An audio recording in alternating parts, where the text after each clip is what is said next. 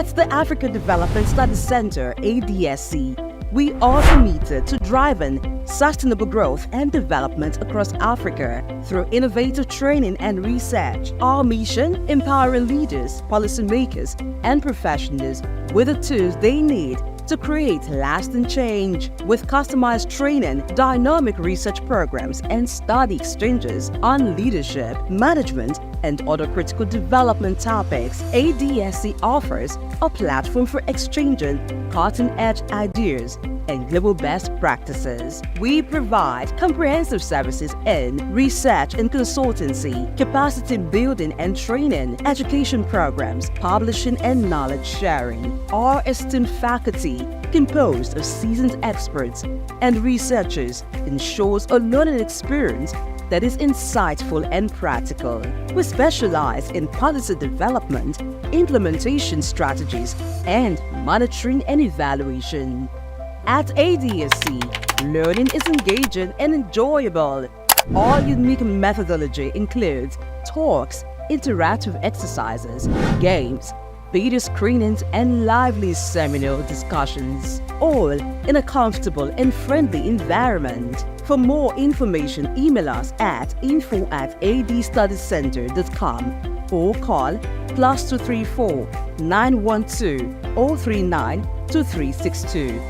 Visit our website www.adstudiescenter.com to explore our programs and upcoming events.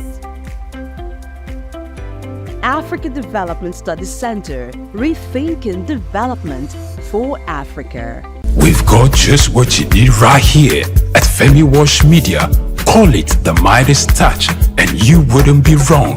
Let us record, produce, mix and master your audio like nobody does. Reach us on our contact today for the best quality job.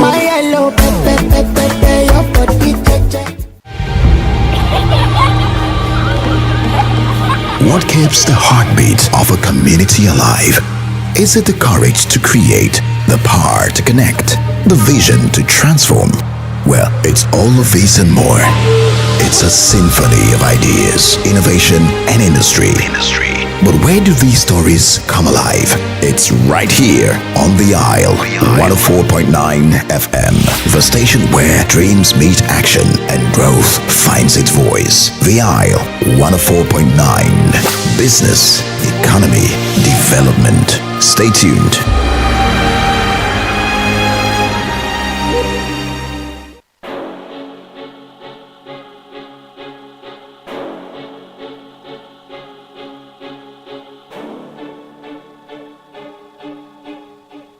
Elon Musk is a visionary entrepreneur leading innovative ventures in technology, space exploration, electric vehicles, and renewable energy.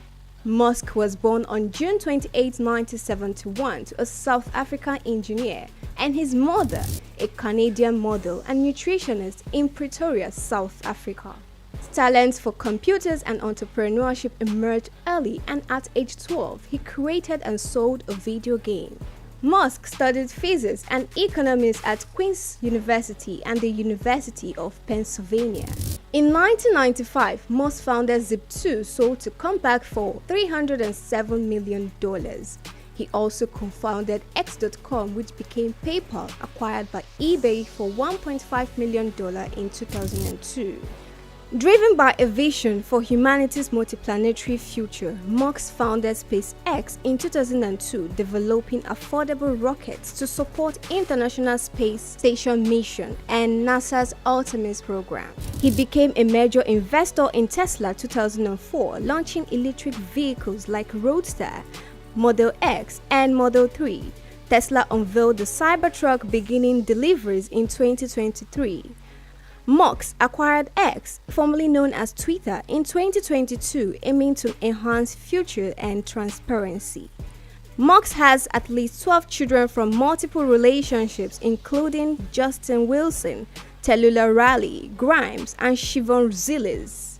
Through SpaceX, Tesla, and other ventures, Musk shapes technology and innovation globally, and his influence extends beyond business into politics and culture.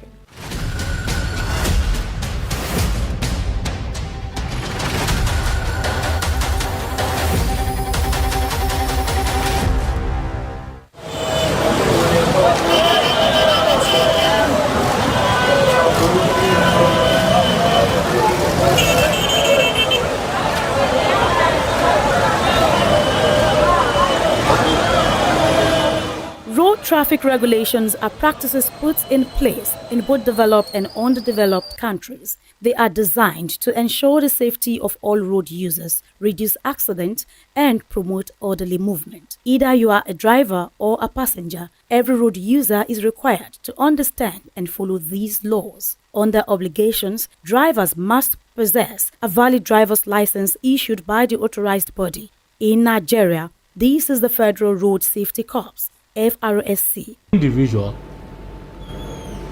like I've just said, most Nigerians, as we know, celebrate their date of birth. And as such, when you obtain a driver's license, says for 3 years or 5 years, you already know if you do it today, in the next 5 years, when you'll be celebrating your birthday, you are already aware that your license is due for renewal. You don't have to even wait until that date. By law, a month to that date, you should start processing the renewal of the driver's license. While other countries have their respective designated authorities, vehicles must also be properly registered and insured, with up-to-date documentation readily available when requested by law enforcement officers. Mandatory rules include observing speed limits, which vary depending on the road type. In cities, the limit is 50 km per hour, increasing to 80 km per hour on highways and 100 km per hour on expressways. Before hitting the road, seat belts are mandatory for both drivers and front seat passengers. Also, all traffic signs, signals, and road markings must be obeyed. Drivers must remember that using a mobile phone while driving is a punishable offense unless assisted by a hands-free device. Drunk driving is illegal, with penalties ranging from fines and license suspension to imprisonment. For passengers, wearing seatbelts is essential, and distracting the driver should be avoided at all costs. In public transport, any reckless driving should be reported to the authorities, and pedestrians, on the other hand, must also cross at designated pedestrian crossings, zebra crossings, or pedestrian bridges where available. They should follow pedestrian traffic lights and only cross when the signal indicates it is safe. Looking left, right, and left again before stepping onto the road is crucial and should avoid running while crossing. Making eye contact with approaching vehicles ensures they see you before you proceed. By following traffic regulations, road users can prevent accidents, protect lives, and contribute to smoother transportation for everyone. Grace Komolafe, Souq News Television.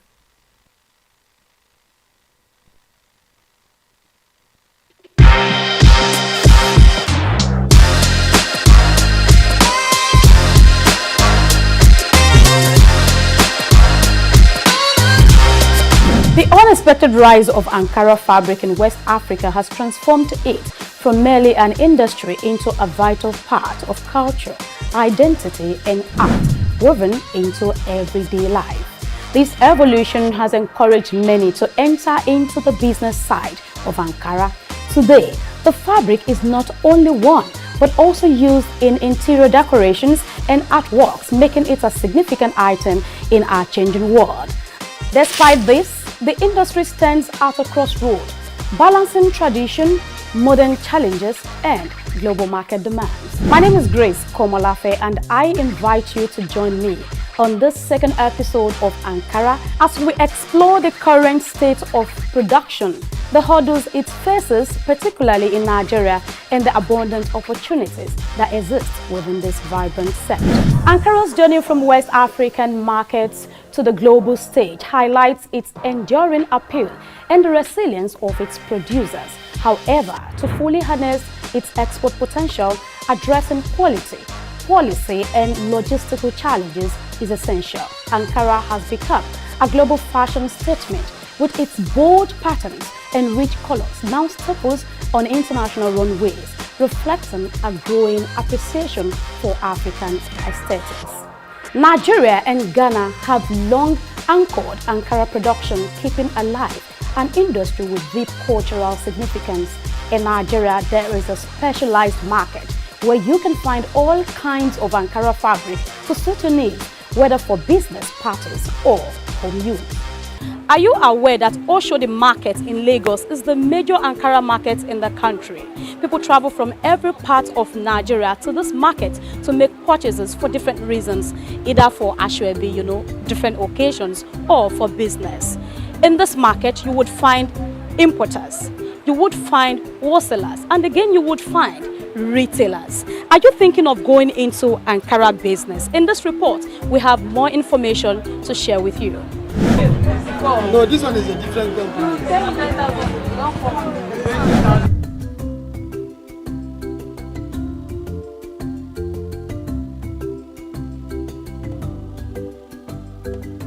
Despite Nigeria's rich resources, skilled workforce, and a large domestic market eager for Ankara fabric, the country has struggled to capitalize on this potential. In the face of rising imports and global competition, the Ankara industry is looking inward towards alternatives that preserve cultural heritage while empowering local economies. Innovative approaches and traditional methods are revitalizing Ankara production across West Africa, particularly in Nigeria. While the future is bright, it is not without challenges. The high reliance on cheaper imports has led to an overwhelming dependence on foreign textiles, which now dominates over 80% of Nigeria's fabric market. How have Ankara sellers and business owners been able to sustain growth in the industry?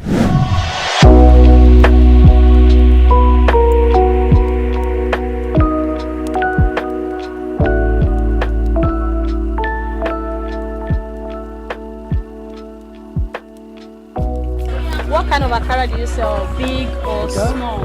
We sell big, small, and medium range. Great. I think this is the first person I'm meeting that sells 3 categories of Ankara. I've actually met people that does medium and small. I've met someone that does just the small.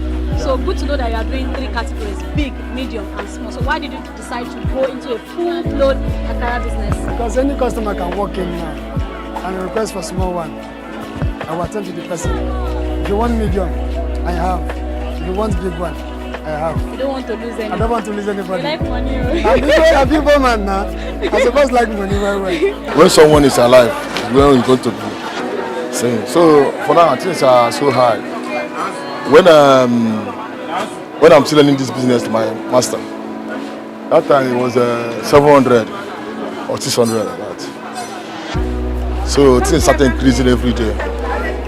So that is the problem we have. The customers are complaining, this are complaining. Both people that are coming from far journey saying that after this, there's no much gain on it again. So that's the challenge we have. Long before Ankara became a global phenomenon, West African textiles were celebrated for their craftsmanship and cultural significance, with Nigeria being a key player. Today, Nigeria's textile industry has faced significant challenges over the past few decades, despite the country's rich potential in cotton production and a historical legacy of vibrant textile manufacturing. Once a leader in the sector with over 180 textile mills in the 1970s employing more than 1 million Nigerians, the industry has been in decline since the 1990s, grappling with issues such as smuggling, high production costs, outdated machinery, and inconsistent government policies. Instead of boosting the Nigerian textile industry, interest in importation continues to rise. With a renewed interest in textiles, including Ankara fabric, local production remains low. An influx of cheap imports surged over 100% to 365.5 billion naira in 2022, undermining the demand for locally produced textiles. As Nigeria strives to engage in the business, the high cost of importation negatively impacts their efforts. The situation is compounded by rising energy costs and a depreciation in currency, leading Nigerians to depend largely on imported Ankara to meet the demands of customers. Importation business now is a help is very, very expensive. Just last month, the clearing of the goods was about 6 million naira. Overnight, it turned to 14 million. Should we stop selling Ankara? No. We have to go on, move. The price that we gave customer, in 1 hour, it changed automatically. But because we are into the system, we know how to manage the price.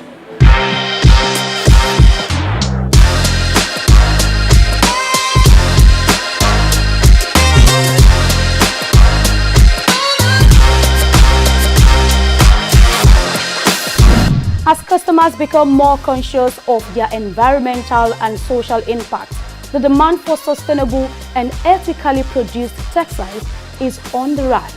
Ankara, with its deep cultural roots, is uniquely positioned to lead the way in this movement. The global market for Ankara is expanding, with new opportunities emerging beyond West Africa. However, tapping into these markets requires strategic planning, quality assurance, and effective marketing. Actually, like person want to do the business, it depends if you have the money, because this business now it's all about money. Capital intensive. Capital, no amount of money that is enough. No amount of money. If you have 10 million, 20 million, 100 million, you can start up something, because when you check this one now, this nylon now, but one nylon now is almost 48,000 or 37,000. So when you now calculate one line, two line, three lines, so you can see that it's millions of money. So if you want to go into the business, if you have the cash or you have the power, it's a nice business, but you must have money to rotate the business.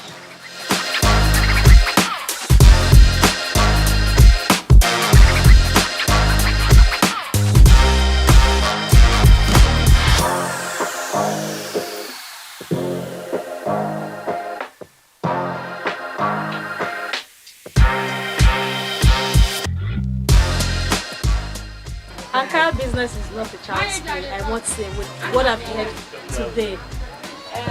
You want to go into Ankara business, of course you can start a very small scale.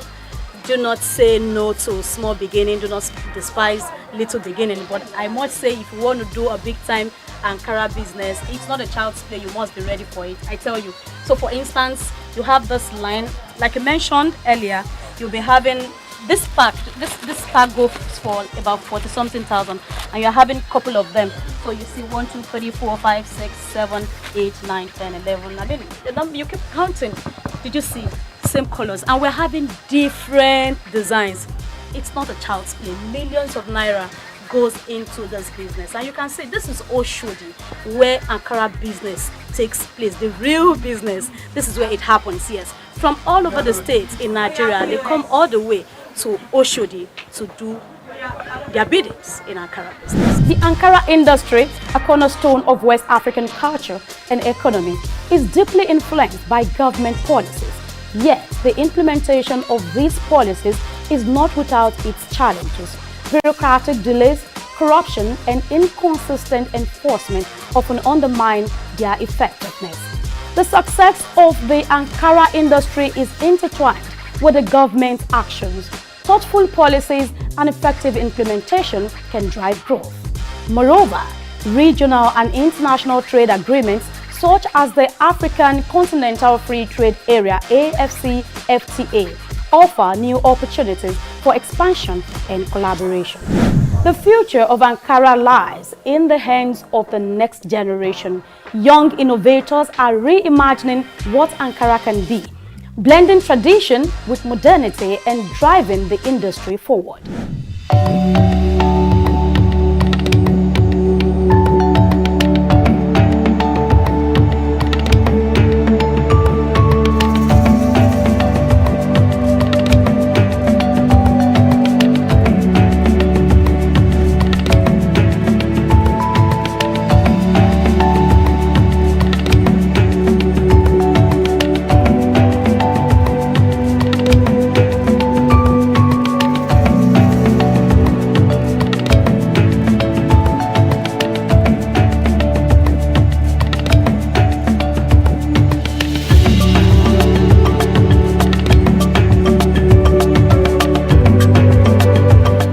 Ankara is more than just a fabric. It symbolizes African heritage, creativity, and resilience. As we look to the future, the potential for Ankara is limitless if the industry embraces innovation, sustainability, and global collaboration. The journey of Ankara is far from over, and its story will continue to inspire generations.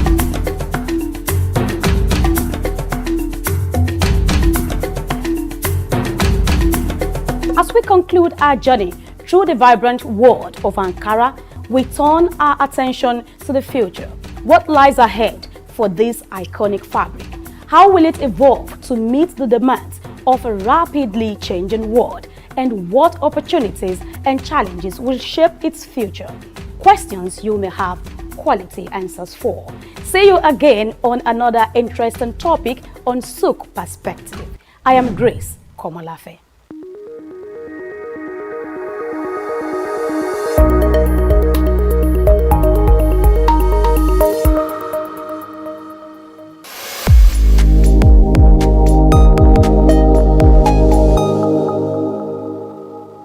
Dr. Souq A. Adedeji, whose leadership has significantly transformed Nigeria's tax administration, is a distinguished first-class graduate in accounting from the prestigious Obafemi Awolowo University, Ile-Ife, and he currently serves as the chairman of the Federal Inland Revenue Service, FIRS. I firmly believe in the wisdom encapsulated in the statements. Revenue growth is the lifeblood of a nation's economy, providing means to fulfill essential duties to its citizens. These words capture the core principle that will guide us as we navigate the challenging terrain ahead, ensuring that our nation thrives and fulfills its obligations to its citizens. In our pursuit of greater fiscal future, we are determined to align ourselves with President Bola Tinubu's Extreme Fiscal Policy and Tax Reform Committee.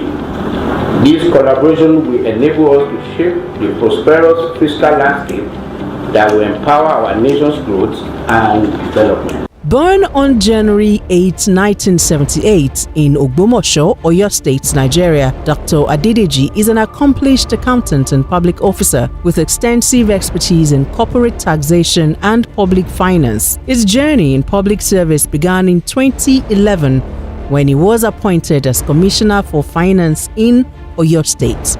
In that capacity, Adedeji introduced transformative financial reforms, most notably the establishment of the Treasury Single Account (TSA) to streamline government revenues and expenditures. In March 2021, President Muhammadu Buhari appointed Adedeji as Executive Secretary of the National Sugar Development Council (NSCDC).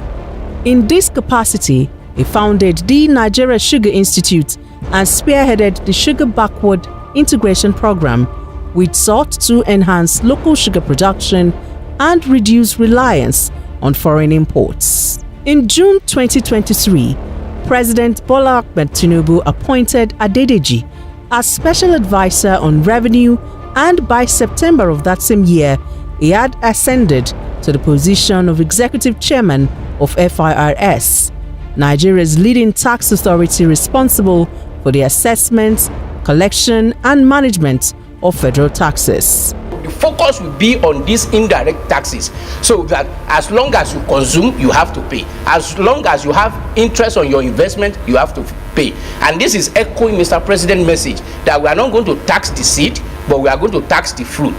The fruit is what we focus on. So all those things, when we have this holistic process, it will be captured, and that the vision is to have a progressive tax, that if you earn more, you pay more, and if you earn less, you will not pay. Under his leadership, FIRS exceeded its 2023 revenue target of 11.55 trillion naira.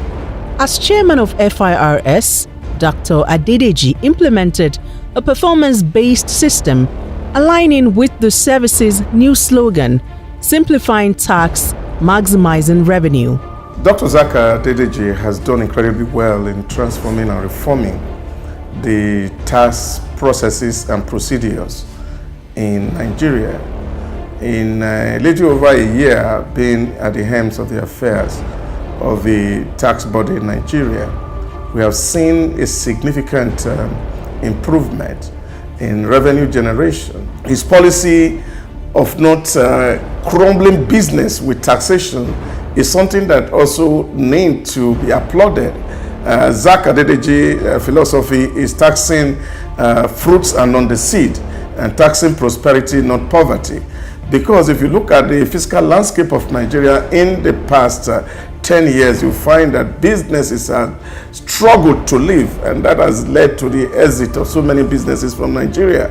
But with this new reform, we're saying that the businesses will profit from the reform processes, and that will mean more business for Nigeria. We will have a lot of foreign inflow in terms of foreign direct investment that will actually drive the process of economic growth for the country. And I think he has done so well, and he deserves a kudos, especially for taking the giant stride to restructure FRS for efficiency, for accountability, and for value for money.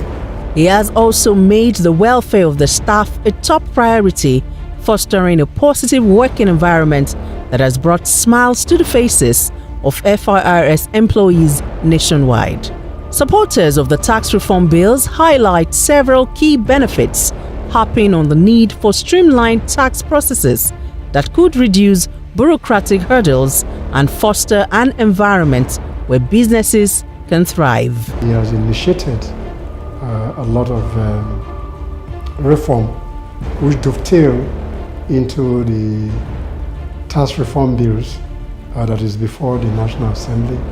This initiative is to improve on the tax administration system in Nigeria with a view to improving on the collection systems that will be beneficial to every member of the Nigerian state.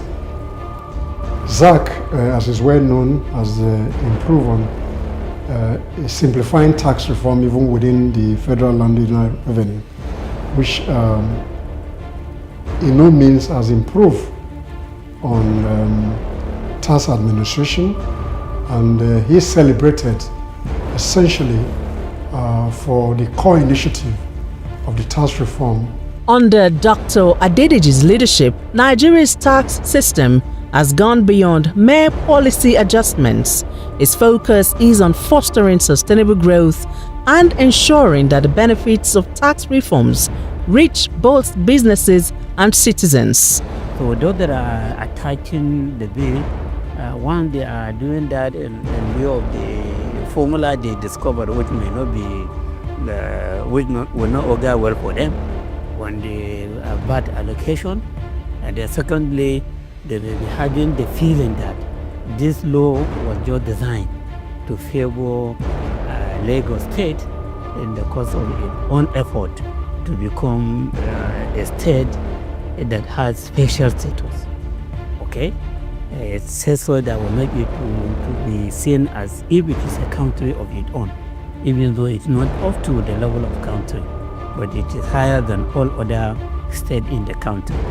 Probably this may be the reason why they are agitating. The one that you can see clearly is on this issue of VAT. And then they have other suspicion. So that is another worry that I have. The issue of trust. Trust, what do some experts call trust deficit. Yes, will be promoted greatly by this if corrective measures are not taken. Graduation has not been defined. But then people have to go by what is happening now. As they go against it. Since now the graduation is about contribution of state that are producing these goods and services being consumed. So they have the right to just say that, oh, so now instead of 20%, it will now be 60%. And then you hear the government functionaries, including members of the committee, saying that no, that's not what they mean. They mean area of consumption. This 60% graduation is about consumption area, not location of the a headquarters of company that produce the good or services. You should have defined that in the law. Contributing to long-term national development, Dr. Souq A. Adedeji's career is a testament of his unwavering commitment to improving Nigeria's financial systems and enhancing revenue generation, showcasing his exceptional expertise in corporate and public finance.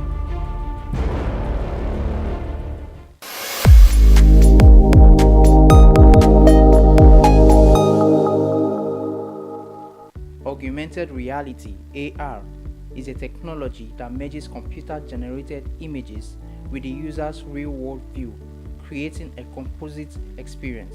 This interactive experience integrates various sensory modalities, such as things you can see, hear, and even feel, making the experience interactive and immersive. In recent years, the emergence of this transformative technology has seamlessly integrated digital and physical realms. This groundbreaking innovation relies on specialized hardware like smartphones and smart glasses equipped with cameras and sensors, AR software, and Apple's AR Kit and Google's AR Core. Then creates immersive experiences by overlaying virtual content onto the user's real-world environment.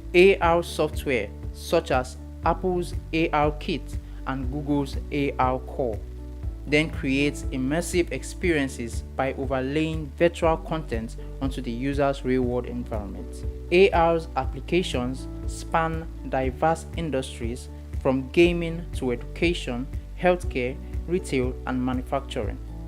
In education, AR enhances learning through interactive and dynamic experiences, while in healthcare, it aids surgical planning and medical training. Retail experiences are transformed as AR enables customers to virtually try on products and visualize furniture in their homes. Despite its potential, AR faces challenges such as technical advancements and user privacy concerns. Overcoming these hurdles will unlock even more seamless and immersive AR experiences, making it an integral part of our daily lives. As technology progresses, the horizon for AR broadens, promising a future where our interactions with the world are richer and more interconnected.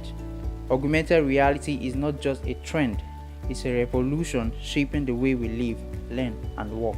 Goma Fortune, Souq News. Human ingenuity has birthed remarkable innovations, none more so than the rise of intelligent machines. Computers, once small calculators, have evolved into sophisticated systems capable of mimicking human thought processes.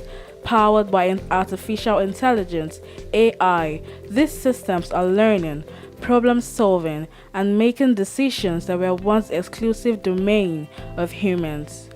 From accelerating scientific discovery to tackling climate change, AI's potential is vast, but perhaps its most profound impact lies in healthcare. Artificial intelligence, AI, it's no longer a futuristic concept. It's here with the potential to revolutionize patient care, diagnosis, and treatment. AI is emerging as a powerful tool in the hands of medical professionals. From detecting diseases early to optimizing treatment plans, AI is demonstrating remarkable capabilities.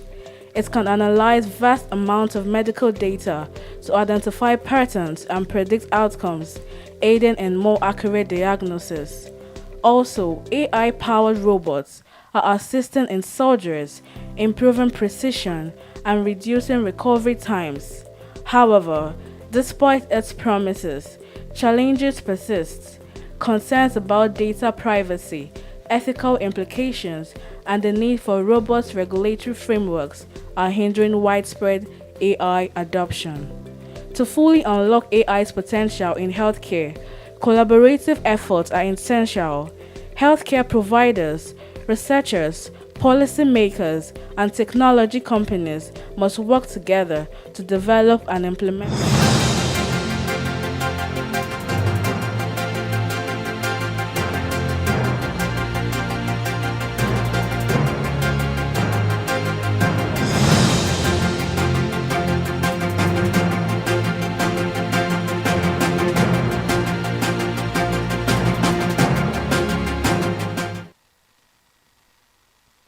Hey, to be at the front burners and Souq News TV. If this is your first time, I welcome you very well. And this is where we handle critical issues with a view to proffering solutions so that change can happen. You do understand that change is the only constant thing in life. It is Tuesday and it's the 11th day in the month of February 2025.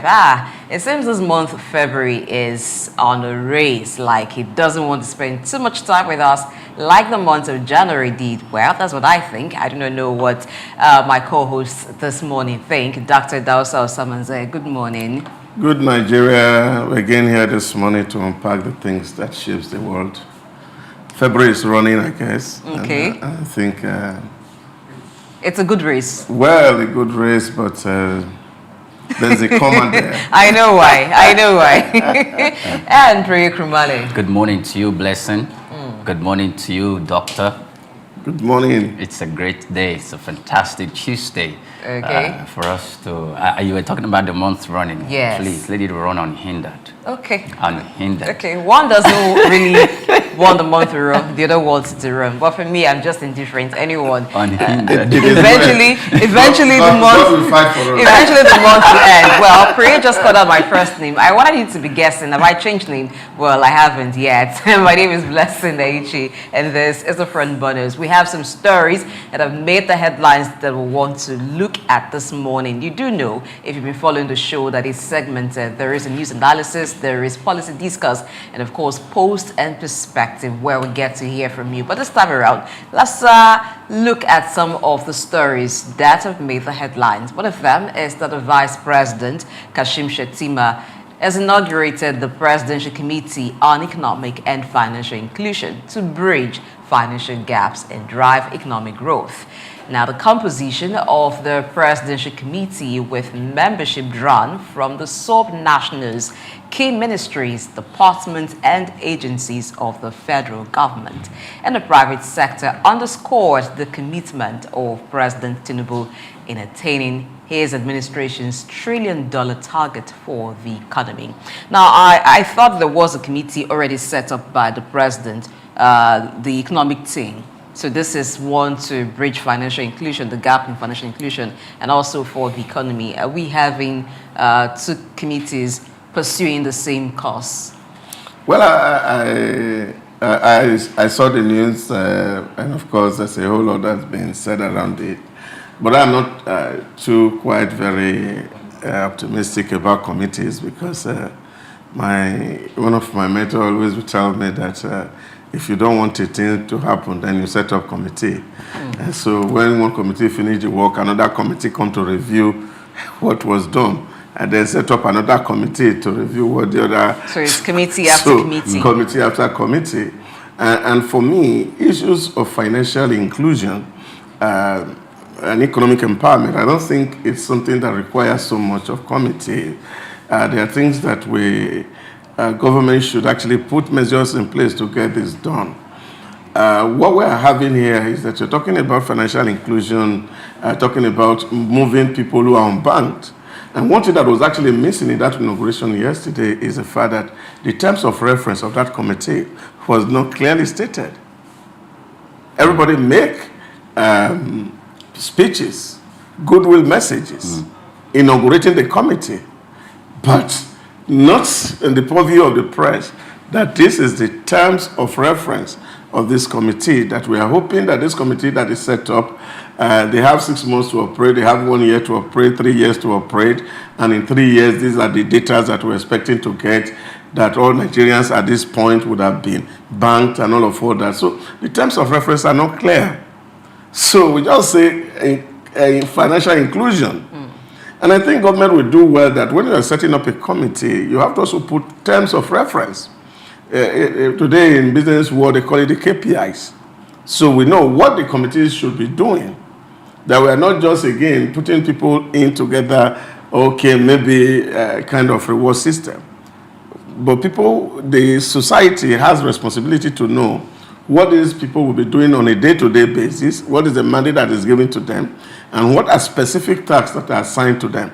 Now, that said, is to see that how can we be talking about financial inclusion when access to internet here is still very low, below 60%, and you are talking about an environment where we don't even know who is who in this space. And these are things that we will have to deal with over the period of time. India has done that successfully through government policy to include over 500 poor Indians in financial services. And that's working. In Rwanda, everybody, whether educated or uneducated, urban, rural, everybody is financially included.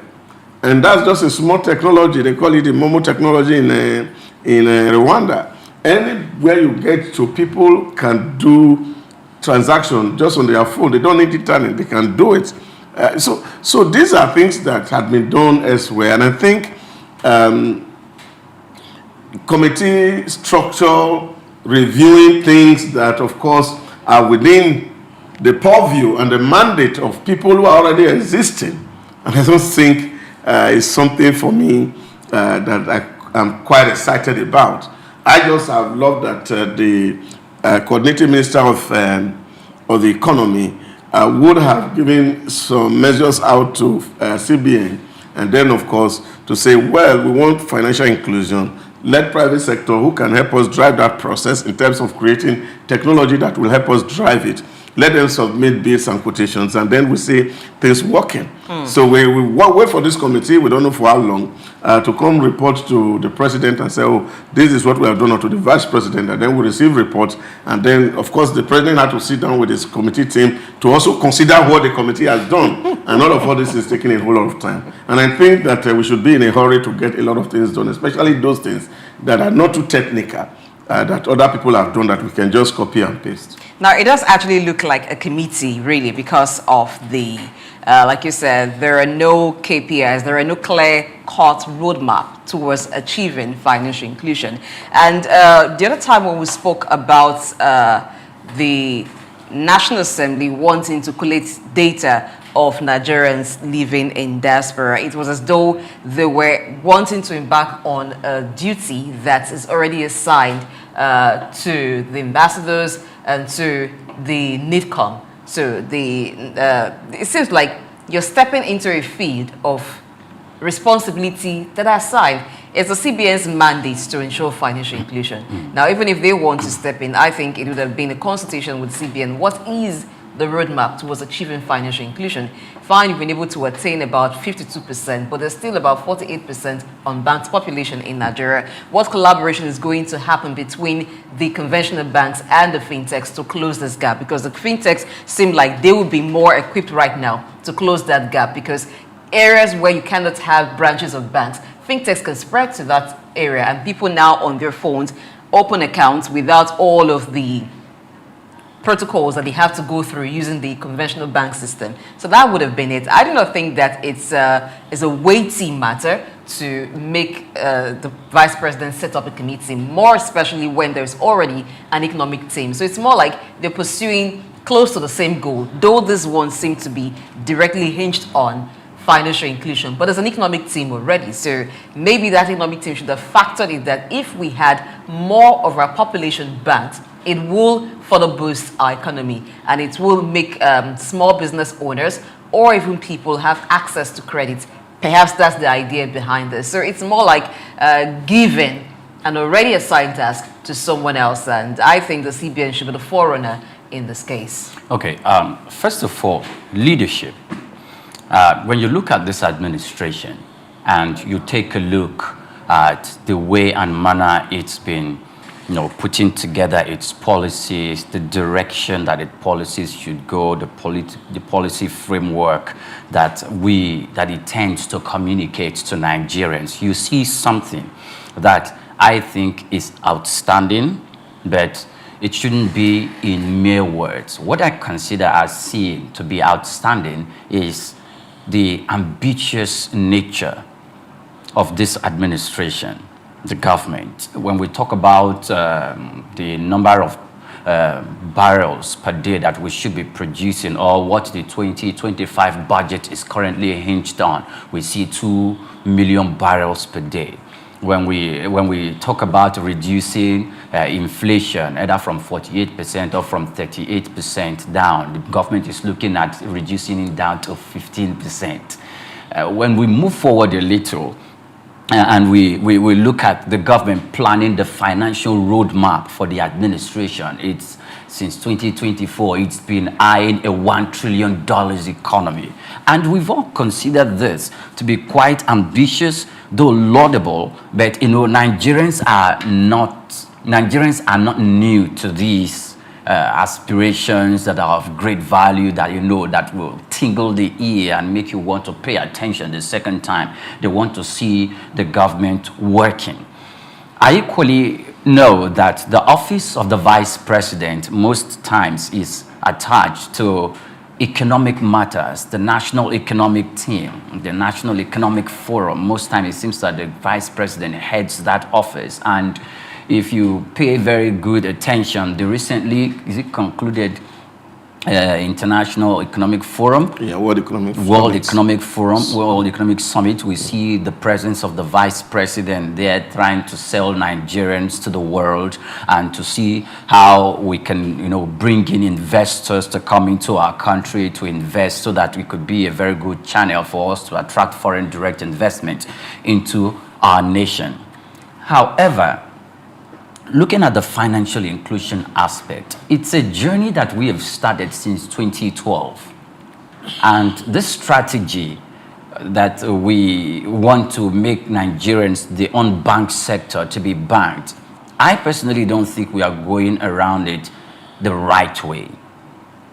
We would have gone around it the right way if we had included the fintechs from the beginning. But as we speak now, we all know how the economy between the conventional banking system and the fintech, how they are, jostling here and there. Oh, let's make sure they are disbanded. No, let them be, and all of that. Some sort of rivalry. There's a very huge and strong rivalry. And you see, the government seems to be sort of indifferent about it, because it doesn't look like the government is taking a step or is making a decision to say, oh, this is the way we are going concerning this matter. We should allow the fintechs, they've come to stay. And even the government and the conventional banking system knows that we can't get them out. But this financial inclusion that we talked about, look at the way the conventional banking system is operating it. Doc mentioned the Momo app or the Momo system of financial inclusion in one of the African countries. If you go to Kenya, the M-Pesa is being used there. Well, if you come down to Nigeria, you are a little bit confused, because you are asking, is it either the POS system or is it the fintech system? Because if it is the POS system, friends, that's not financial inclusion. We are buying our own money. And we saw how it became very, very severe on Nigerians who have to work to earn the little they can earn. Then during they call it the Emefiele era of during the cash scarcity, the cash crunch, the cash scarcity, Nigerians needed to get access to their money, and they had to buy their own money. Until now, we are still buying our own money, even though for a lesser amount. But okay. So that's we cannot really call that financial inclusion. If we are going to call anything financial inclusion, let the government sit down with these non-conventional entities, with regards to banking though, and which are the fintechs, and sit down to draw up a regulatory framework, but not a regulatory framework, that will restrict and constrain them from having them to use all these bottlenecks the way the conventional banking system is using. There's a bottleneck. And I think the environment is also becoming a lot more flexible. A lot of people are having to do so many things. And both the tier 1, tier 2 microfinance banks are also in their element doing what they can do. But you see, there are also fundamental issues that we have to address in terms of what give people access to modern banking system, there's a cultural dimension to it. I've said this on this table some time ago. People would naturally want to go open a bank account and do business with the bank. But when I did a study some time ago in the North, one of the issues that came out in that study was the fact that many people didn't want to do banking with the regular commercial banks because religion would not allow them leave their money in those banks because they are thinking that that money could be invested in things that are anti their religion. So even some of them who were working just allow the money drop and they are waiting on the ATM to move the money out of the bank because they are conscious of religion. That's one aspect of it. So that cultural aspect, there's a need for enlightenment. And that's why you find that the call for Islamic Bank has been on since independence. So we're asking that these people say, look, we want a system where we can sit down with those who manages the bank and determine how our money is to be expended. That ensuring that you are not putting the money where our religion forbids. That's one dimension to it. Another dimension is the fact that you're also having a population who live in the rural area. They don't have access to telephone, and in some places networks are not even available. And now, for this person to be able to do transaction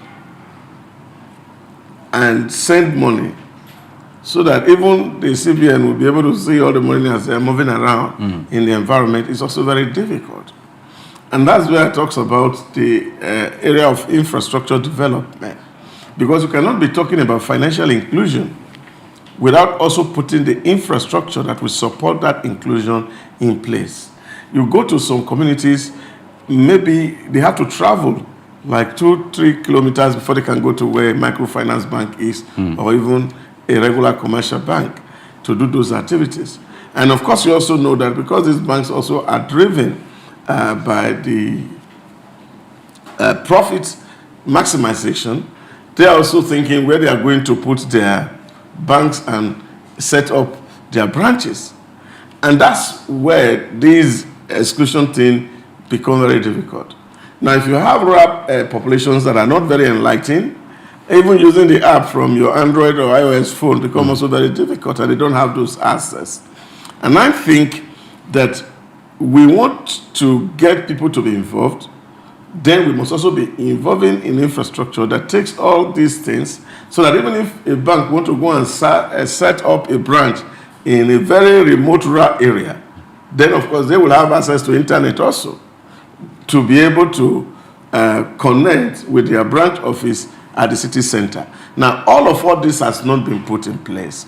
And of course, we cannot be talking about getting to the heart of those rural areas where these unbanked people live without putting those infrastructure there. So I'm hoping that what federal government should have been doing right now is to say, how are we going to build more robust infrastructure system, especially in the area of telephony and internet, so that people who live in the rural area, who don't even know what to do, like Blessing has said, people just on their mobile phone today with their telephone number can open bank account, and they don't need to go and pull things here and there to say, okay, so you just get that working. But that can only work in the environment where you have access. But in the areas where there are no access, it's obviously going to be very difficult. That if people can actually use telephone to pay in, they can also use telephone also to even borrow, because that's the whole idea of financial inclusion. So all this is what needs to be put in place in terms of infrastructure. The microfinance can do the minimum they can. And CBN has been giving licenses as many. FinTech has been supported by government and is driving that environment. Recently, there was even a study that FinTech is doing much more than what the conventional banks are doing. So I think those opportunities are already there in the space. But the basic, which is, of course, where these 40% of the people live, is in the rural area, and they don't have access to basic infrastructure that will allow transactions to take place, really. I think another issue too is that of the operations of the banking system, particularly those in the conventional banking system. For those who are banked already, there's a disincentive. It's just because it's a necessity a lot of times that people still use the banking system. Let's use the cash scarcity period, for example. That system seems to have come to stay because the POS operators which were set up initially to bridge this gap have been used for a different purpose and are being constantly used for a different purpose. So you go to ATM, points, you can't have cash. But you find POS operators, even at the ATM stands, offering you cash if you would only patronize them, but at a cost. So the cost of transaction keeps increasing. The deductions are increasing. There's maintenance charge, there's withholding tax, there's a lot of charges. Before, when you put your money in the bank and you're operating a savings account, there's a particular interest that accrues to your money at the end of the month. Whatever percentage, no matter how little it is, but something comes to your account at the end of the month. But these days, how many banks do pay that? Sometimes they tell you, oh, it's conditional. So if you make a certain number of transactions on that account within a month period, you do not qualify for interest. So you have to make limited transactions on that account before you can have access to interest paid. That's another disincentive. There are so many other reasons people would even prefer to say, I don't want to put my money in the bank because when I need the money back, sometimes I have to go through. It's almost like you want to go through the eye of the needle, being able to access your money, particularly within the festive period. And so this is where the fintech operators have sort of come in to provide some cushion for Nigerians. But you still need the operations of the conventional bank system to make that cash available because they work in sync. You may have your money domiciled or have an account with a fintech operator, but the money still comes through the conventional banking system. So I think a lot needs to be done. This rewiring of the POS system, which was supposed to act like the Momo system in other parts of the country, other parts of Africa rather. So people who can't have bank accounts can go there and have payments done and also make withdrawals at very limited cost. That system should be reworked by the CBN. So I think it's the CBN really, that committee, if they want to achieve the aim, should prevail on the CBN to ensure that there is monitoring of every financial institution, be you a commercial bank, be you a microfinance institution, be you a fintech, and even those who are getting these POS machines. Are they supposed to be getting it? For what purpose are they supposed to be getting it? Do we need to deploy more of this to the rural areas? You know, these are part of the questions that I think this committee should be asking. They should more or less be doing an oversight function because they really do not have any direct role to play when it comes to bridging the gap because there is an institution that is saddled with that responsibility. So more or less, it should be oversight function, prevailing on them to ensure that rural areas, you go in there, the system that has been set in place so that those in the rural areas can have access to it, then they have it. But I think the banking sector needs to work more now with the telcos because they provide the connectivity for them. And there's also the issue of power, where some of them have been able to cite banks. It seems like the cost of operation is much because they do not have a lot of businesses in those rural areas. But I think with the right collaboration, the telcos coming together with the banking sector, and then the fintechs being fully annexed, then we can get there. Yeah, I think it's also to also look at the POS infrastructure and what it is. It's easy for us to expect that POS will not sell money because the truth of the matter is, number one, there's also a cost that is involved in you having to stay to dispense cash to people. And that person who is doing that job is not an employee of the bank or the microfinance that is dispersing or releasing those POS. But you see, like other advanced clients, what really happens is that POS are deployed to supermarkets, stores, so that people, rather than carrying cash, should actually do transaction without necessarily having to touch cash. That's the whole idea about the POS technology. But of course, you live in an environment where cash is fundamental. A lot of people need to touch cash. And so that demand for cash, I think that's what's actually creating the incentive for those people who operate POS outside. I saw a scenario 2 days ago. I was to buy fuel, and in a filling station, and the guy said to me, "Are you swiping card or you're doing transfer?" Because if you are swiping card, there's a cost attached to it. So I have to pay for every 10,000, 50 naira. But if it's transfer, I don't need to pay. So all those platforms are valuable. Although I saw it only in that filling station, because where I bought today, I didn't find that charge. See, everybody inventing their own rules. And I think it's also very important that communication of whatever policy the government is putting in place is quite important. That even if we are going to say these things, so that even the person in the rural village, some of all these things have to be translated into local languages, so that the people in the rural area actually understand what is required of them when they are doing transactions and the things that they can do. There are USSD that people use to send money today, and that is possible. But that will only be possible if the person has a bank account. Okay. And for the bank account to be done, and that's why I feel for me it's really not a committee issue, is government understanding why people are not having bank accounts, and then of course addressing those needs of people who are not having bank accounts.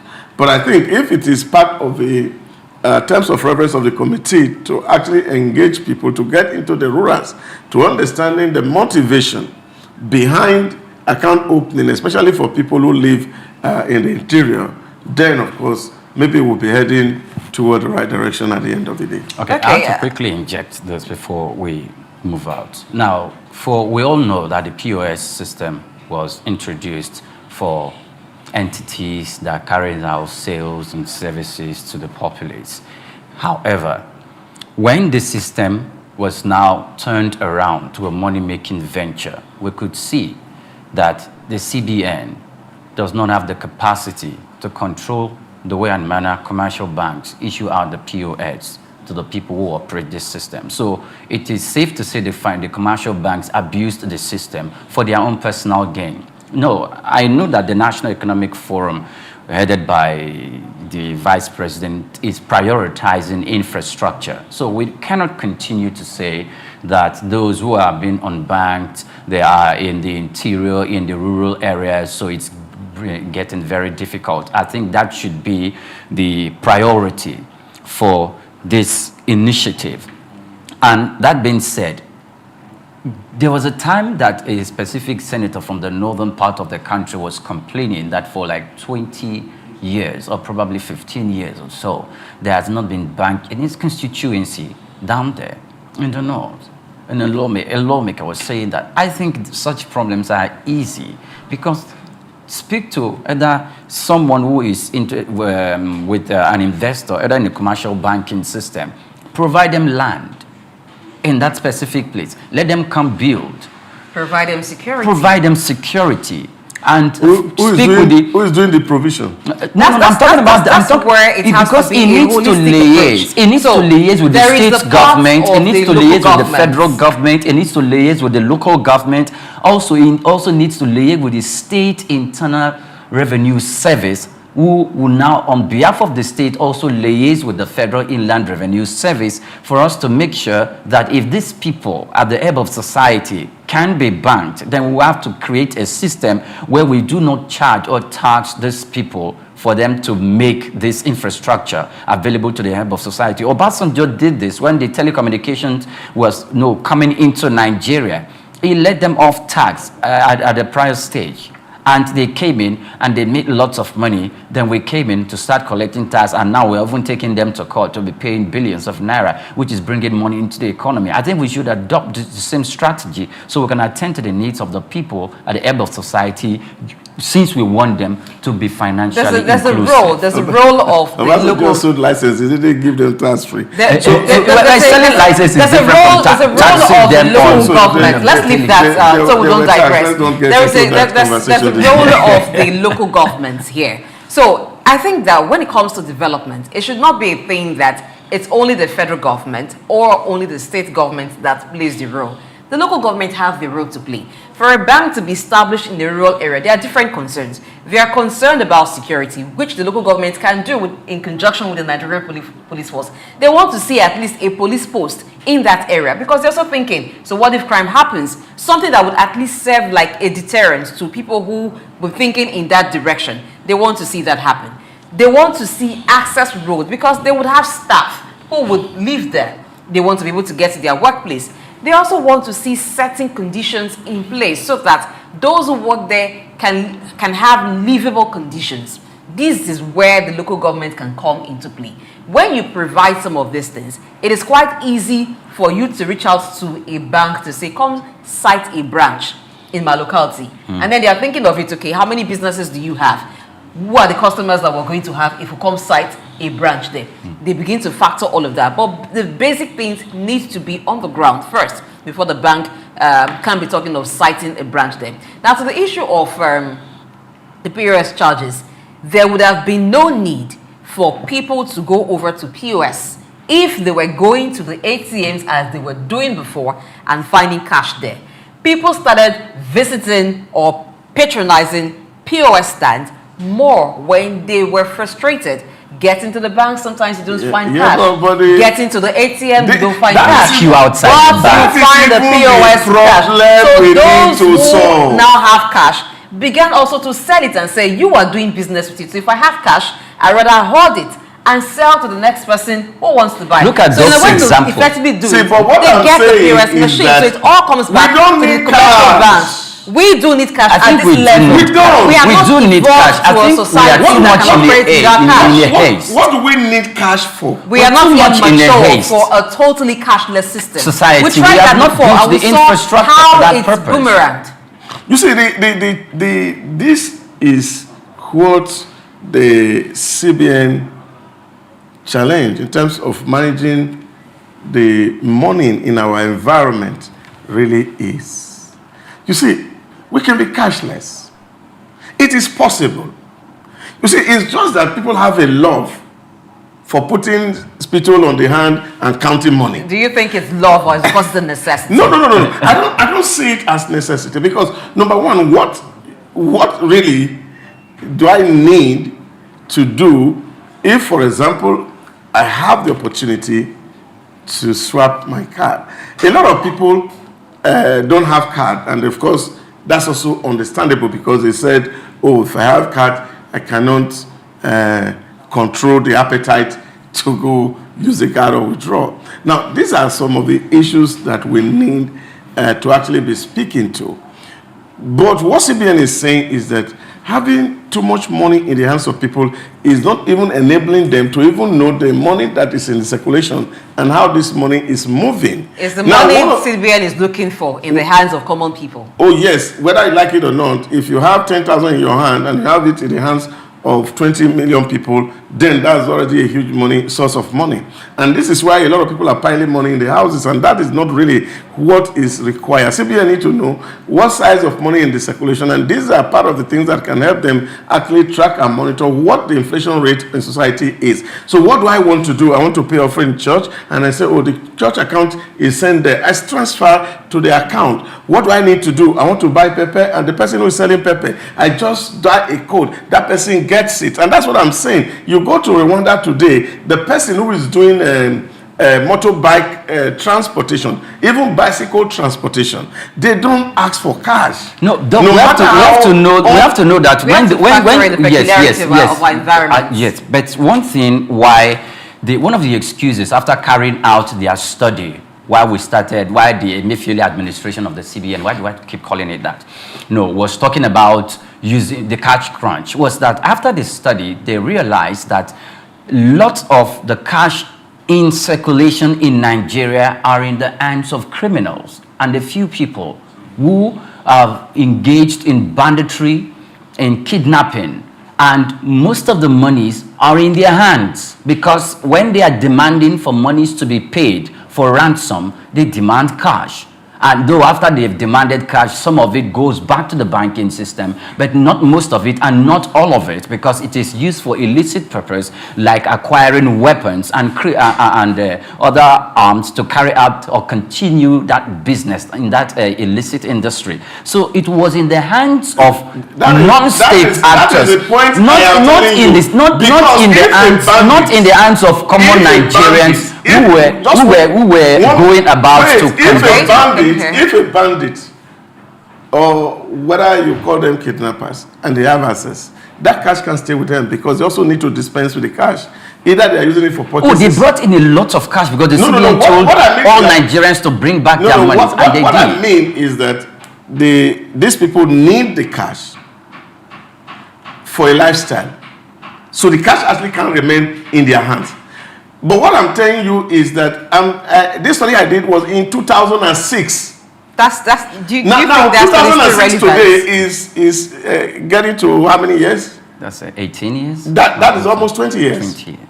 Now, what I'm saying to you, 20 years ago, I was in the northern part of this country, and I can tell you that a lot of people hold cash at home. So that study you did in 2006, do you think it's still relevant in 2025? That is the point that you have to underscore. Why were they holding cash? And that was why when you see even the same MFLA issues you talk about, you saw so much cash that were rotting, that people are putting under their bank. These are people, they are not criminal hand. That's what I'm saying. That could they be politicians? Because one with the business, they don't necessarily have to money. They don't necessarily have to be politicians. That is what I'm saying to you. You see, there's a cultural dimension to this conversation, and that is why when we are doing things, it is always good. You see, because it is only in Nigeria I have a country where we do a lot of things with assumption in our head without going to ask the person who is keeping the money the reason why he's keeping the money. Now, this study I did for Bank PHB then, before they changed their name. Now, what was were they going to do? Bank PHB was going to open a window for Islamic banking. And I was commissioned to go do that study in the north to see whether the Northerners were willing to put money in that bank. Okay, that was the cultural, religious issue that you talked about. So when, by the time we finished that study, it was clear that they could distinguish that this commercial bank, they don't sit on the board, they don't know what they are doing with the money. My religion for example, piggery farm. So what if my money is used now to go and fund a piggery farm? But that's one section of the country. No, and that's the largest part of the country. So what you are saying is that you don't know where the 40% of the unbanked are. And there's so much money in their hand because they are also in the economy. What we should be doing is to say, how do we really study this environment so that we can speak to the cultural dimension or the religious dimension to some of this problem that is actually affecting the banks. So we cannot be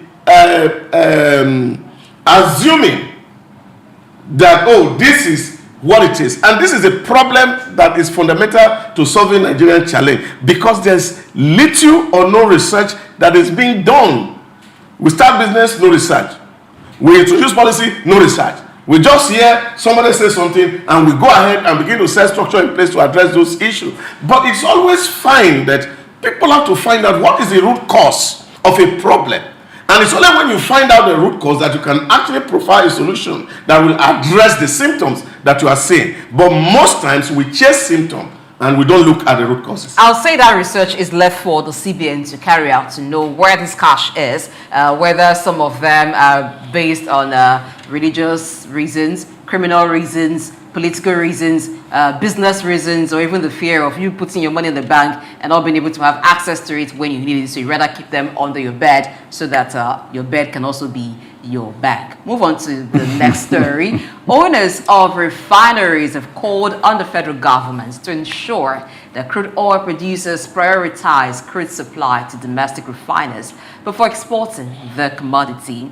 This issue has resulted in significant challenges for local refineries, according to the operators, which are unable to operate at full capacity, limiting their potential contribution to the energy sector. For months, they say, no allocation has been received under the domestic crude oil supply obligation framework or through any other special arrangement. Now, these local refineries comprise of modular refineries, and I want to believe the Dangote refinery as well, because it's a refinery of 650,000 barrels capacity, but gets an allocation of 350,000 barrels of crude from the NNPCL.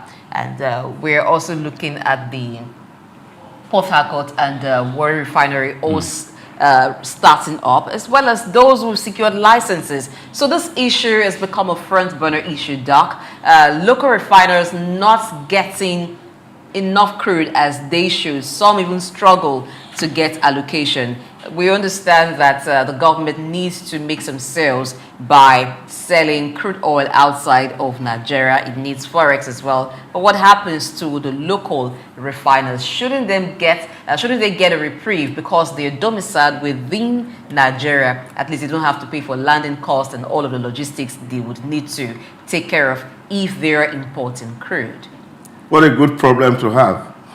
Is it? Oh, it's a good problem Okay, to so have. if it's a good problem, are we handling the problem right? Yeah, but I think that's what it is, that we also will need to put framework in place to be able to deal with some of these issues. And we're also not unaware of some of the obligations that government has entered into before now, which is a continuum.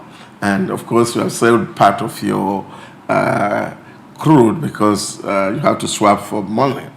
And by the information in the public domain is that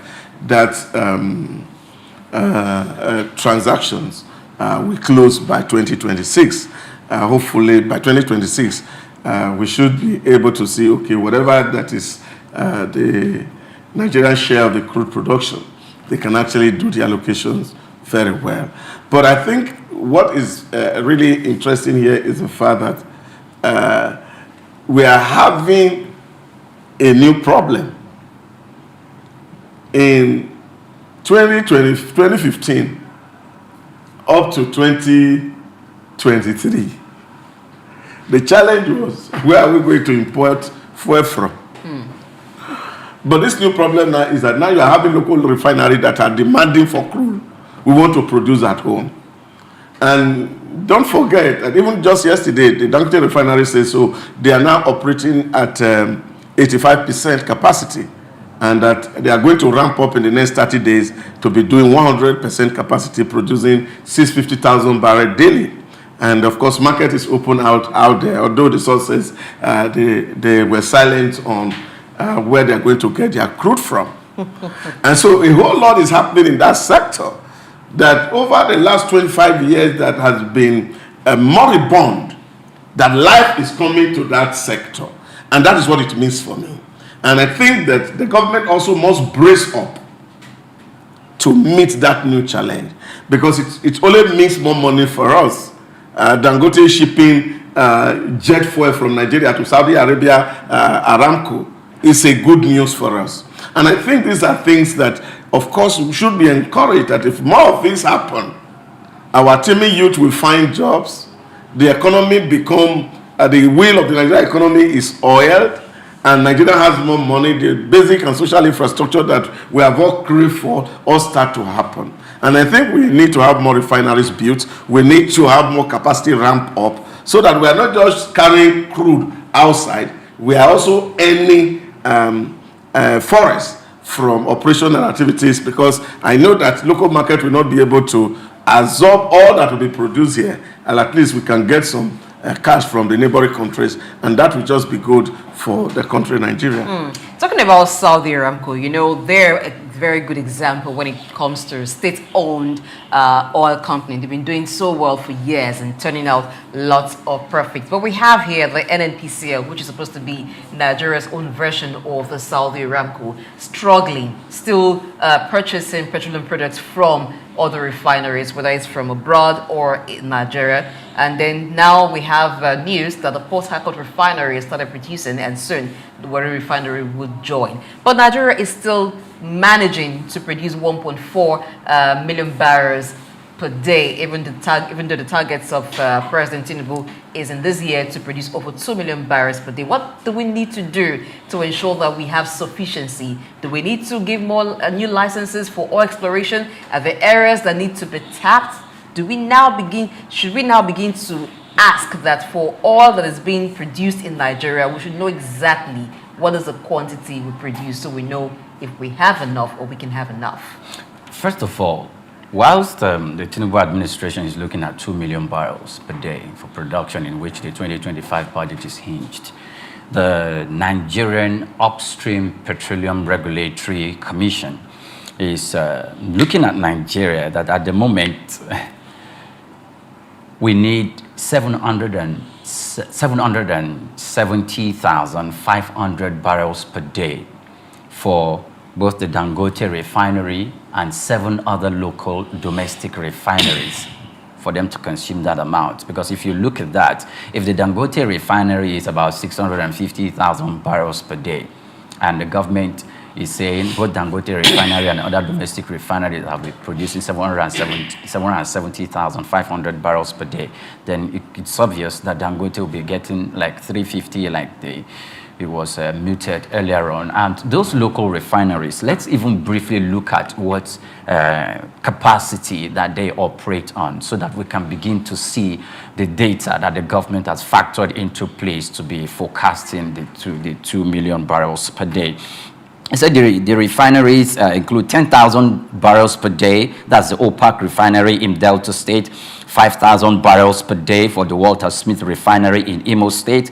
The 2,500 barrels per day DuPont Midstream in Edo State, and 1,500 barrels per day still in Edo State. Then others include the 11,000 barrels per day Ardell refinery in Rivers State, 60,000 barrels per day Old Port Harcourt refinery in Rivers State, 125,000 barrels per day Warri refinery in Delta State, and 110,000 barrels per day Kaduna refinery in Kaduna State. If we look at all this and we put all of this together, that's based on when the government will be looking at achieving its plan for 2 million barrels per day. However, crude oil marketers have not prioritized domestic refineries.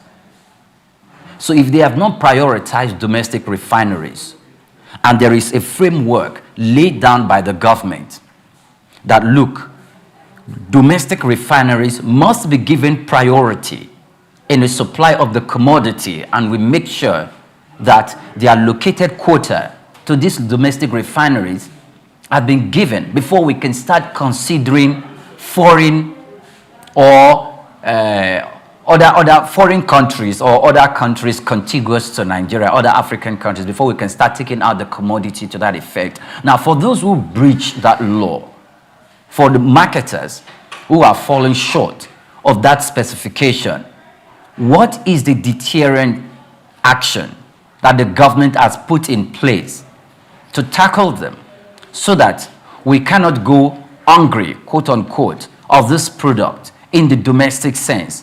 Because those who are taking the commodity abroad are looking at making excess profits at the expense of local consumption. Until the government stands up to address that, we will just be going around, and we cannot even talk about that means the government's effort of reviving the refineries in Delta State, in River State, and looking at building up more modular refineries. It means that we have already defeated that purpose from the beginning if we are not on our toes to make sure that this priority is defended concerning domestic refineries. You know, when it comes to this issue of prioritizing exports over imports of certain products, we've seen that play out even with the setup of NLNG, Nigeria Liquefied Natural Gas Company. So it's set up for 70% export and 30% import. So we understand, yes, we need to be more engaged in international trade. We need to have forex. But why do we constantly see this priority given to export over import, even for agricultural produce. Once a particular produce is in international demand, we find that it becomes very scarce at home and very expensive. At what point do we call it, or do we begin to say, yes, we need to satisfy or we need to attend to the demands elsewhere, but let's satisfy home first?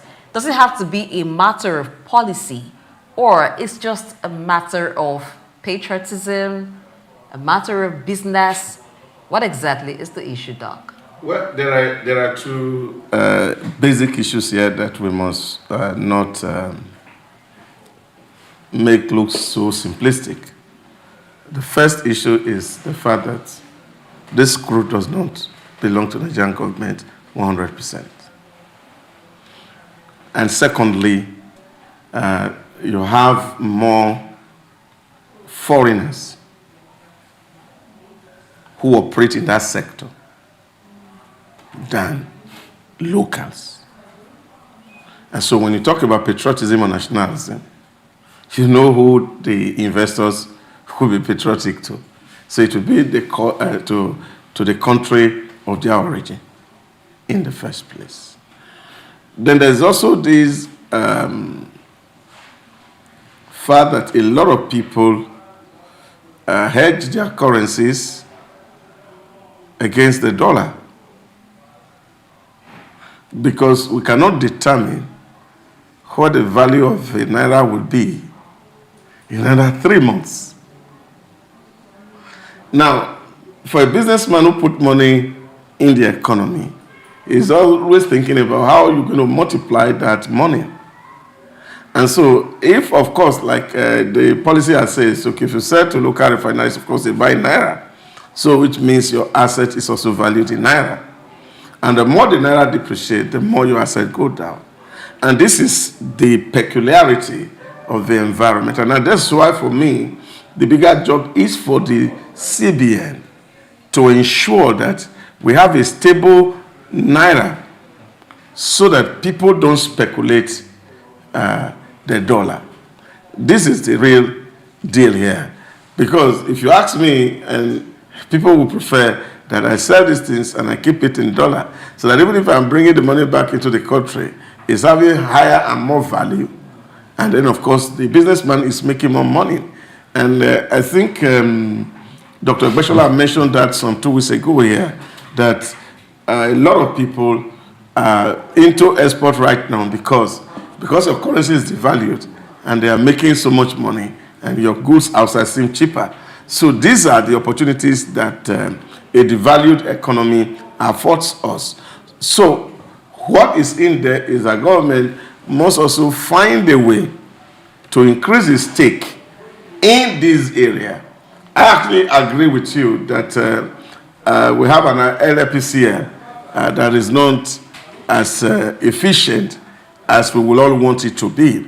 But I think that they are becoming better now, at least for the first time in so many years. We are seeing that NPCL had declared profit, even though it's a paltry sum compared to what Saudi Aramco is doing.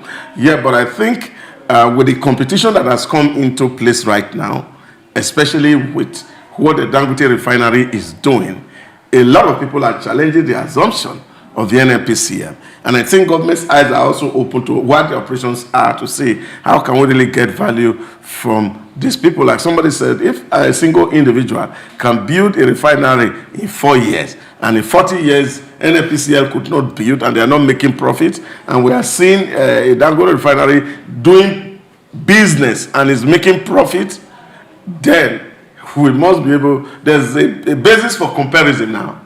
So that monopoly status is ended. And I think if after 2 years they are not making profit, we can as well just sell it off to Dangote so that it can help us manage it well, and then Nigeria can get royalty from what they are getting. The challenge is on the door of NNPCL to do more in terms of investing in the downstream sector and the upstream so that we can have so much around us and make so much money that nature already has pulled on down. Every ecosystem, every ecosystem that lacks a regulatory framework is either going to collapse or it will be left completely in the hands of the private entrepreneurs who are going to fleece the system completely. Now, every business entity, Nigeria as a perfect example, you are coming into our clime to do business. We have laws in place. The Nigerian Content Board, Local Content Board, some time ago used to have it that if you are going to set up a business in Nigeria as a foreigner, there must be, even in your top level management, there's a certain number of Nigerians you will employ. You cannot fight that. There are below the management level, the normal people, if it's a factory that are going to work there, of course they are Nigerians. You're not going to import the Chinese or the Filipinos to come work at that level. Majority, if not 100%, are going to be Nigerians. In your management level, there are numbers of people. In fact, even in your board, there are specific number, there's a quota system that Nigerians must be represented there. So when you come to establish, either as a marketer who will be supplying this product within the country or outside the country, there are laws in place. And this quota system has been specified and put in place by the government of the country that, look, first of all, we are giving priority. This is the government that has a regulatory strength and regulatory power under the terms of reference with which your organization is even recognized as an entity. So even if it's obvious that you'll be sold to, the product will be given to you in Naira, and you have to dispense it in Naira to Nigerians, and you see that there's this opening for Nigerians for you to be taken abroad or to be taken out of the shores of Nigeria, and you're going to be selling it in dollars and be making astronomical profits for yourself and your organization. And it doesn't all go well for you to take it out. I think the government must be very stringent. If you're not going to put a certain quota system for all practitioners or all participants in that industry, as long as the marketers are concerned, then make it individual for an organization that, look, for you as XYZ organization, your quota system that you must sell to local and domestic refineries in Nigeria is 5% of your total accumulation. Okay. All right. And for you, because if you do not do that, then the same problem that we are solving during this petroleum scarcity issue, the Nigerian customs stood at the border when Nigerians were complaining bitterly, and they saw droves of tankers getting out of this country, and they told them, look, you need to get back, because Nigerians at the moment are buying this product for God knows how much then, and we cannot continue to allow our people to suffer. And it was during the Buhari administration, and they were sent back. So we must not give priority to, because we want the businesses to make money to sustain their capital and to continue to operate in Nigeria. Going to leave this topic right now, but I think that what needs to be done. I think, yes, why we make all these arguments, and I'm not sure that the local owner are saying that these people are flouting any laws. And it would not be right for us to sit on this table to say there are no regulations. Okay. The industry is already over-regulated. So it's not about regulation. It's about the person who is putting money in your economy.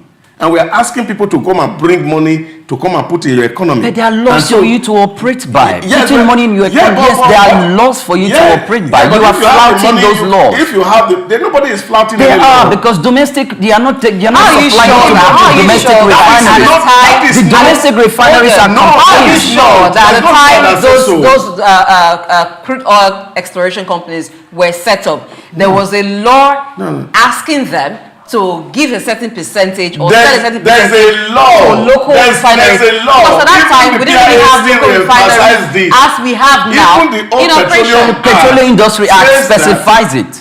450,000 barrels are for local consumption. The laws are clear. These people are not saying that these people have flouted the law. They're only saying prioritize us. 2 years ago, we didn't have a refinery that is looking for crude. That's what I'm saying. So there needs to be a review. So what you are saying is that you are having more people getting involved in the production, that what the law recommends is no longer sufficient for local consumption. Now, appeal is what is being made. But what I'm saying is that even if you are making an appeal to somebody, you are going to say to the person, do more for me. But the person is also considering his investment. Zero allocation. Okay. Zero allocation to local refineries. No, it's not zero. No, it is zero. It is zero. That is what it was stated, that it is zero. Now these local refineries have to source their product from abroad. No, it's not zero. I'm going to find you now. I'm going to find you now. So we need to calm this. People, yeah. We need to calm this. I think basically what is the situation right now is that we have had an increase in demand. Just like when you have a road constructed maybe to have a dual carriage road to take maybe 4 lanes, and you have expansion or you have more people now in that community, so the road needs expansion. That's just what is going on. At the time these companies were established, we didn't have as much refineries as we're having now. Even the government-owned refineries that were operational then were not operating at this capacity. So there's need to expand it, which means that the laws and the framework need to be reviewed so that both the local refineries can be satisfied, government as well can have some to sell, because we also need the forex and government needs the earnings. Moving on quickly, we'll touch on this briefly before we'll move on to policy discuss. The federal government has raised the fees for purchasing and processing of application forms for new private universities to 30 million naira, according to the National Universities Commission. The fees include a 5 million naira for application form and a 25 million naira as processing fee, respectively. NUC also imposed a 1-year moratorium on establishment of new private universities in the country and also suspend all inactive applications, including those of private open universities, for a period of 1 year. Doc, you mentioned the proliferation of universities yesterday when we were talking about education, as we talked about having development in the country. So, private universities, the application fee has been increased to 30 million. And even for those that have inactive maybe licenses, so to speak, some persons have acquired licenses, but they've not used it for a while. But more importantly is the fee. I think it's to deter those who don't have money enough to commence work, so that not everybody comes to secure a license. What do you think? I think the license fee is even too small. Should have been how much? I'm expecting that if somebody wants to start a new university in Nigeria, we should put it at like $1 billion naira. Okay, so for registration and processing. Isn't that too much? Yes, it should be too much, because university is not a child's play. It's an education that requires huge investment, and people must be able to key into these things. And I thank God that I'm not just the lone voice or ranger in this conversation. Yesterday, Professor Lai said on one of the national TV on Sunday that Nigerians don't need more universities. That what we require, even based on the arguments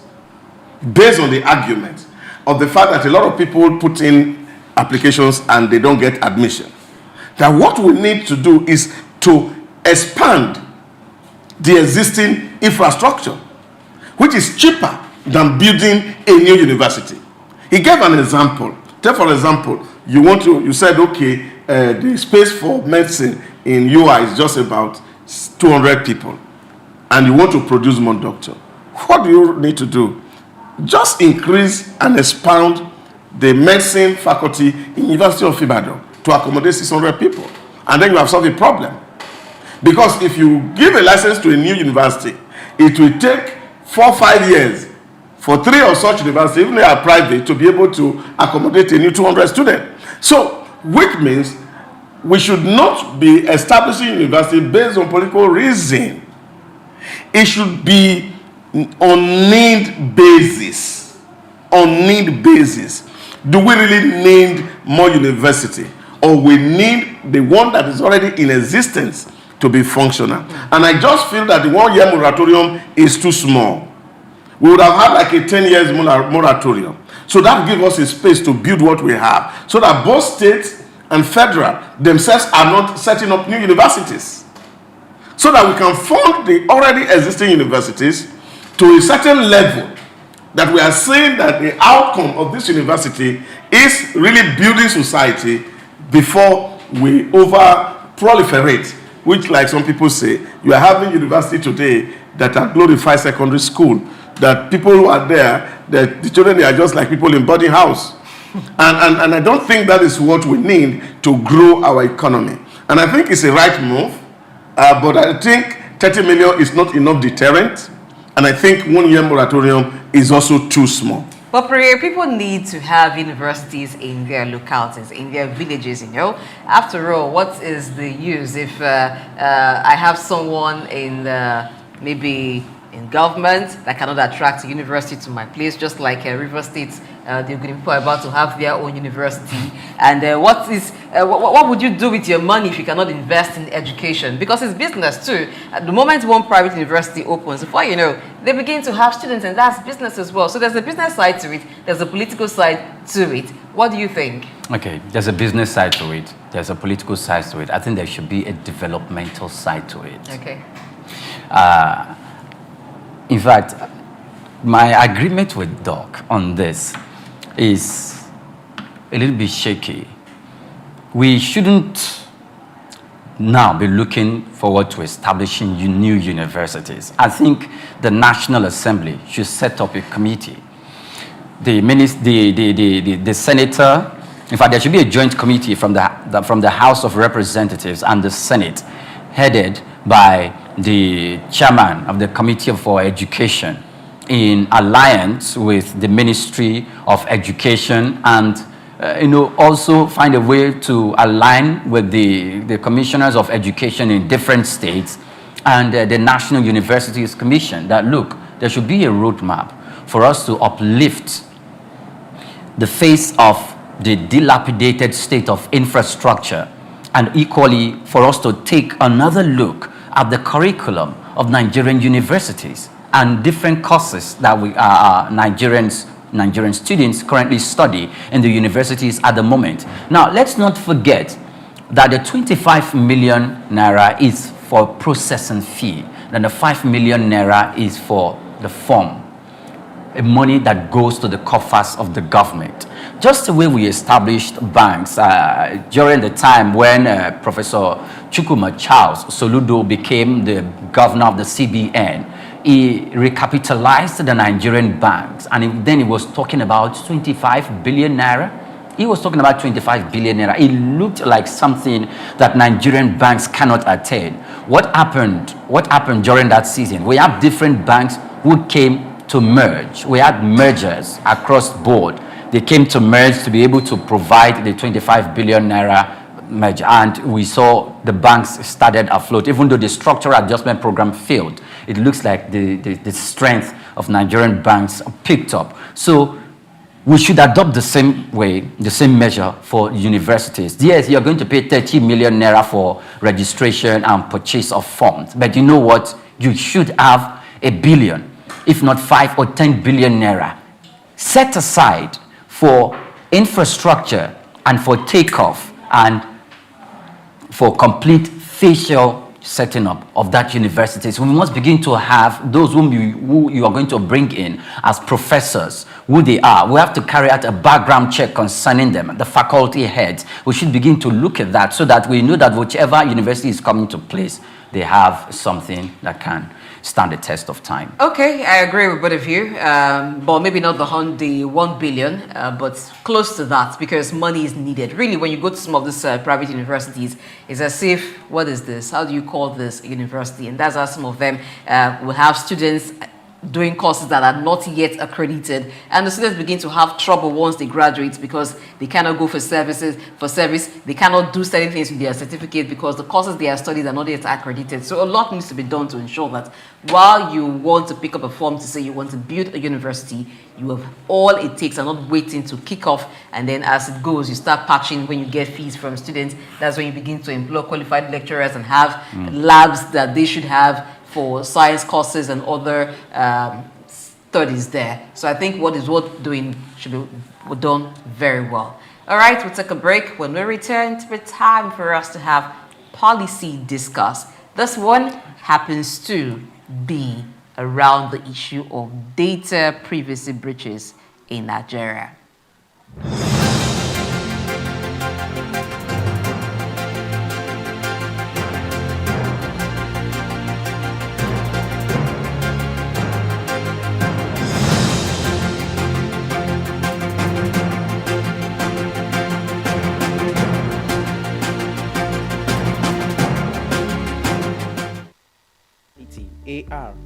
a technology that merges computer-generated images with the user's real-world view, creating a composite experience.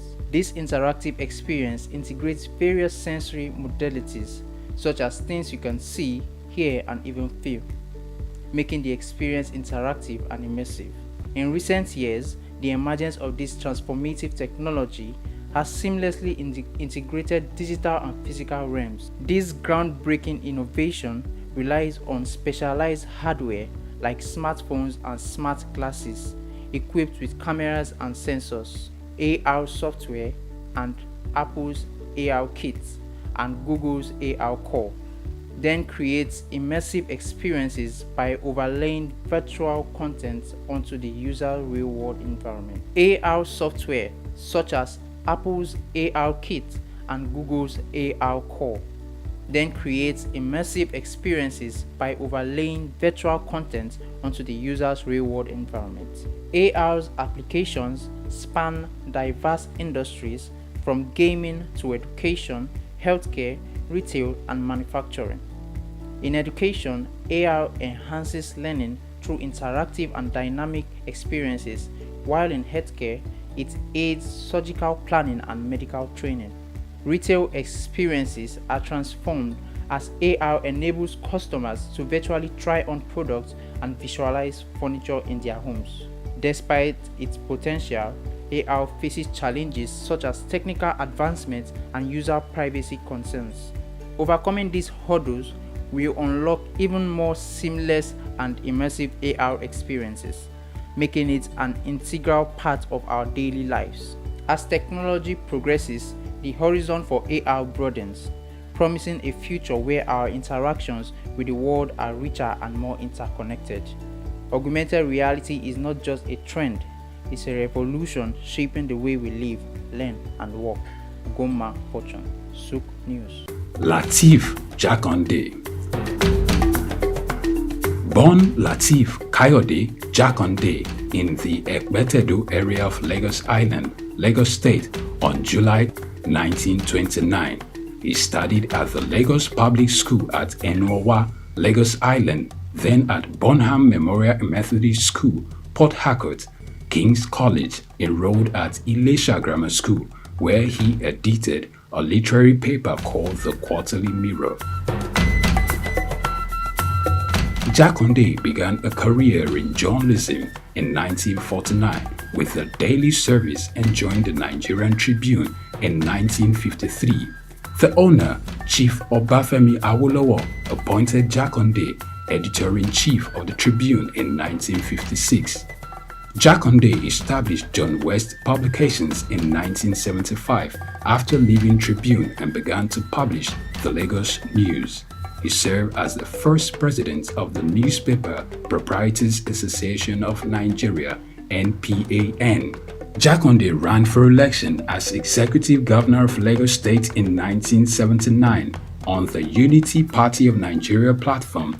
His administration was effective and open and implemented the cardinal policies of his party.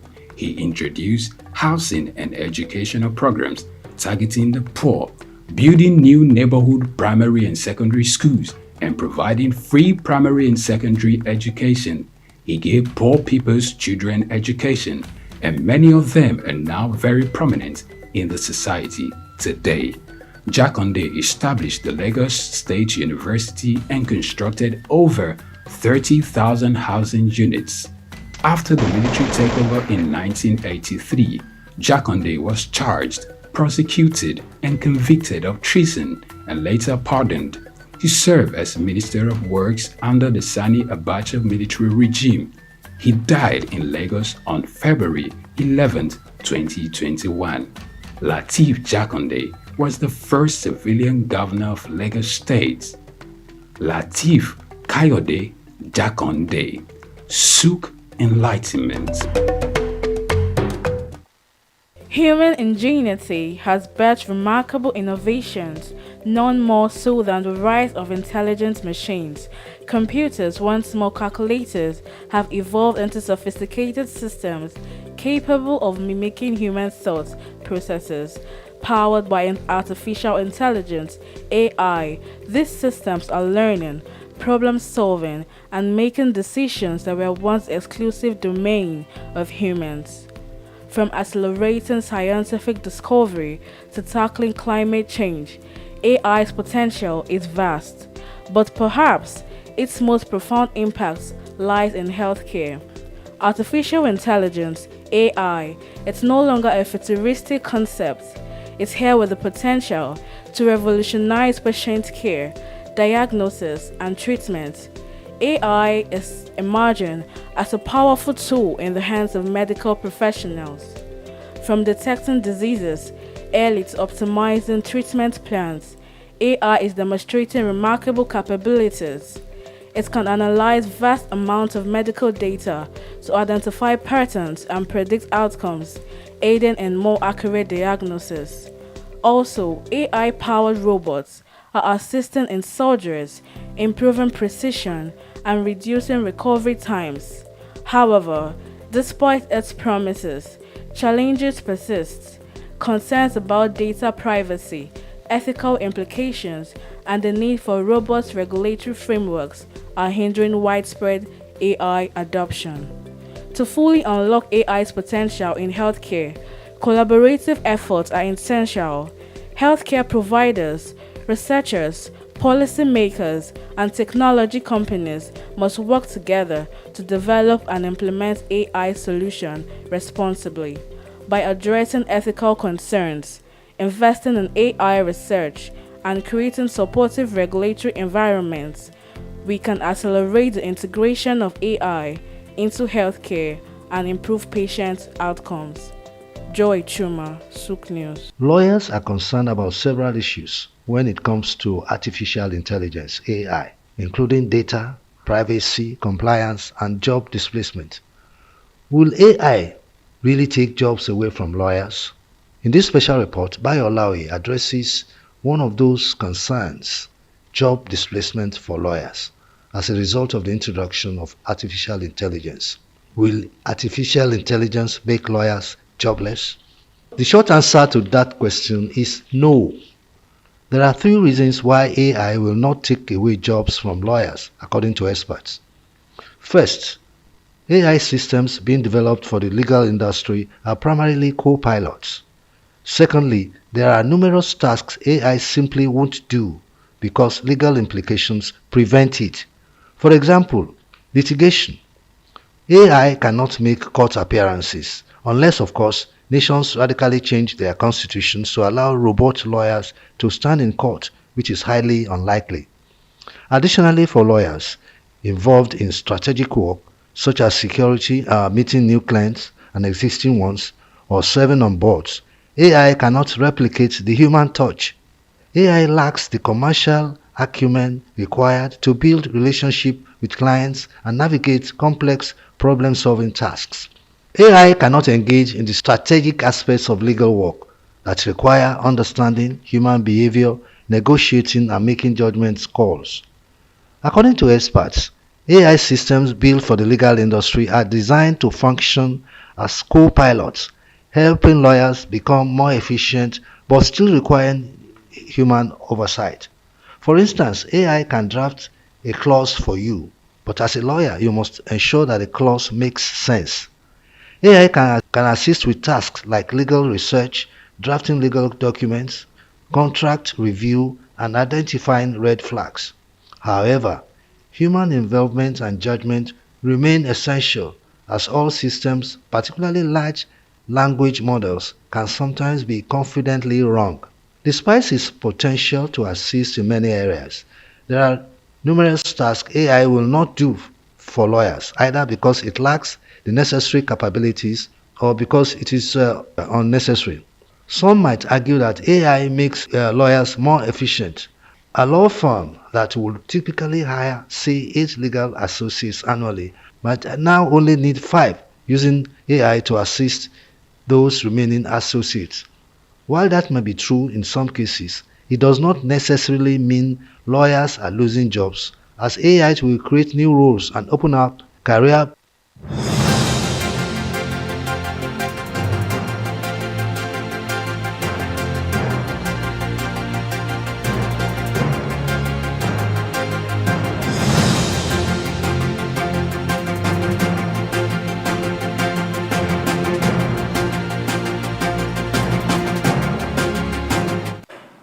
Many thanks for staying with us on the front burners and Souq News TV. It's time for us to look at the issue of data. As according to the NPDC, issues of data privacy breaches have surged in Nigeria. In 2024, more cases were recorded, and the agency is worried about this. You and I should be, because we have reasons to avail different institutions, organizations, different apps, our data, even as we becoming more and more digitally inclined in this time and age. So when you want to sign on to a social media platform, you ask certain information, and you're asked to give permissions to certain applications in your phone. For some, is the microphone, camera. Someone was saying the other day in the office that she just said a word, talked about something, and the next thing she opened Google, that's the first thing that popped up, and she was like, I am scared. Well, there have also been cases where people say my app or my device is listening in on me,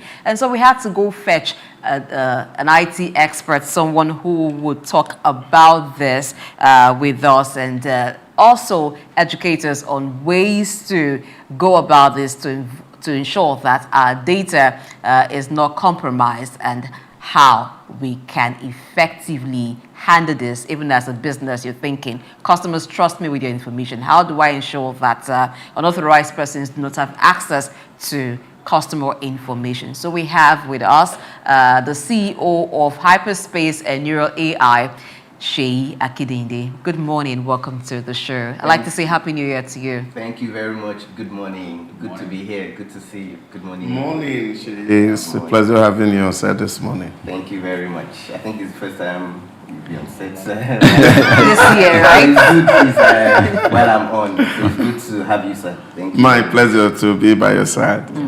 But let us also let you know, he's been giving us fire here.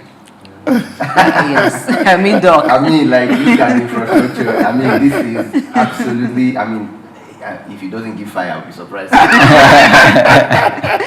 right, now let's talk about data privacy breaches. Where do we even begin from? Because we need to fill forms. We need to, sign on to different applications.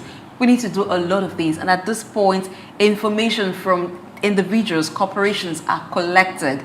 How do we know that the managers of this information are doing a good job? Sometimes the managers of the information are even confused when they know that there's been a data breach. Sometimes they say it's not from us. We don't even know how this happened. Can you walk us through the process? How do some of these things happen? Before we look at the Nigerian case, is it a peculiar situation? Thank you very, very much. I think in order to start, we need to actually demarcate between data privacy and data protection. Okay. So when you're talking about privacy means that, let's say for instance now, I have Oga's number, he's giving it to me. Privacy simply means that for me to, if somebody asks me for his number, for me to give that person, I need to seek his consent. The fact that I have it doesn't mean that I should give it out. So when you're online and you give information, maybe like BVN or NIN, now you give it to organizations, it means that the organization receiving it from me must say, okay, given this information, what do I want to use it for? And then they need to seek consent. Then I need to know the intention, what they want to do with it, and how they are storing this data. So that's privacy. But data protection simply means that when they now collect that data, how are they protecting the data? So a typical example, when you look at the way a lot of these things get behind the scenes, you were saying, sometimes somebody will call you, and be giving you your details, your account number. And you see that a lot of the ways that these things happen, you'll be shocked at how easy it is sometimes to get data. Now, for instance, a very simple example is when you're coming into any building like this now, you will fill a form. So you will ask you for your name, your address, So imagine, I was just coming this morning. So imagine a situation where the security guy who is there, this is a studio where you interview influencers, big people. So imagine a situation where one day he's just scrolling through, maybe one day you interviewed maybe a state governor, and he just, as part of what the state governor has to do when he's coming in, he has to fill, his phone number. And he now sees the phone number of, this is my state governor. And then he now calls the person and he says, Mr. Governor, how did you get my number? So that is privacy. That means that obviously the organization that person works for will be liable, because not only have you breached the privacy? The person has actually, the security of the data. So you can now see how data privacy and data protection, all tie in. And that's how a lot of these things get around. So you imagine a situation where somebody just goes around all the buildings in Lagos and starts to paste the security people that look, all the people that come in as they're filling them.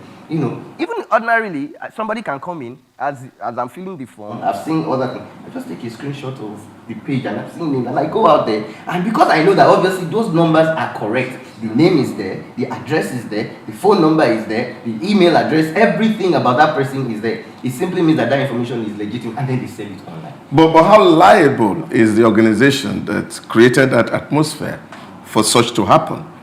That what the NDPR is saying, the Nigerian Data Protection regulation is saying that you are liable because it was through you. If they investigate, they have the investigators. So if they come in and investigate and they see that the information was actually, gotten through that organization, you will pay a minimum of 10 million, depending on, the amount of, data that was siphoned, minimum of 10 million, and it could reach, like I said, I think it's about 10% of your, 2% of your annual revenue, just because of that. That's how serious it is.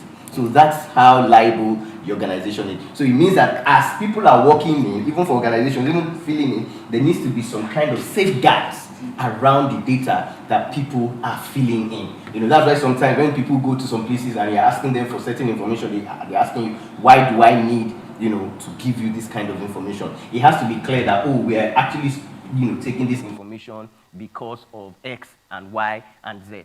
If that information is not clearly spelled out, then you cannot ask me, say, for something like my phone number or my, BVN or my NIN or what have you in that kind of situation. There's also this case, you find people who are seeking employment, and the employer actually writes on the employment letter that we can give your data to a third party. And then, of course, a sign off, desperate to get a job, sign off for that employment. And then, of course, his data is used inappropriately. What right has such an employee? In Nigeria, we have this thing they call emergency consciousness. Like, when you're too, it happens online as well, even with phishing, when people just fill in their details. Now, if you fill it in yourself, number one, you have inadvertently given consent to the person. So if you are an employee, you are looking for a job and you're filling all the job boards online and they are asking you for email, they're asking you for your BVN, your NI, and you're filling it in, then it is your responsibility to actually know why are you filling it in, why are they asking you for it. You notice that sometimes even online when you go onto some websites now, some of these cookies pop up and they tell you, there's a privacy information that says you consent to us using because a lot of those browsers have text files that as you are doing things online, they are monitoring it. So they now give you that, if you click OK, it means that you have given us you are consenting to the fact that we can trace you. So if you go from Google to one social media to another to Amazon, so you are telling them that we can. But if you say no, there's also an option to say no. But a lot of people, they don't even read it. So if you don't read it and later on you find your information out there, and you see in a lot of this, like you said, the third party, when somebody collects it and they give your information to the third party, there's what is called trust inheritance. Because a lot of those things, people, when they process information, so if, for instance, I trust you, but I don't know her, but you trust her, and then you have my information, the fact that I trust you and you trust her, does that mean I should trust her? No. So a lot of those things too, the people collecting the information have to clearly state it there, that this information we are collecting, there's a possibility that we're going to hand it over to a third party, and the third party is this kind of organization. You may also find it in. So once you consent to that as an individual, then there is nothing, they can do about it because you have already given the consent. But if you don't consent, that is where the problem is. That's where the issue of privacy breach now comes in, where they are now saying, okay, if I don't consent to this thing, and then this kind of situation happens, that's when the NDPR will come out. And the regulation also governs the person receiving the information, so that in order for you to consent, they must explain to you, why they need the information. So it is their right to explain to you. If they explain and then you still consent, but if they don't explain that this is what they are going to do with your data, and then you sort of fill it in, then they are still going to be liable. Okay, thank you very much. Excuse me.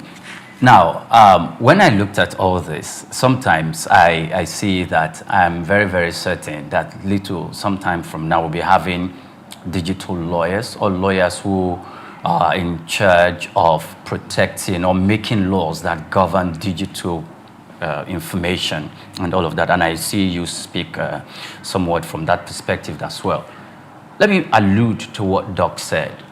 You fill a letter, a form, you want to work in an organization, they've already given you a letter of appointment, and they are telling you, oh, there's this likelihood that your information may be transferred to a third party, maybe to a subsidiary of the organization, where you might be transferred or you might be required to carry out some form of services there. Of course, you needed a job, you have to accede to that, and you acceded to that information. That, I want to think or believe that there's a trust that the organization and the third party should exercise in making sure that data is well kept and not be used for unscrupulous purpose. And some other forms of data that you are giving out, and maybe you went to a lot of other buildings, like you said, and you don't know where and when you have dropped your details somewhere, and someone used it for an illicit purpose. You doesn't look like you have the wherewithal or the capacity to really investigate who gave out your data. Don't you think the organization themselves could use that as an alibi when it comes to legal cases? Yes, you are very correct in that instance. I think that's why there's this FCCPC, the consumer, yes. So those are the people that are now in charge of making sure that a lot of, like you said, the laws now favor the end user. So they have the consumer protection at heart. So they will take it up on your behalf. So that's why as an individual, you also need to know who to call. So when that kind of thing happens, you can call the FCC, PC, and they will take it up on your behalf and investigate the case. Now, where they now, sometimes these investigations can take a long time because they are technical. So where they now investigate and they actually see that it was due to the negligence of the organization that your data was used, even though you filled it in, that's where that data protection now comes in. It is no longer about data privacy, it's now about data. If somebody, for instance, now, two things.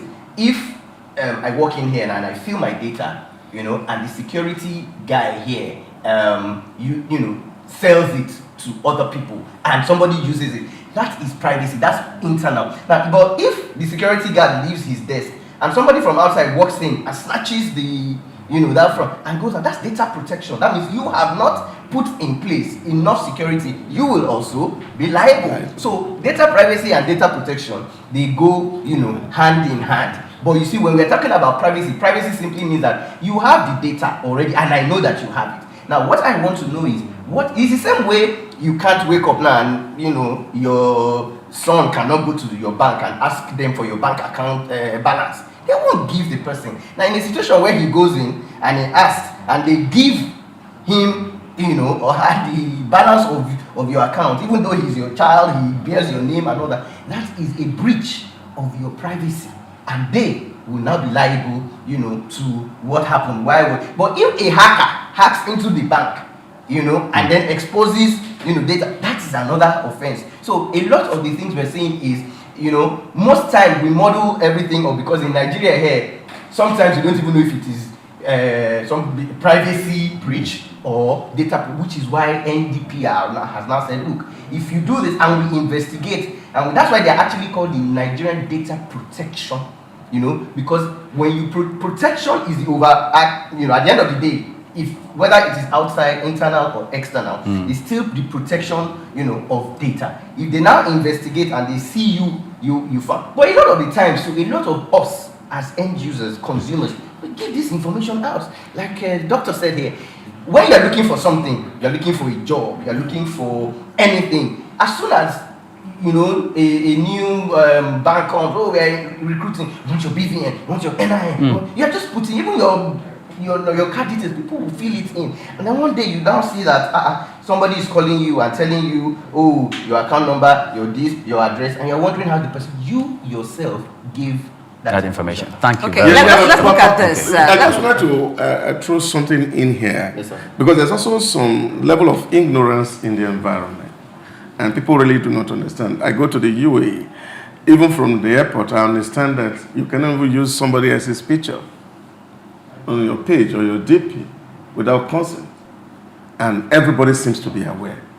But here there is huge level of ignorance, because the privacy breach itself is a very big language that the common man on the streets don't realize. And so we just wake up and somebody say, oh, I need Lagbaja's number, then I just send to him without really realizing it. Do you think that we are communicating enough to make the common man on the street understand the implication of releasing somebody else's data without consent?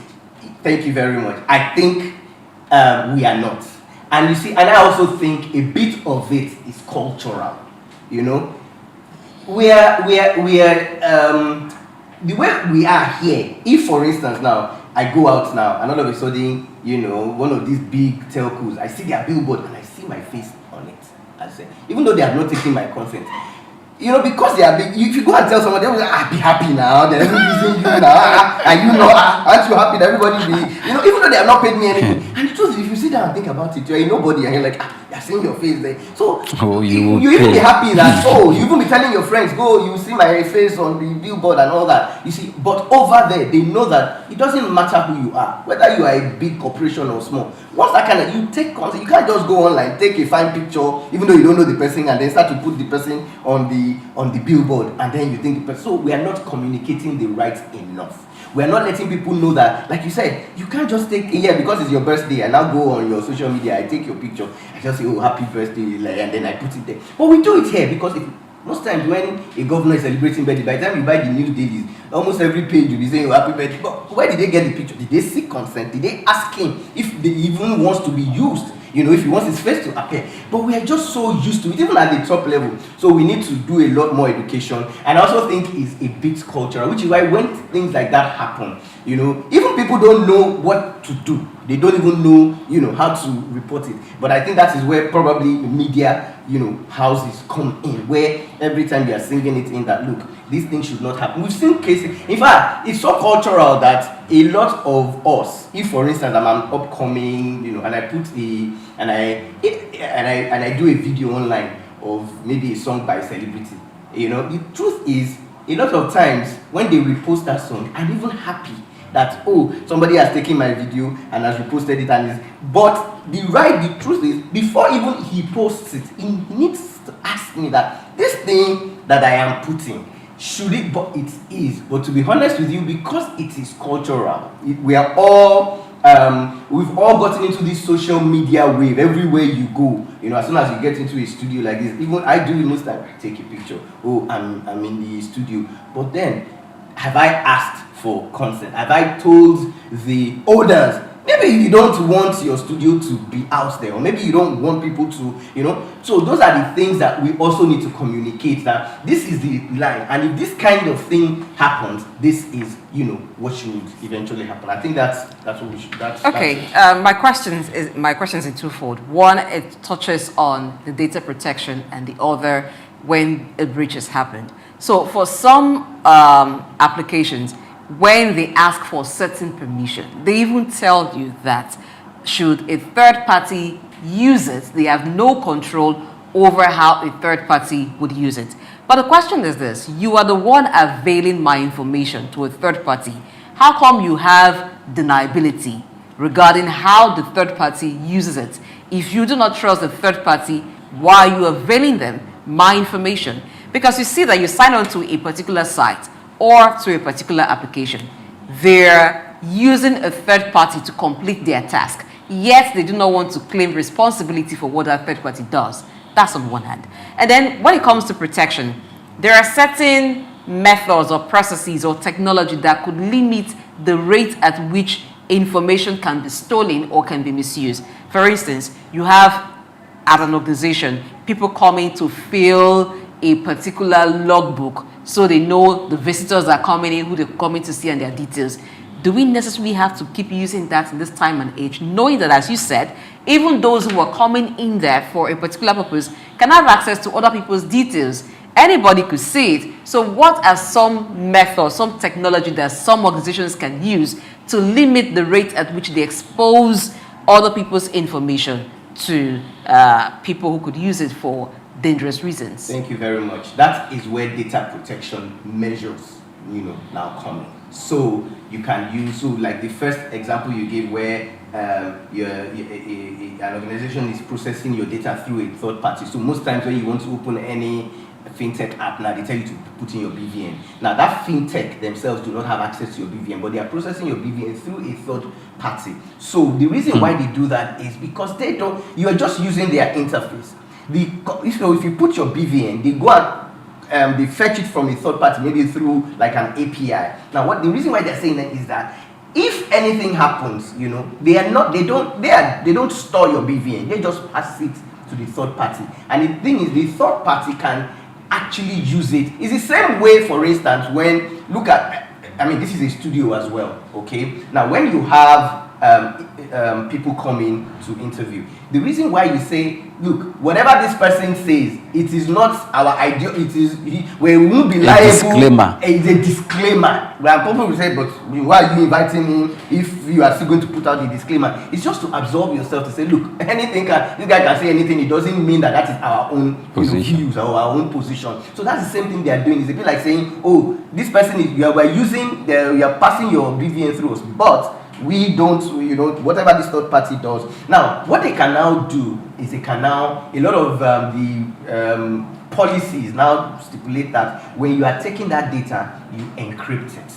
So it should not be open. It should not be saying, like the logbook you're saying now, it is clearly in the open. The security guy can just wake up one day and be scrolling and be seeing, a celebrity comes here, and then he calls the celebrity, I think, and the guy is wondering, how did a security guy get my details? So in lot of those things need to change. So you can have digital where people just come in and they clock in and it goes into a data. It doesn't even see the data that is there. So that's why when you go to some banks and some organizations, by the time you just get in, you don't fill any form, you don't write anything, you just key in the thing. No, they don't even see it. It's just an interface where you take data and it goes into a back. And then even the storage is encrypted. So those are some of the technologies that they can use. It is not in the open, which is why a lot of banks, financial institutions, telcos, they go through serious audits to make sure that numbers, and even if you go to, there was a case that happened with a big telco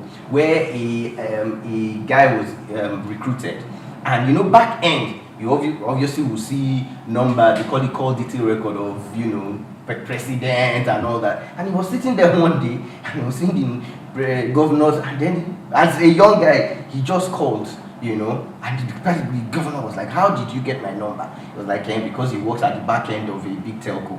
Those are so a lot of the things have now come in that even as a staff of the organization, you don't see, you only see maybe the first 4 digits. Even when you are putting your card number online, they just tell you put the first 4 digits and the last 6, the remaining, the middle, they don't even see it because they don't want somebody to use it. So those are some of the things you can do. You can use encryption in transit. You can use encryption in storage. So when you're even storing the data on the server, it is completely encrypted. Nobody can see it. All right. Yeah, but there's something that Blessing also raised, which is one issue that you also see, especially when you're dealing online.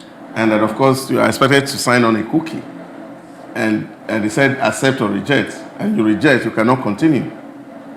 And of course, the person who is offering that service deliberately has programmed it in such a way that even if you are not willing to accept, but for the fact that you need that service, you have to accept. Is there any protection in that respect? In fact, this case has always been so, which is why lawyers will say, obviously, there's a difference between contract law and consumer protection law. So they will tell you that it's a contract. It's either you take it or you leave it. If you don't, it's like when you're installing some software too. Maybe you need one accounting package And the license, we don't even bother to read the end user license agreement. We just click next. You know, you don't even know what data. So, but the license, let's say you need the software, for instance, you want to use it, and then the license is saying, oh, but we can use your data for something. And you know, if you don't continue, that software will not be installed. So eventually, which is why we now have consumer protection that will now go through, and that's why a lot of these, you find out that all these big companies, Meta, they're always being fined.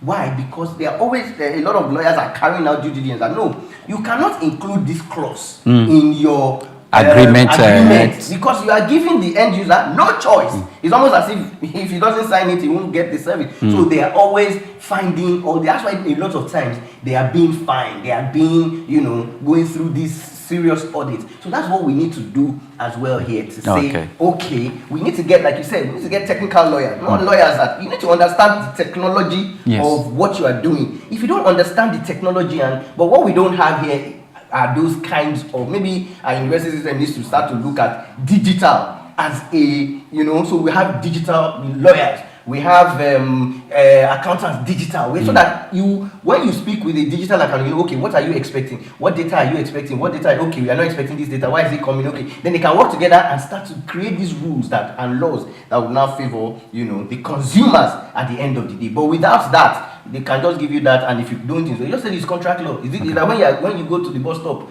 guy says I'm going to HOD, then if you enter and you don't have that's contract law, you can't come and hold him. But at the end of the day, if you now get to your destination and he now tells you something that is supposed to be 100 naira, my own boss is 5,000, I take it. Then what right? He will tell you entered, but there has to be law to guide that. You cannot charge 5,000 between Obalende and Oshodi. No, that is wrong. And then at the end of the day, you now come and blame an end user who is none the wiser for not paying for. All right. Look at also the issue of liability. Yes. Is it also possible for a corporation? You just made an example now of a certain person who had to call a governor and he had that access because it's at the back end of the corporation's body. Is it also possible for corporations to transfer liability to employees who will, without permission, breach the data of a third party? Absolutely. That is right now, it is now perfectly legal when you are signing on as an employee of a company that if anything happened and we trace it to you, that, maybe it was even negligence or maybe it was even ignorance, or you will be liable, so they can transfer that to you. It will be in your contract. And you'll be liable. Once they do the audit and they verify that it is you, that is perfectly, you can transfer it. All right. In cases whereby you didn't sign any of such agreements, so I think the reverse will be the case. Yes. Okay. Now, let me take you away from personal information down to corporations and organizations. I am interested in knowing when data.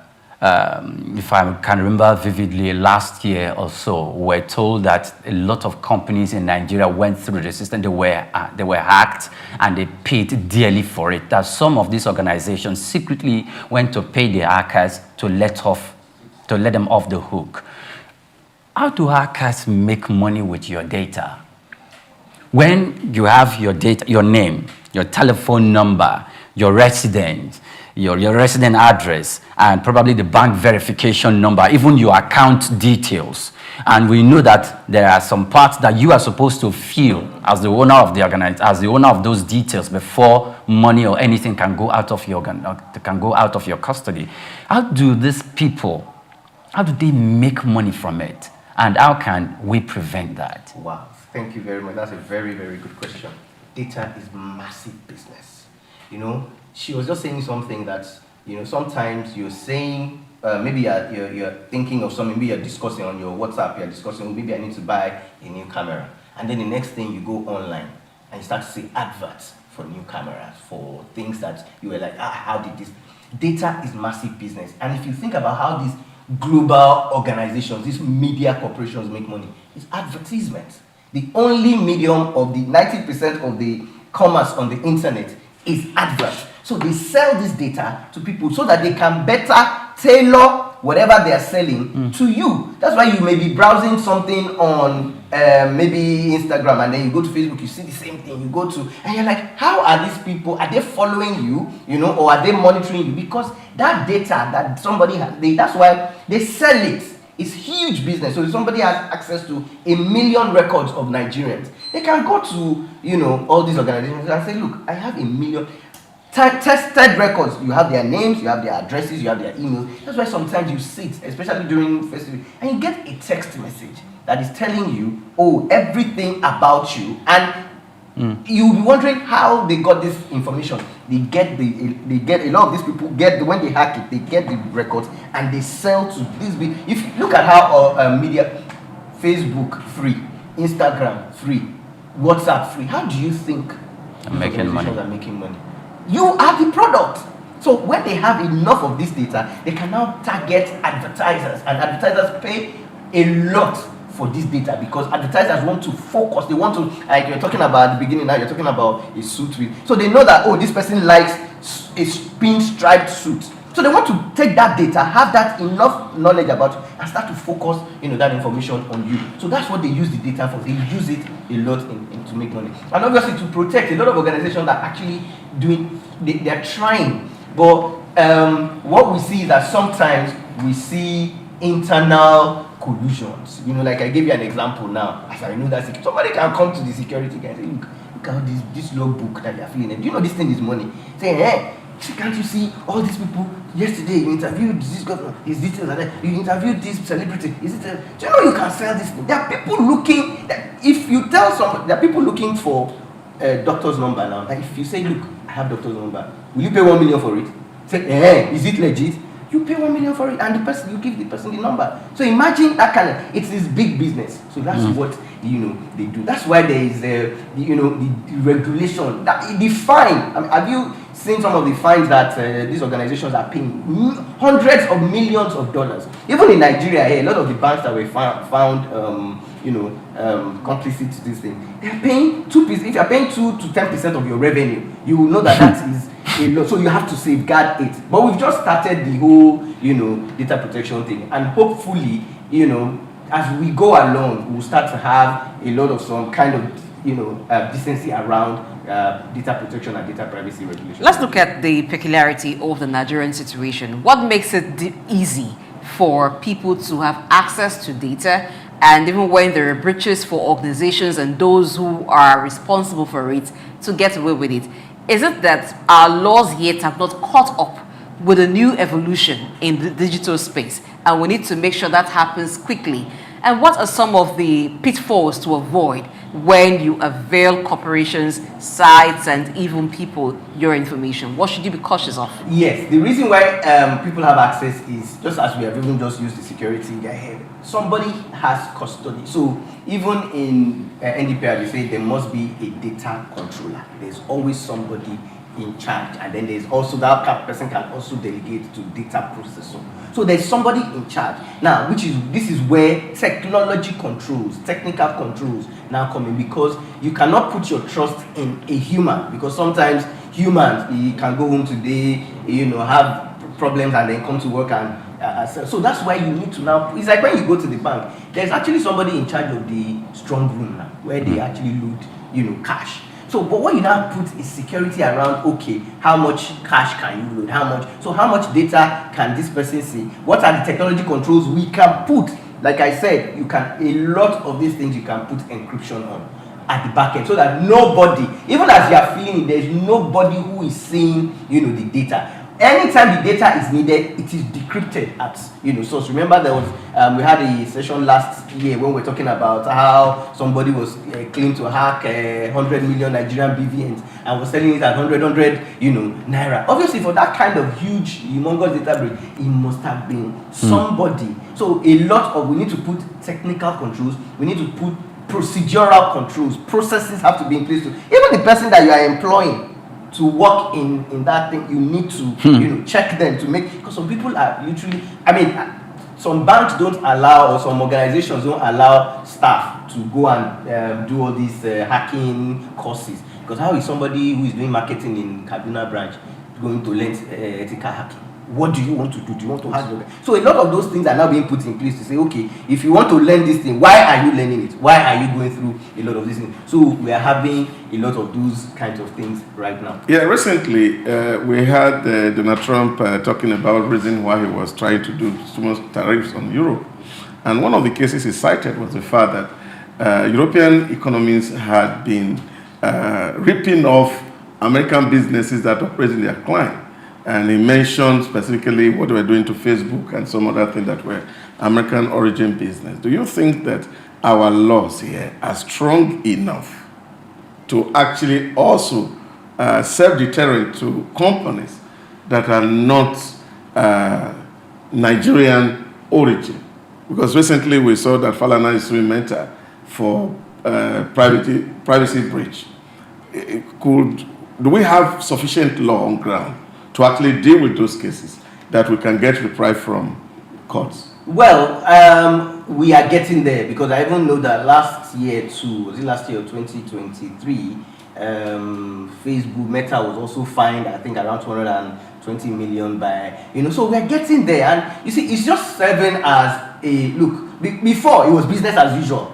People just come in and there was no, there was nothing. Even if your data was breached, there was no recourse to anything. But now we're starting to, especially with the NDPR, they're now knowing that, look, there is a data protection, and I like what they're doing. They're also now, what they're doing now is they're now doing awareness for even the, people, they're doing awareness for general people that work in there, then even for like market women, going on site to tell them, look, don't give your information out, don't do this if you want to. But at the end of the day, humans would also be humans. So our laws are getting there. Of course, for Chief Falana to be suing, they are it's just, at least it's almost like, look, we can do this thing. So you need to be careful. You can't just come in here and do what you cannot do in other countries. So we have, and so right now, every organization that is here, every organization has to have a DPO. That's what they call a data protection officer.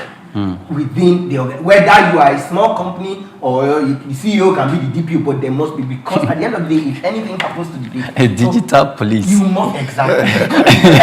Without data, I mean, everything is data, everything is digital now. So that's what they're saying. So our laws are getting there, and even the organizations, those corporations, they already know that it is not business as usual. You have to do this, and then they now have people who will hold them accountable. Okay, somebody gave me an info yesterday and said if I have a Samsung phone that I'm no longer using, that is either I give it to my child or I just don't trash it, because there are software available that can actually retrieve all the data that was on that device. Now, are those makers of those kind of software, are they liable? They are not. You see, that's what we call it, digital forensics. You see, if you're on your phone and you have a picture and you delete it, where do you think it goes? Even if you go into your recycling bin and it doesn't go out, it goes onto a space on the computer. You don't see it physically, but technically it can. It's like if I give you Microsoft Word, write a document, and I write something in it, and then I change the color of the font to white to match the background of that Microsoft Word, and I give it to you, and you open it. To you, it looks like there's no information. No information. Somebody who knows can just right click on it, open it, and then change the font color and see that information. That's how those. You can't blame technology. You can't. Technology will always exist. It is the use to which you put that technology. So that's why when you regulate, you don't regulate a piece of technology. So don't make this software. You regulate entities. You regulate the players, the people who are going to use the software, and say, okay, for you to use this software, you need to obtain XYZ license. You need to go and get this. You need to go and get that. So they are not liable. They are just tool makers. It's like knife. When you go to the market and you buy a knife, they will sell it to you. But now, if you get home and use it in the kitchen to cook, that's one thing. But if you use it to stab somebody, that use is, you won't blame the creator of the knife or the maker of the knife. Why? You blame the person who bought the knife. So the same thing with that software.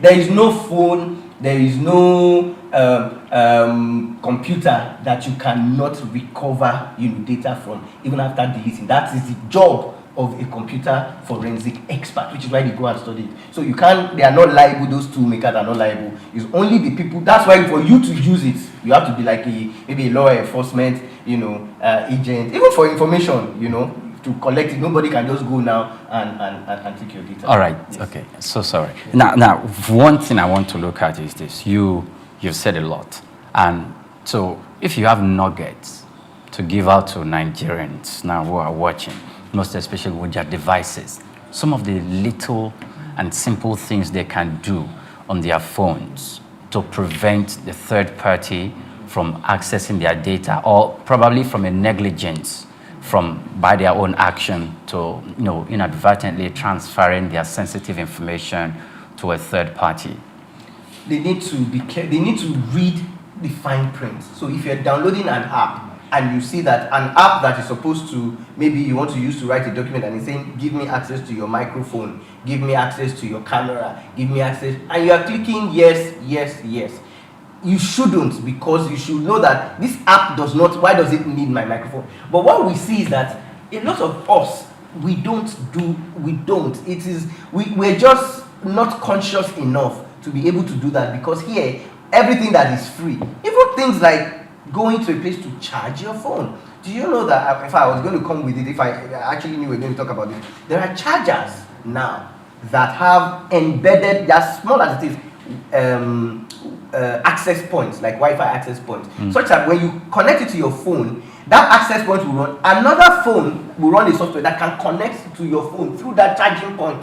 So, but because here we are used to, once your phone, but you get charged at the end, you plug it. We are not even mindful of a lot of these things that we do. And it's because if you go to a conference now, and they are giving free Wi-Fi, drives, not even Wi-Fi, all those flash drives that you connect. The moment it's free, and you be like, oh, free, 1 terabyte, you collect it. What do you do the first thing when you see it? Plug it into your computer. As soon as you plug it into your computer, something will run, a malware or and then all of a sudden your information is being anything you do. But we don't. We're not. First question is, why is somebody giving you something free? You go somewhere, free Wi-Fi, and you connect to it. We don't question it. We even ask. So those are the issues. How can a free Wi-Fi expose but for some of these things, doesn't mean that digital literacy now is beyond what it used to be. And so for corporations, even when you're buying your computer hardware, you must have knowledge of the hardware you're buying, where you're procuring from, and if you have need for external IT experts, you should know who you're consulting. Absolutely. There's need for it. Everybody, just like we are very conscious of, everybody has to be security conscious, digital. Just as when you buy a car, the first thing you put is security. Everybody go and put an alarm system. When you get a house, put a camera. It has to be the same thing for phone, laptop. Everybody has to. But because we are so nonchalant about it, anything that has to do with no, it's not. In fact, you even get to some places where, like, you go to some place where somebody is trying to use an ATM and the thing is not working. They just see a next customer. You don't know this person. Please, I'm trying to use this thing. And the person is asking you, okay, put your PIN. And you're putting your PIN number. You're putting in front of the person, right in front.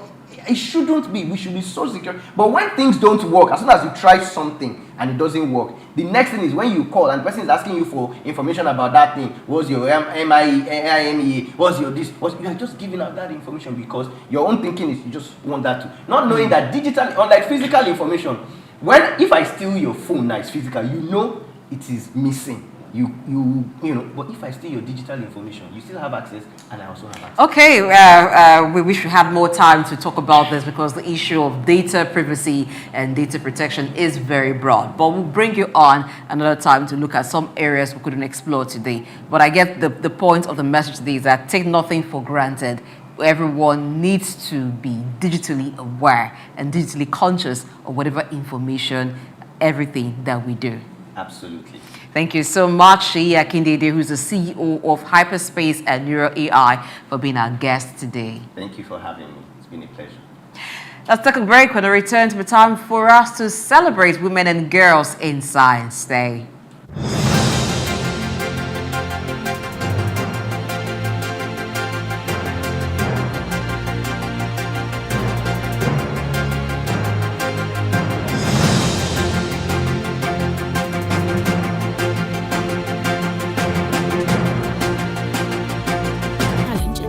Women and girls have the power to shape the future. Their ideas, creativity, and determination are essential for driving innovation and solving some of society's most pressing issues. Yet, despite the immense contributions women make in every field, they are still underrepresented in some areas that offer not only opportunities for personal growth, but also the keys to global progress. The International Day of Girls and Women in Science commemorates the critical role women and girls play in science, technology, engineering, and mathematics, collectively known as STEM. Despite significant progress, women continue to be underrepresented in these areas, and today serves as a reminder of the need to bridge that gap. Established by the United Nations in 2015, the International Day of Girls and Women in Science is observed every year on February 11th. The day highlights the importance of gender equality in STEM and encourages more girls and women to pursue careers in these fields. Diversity in STEM is crucial as it brings fresh perspectives and innovative solutions to global challenges. When women are excluded or discouraged from these fields, they are essentially being limited of potential for discovery and progress. Agreeably, STEM careers are some of the fastest growing and highest paying jobs, and women deserve equal access to these opportunities. According to UNESCO, less than 30% of researchers worldwide are women. In some regions, the numbers are even lower. Barriers such as gender stereotypes, lack of role models, and unequal access to education continue to hinder progress. Organizations and institutions around the world are working to change this narrative with various programs such as mentorship, resources, and hands-on experiences in STEM fields as a means to empower young girls. The theme for this year's International Day of Girls and Women in Science is Unpacking STEM Careers, Her Voice in Science. It's a call to governments, educators, and industries to invest in policies and programs that support women and girls in STEM. From Maria Carey, the first woman to win a Nobel Prize, to modern-day trailblazers, women have made groundbreaking contributions to science. Today, the world celebrates their achievements and reaffirms commitment to creating a more inclusive future. It is important to remember that empowering girls and women in science isn't just about equality, it's about unlocking the full potential of humanity. Together, we can build a world where every girl has the opportunity to explore, innovate, and lead. Grace Komolafe, Souq News.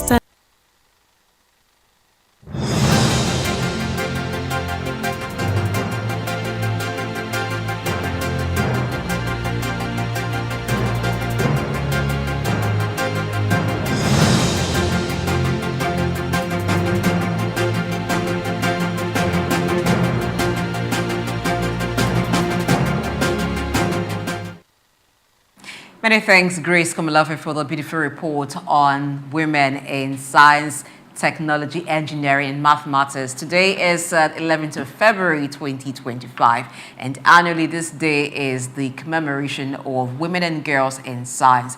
It is known that women and girls in science in Nigeria and Africa are underrepresented, and that's because we do not have as much of them as we would want or are needed to be in sciences. Why do we have underrepresentation of women and girls in science? We're talking with someone who will speak to that today. She's a professor of law and technology, Leeds Beckett University, United Kingdom. Nena Ifeanyi Ajufo is our guest, and she joins virtually. Good morning. Thank you for being a part of the show today. Good morning, and thanks for having me. I'm delighted to join this very important conversation. Okay, so you are a woman in science. I'll say kudos to you. It takes a whole lot for a woman to be in the field of science.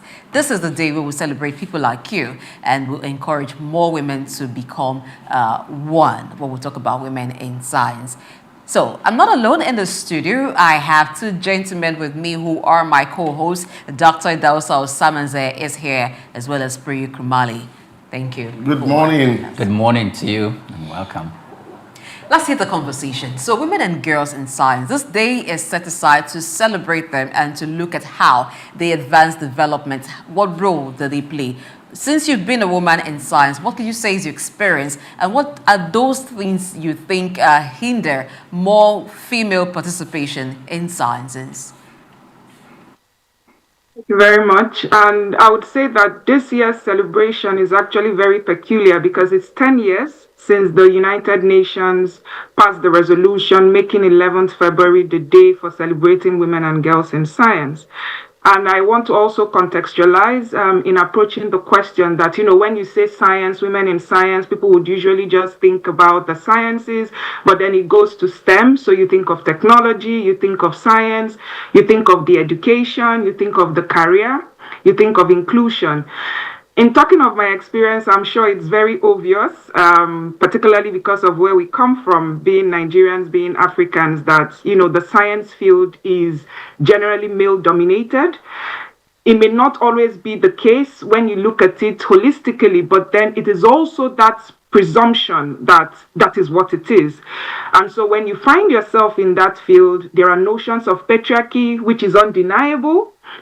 You also find that it's usually a difficult terrain to navigate, to prove yourself.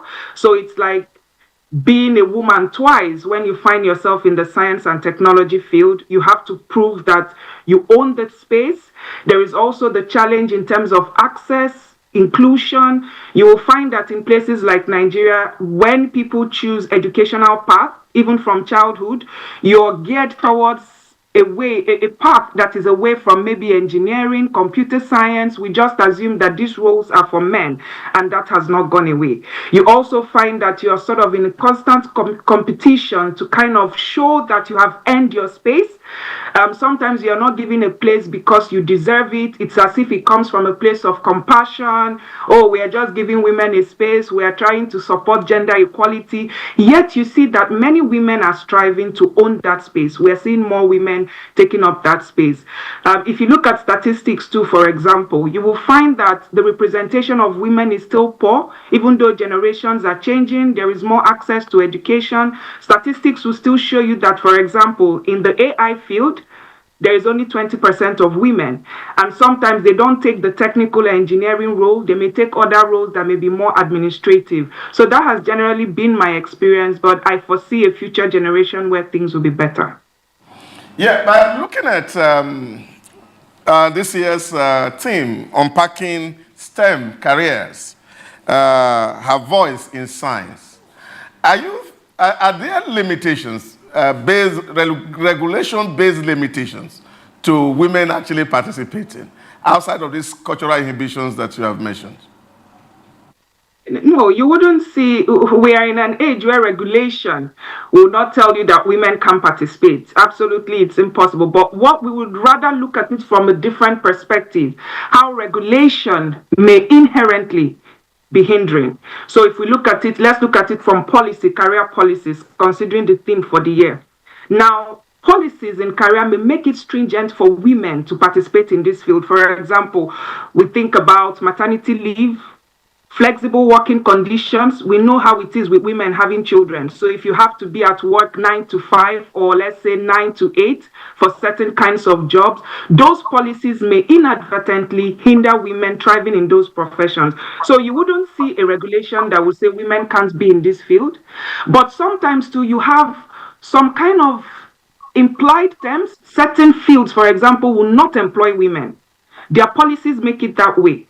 For example, if women are pregnant, they can't work in certain fields. So it is the stereotype in terms of how policies are drafted that we may then say maybe it's regulatory, but regulation, of course, it will be discriminatory for any regulation to hinder women. Absolutely discriminatory. If you look at, for example, the Universal Declaration of Human Rights, Article 27, it tells you that everyone has the right to participate freely and enjoy the arts and share in scientific advancement and its benefits. So regulation, it will be difficult to find such a discriminative regulation, but the problem is the policies, sir.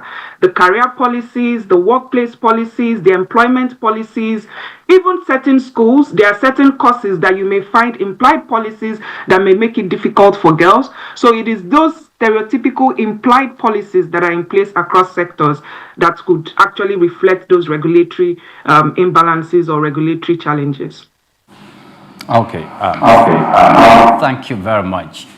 Now, I want us to make some form of comparisons between Nigeria here and Europe and other climes where you are currently based. Previously, in the political arena, there's this comparisons that in this our climb, women were bad, or that we need to create a special status or a special platform for them where they can attain to some levels politically. And but we see people like Condoleezza Rice of the United States of America. We see Kemi Badenoch at the moment, who is leading in parliament in the UK. And before that, we saw a lady there, a woman, I'm trying to recall her name, who was the prime minister in the UK. It doesn't look like these people, policy-wise, were barred from attaining that status. I want to ask if we do not have same thing reflecting in the science, in the women aspect, in those climes and here in Nigeria, and with the comparative advantages and how we can adopt same over here. Thank you. I think the answer is clear. It's gender equality and how societies look at gender equality. I'm sure you're referring to Margaret Thatcher. There have been other prime ministers as well who are women.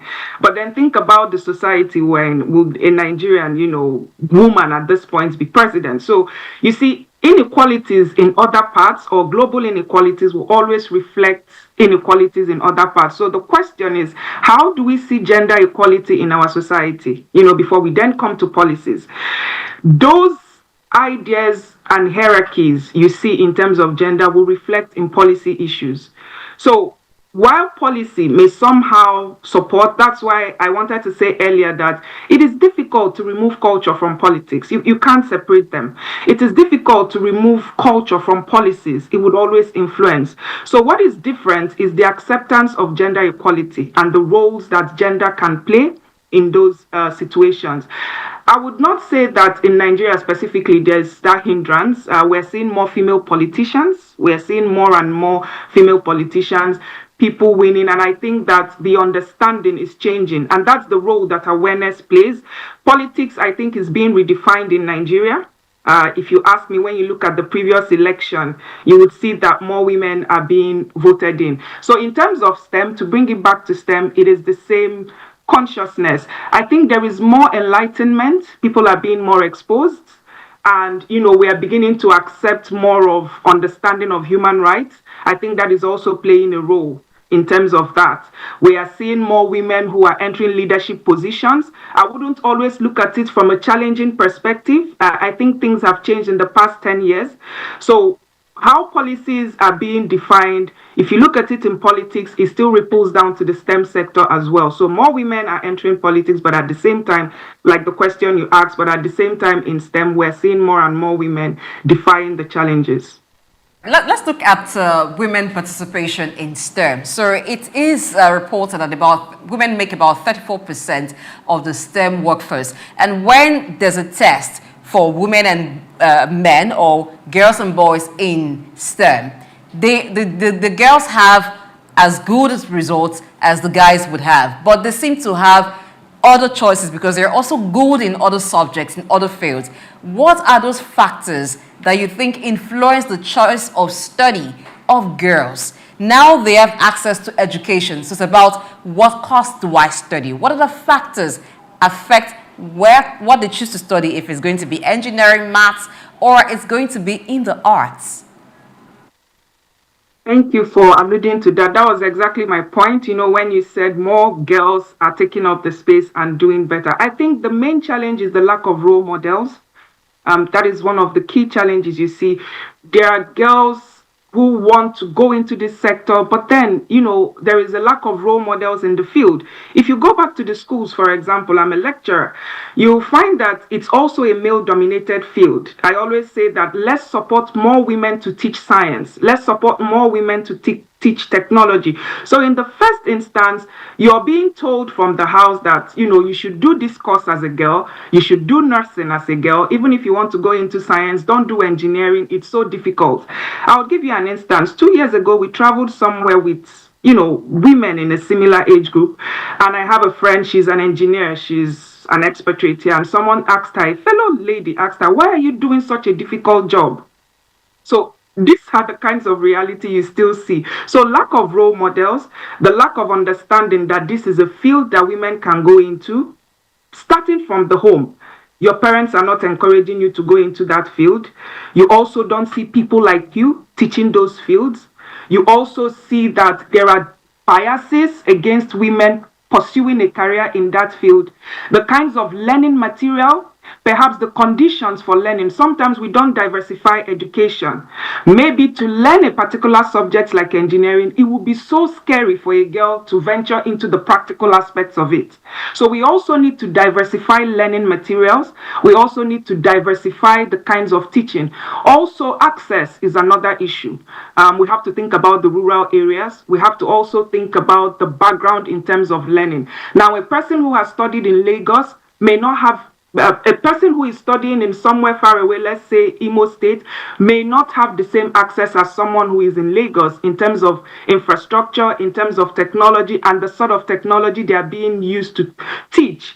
So that could also be a challenge in terms of the future and what they want to aspire to. So we have to think about bridging the gap in terms of learning access, in terms of diversifying education, and understanding what inclusive education means at all levels across the country. Yes, ma, you have also made a point that's just so valid, that is where you see women discouraging another woman from taking on a certain career. And even in the political arena, that argument has also been there, that the real reason why women are not getting up there is because their fellow women will not support them, that it's more like women against women than men against women. Is there anything that is also being put in place to really enlighten and educate women to actually help other women to climb up?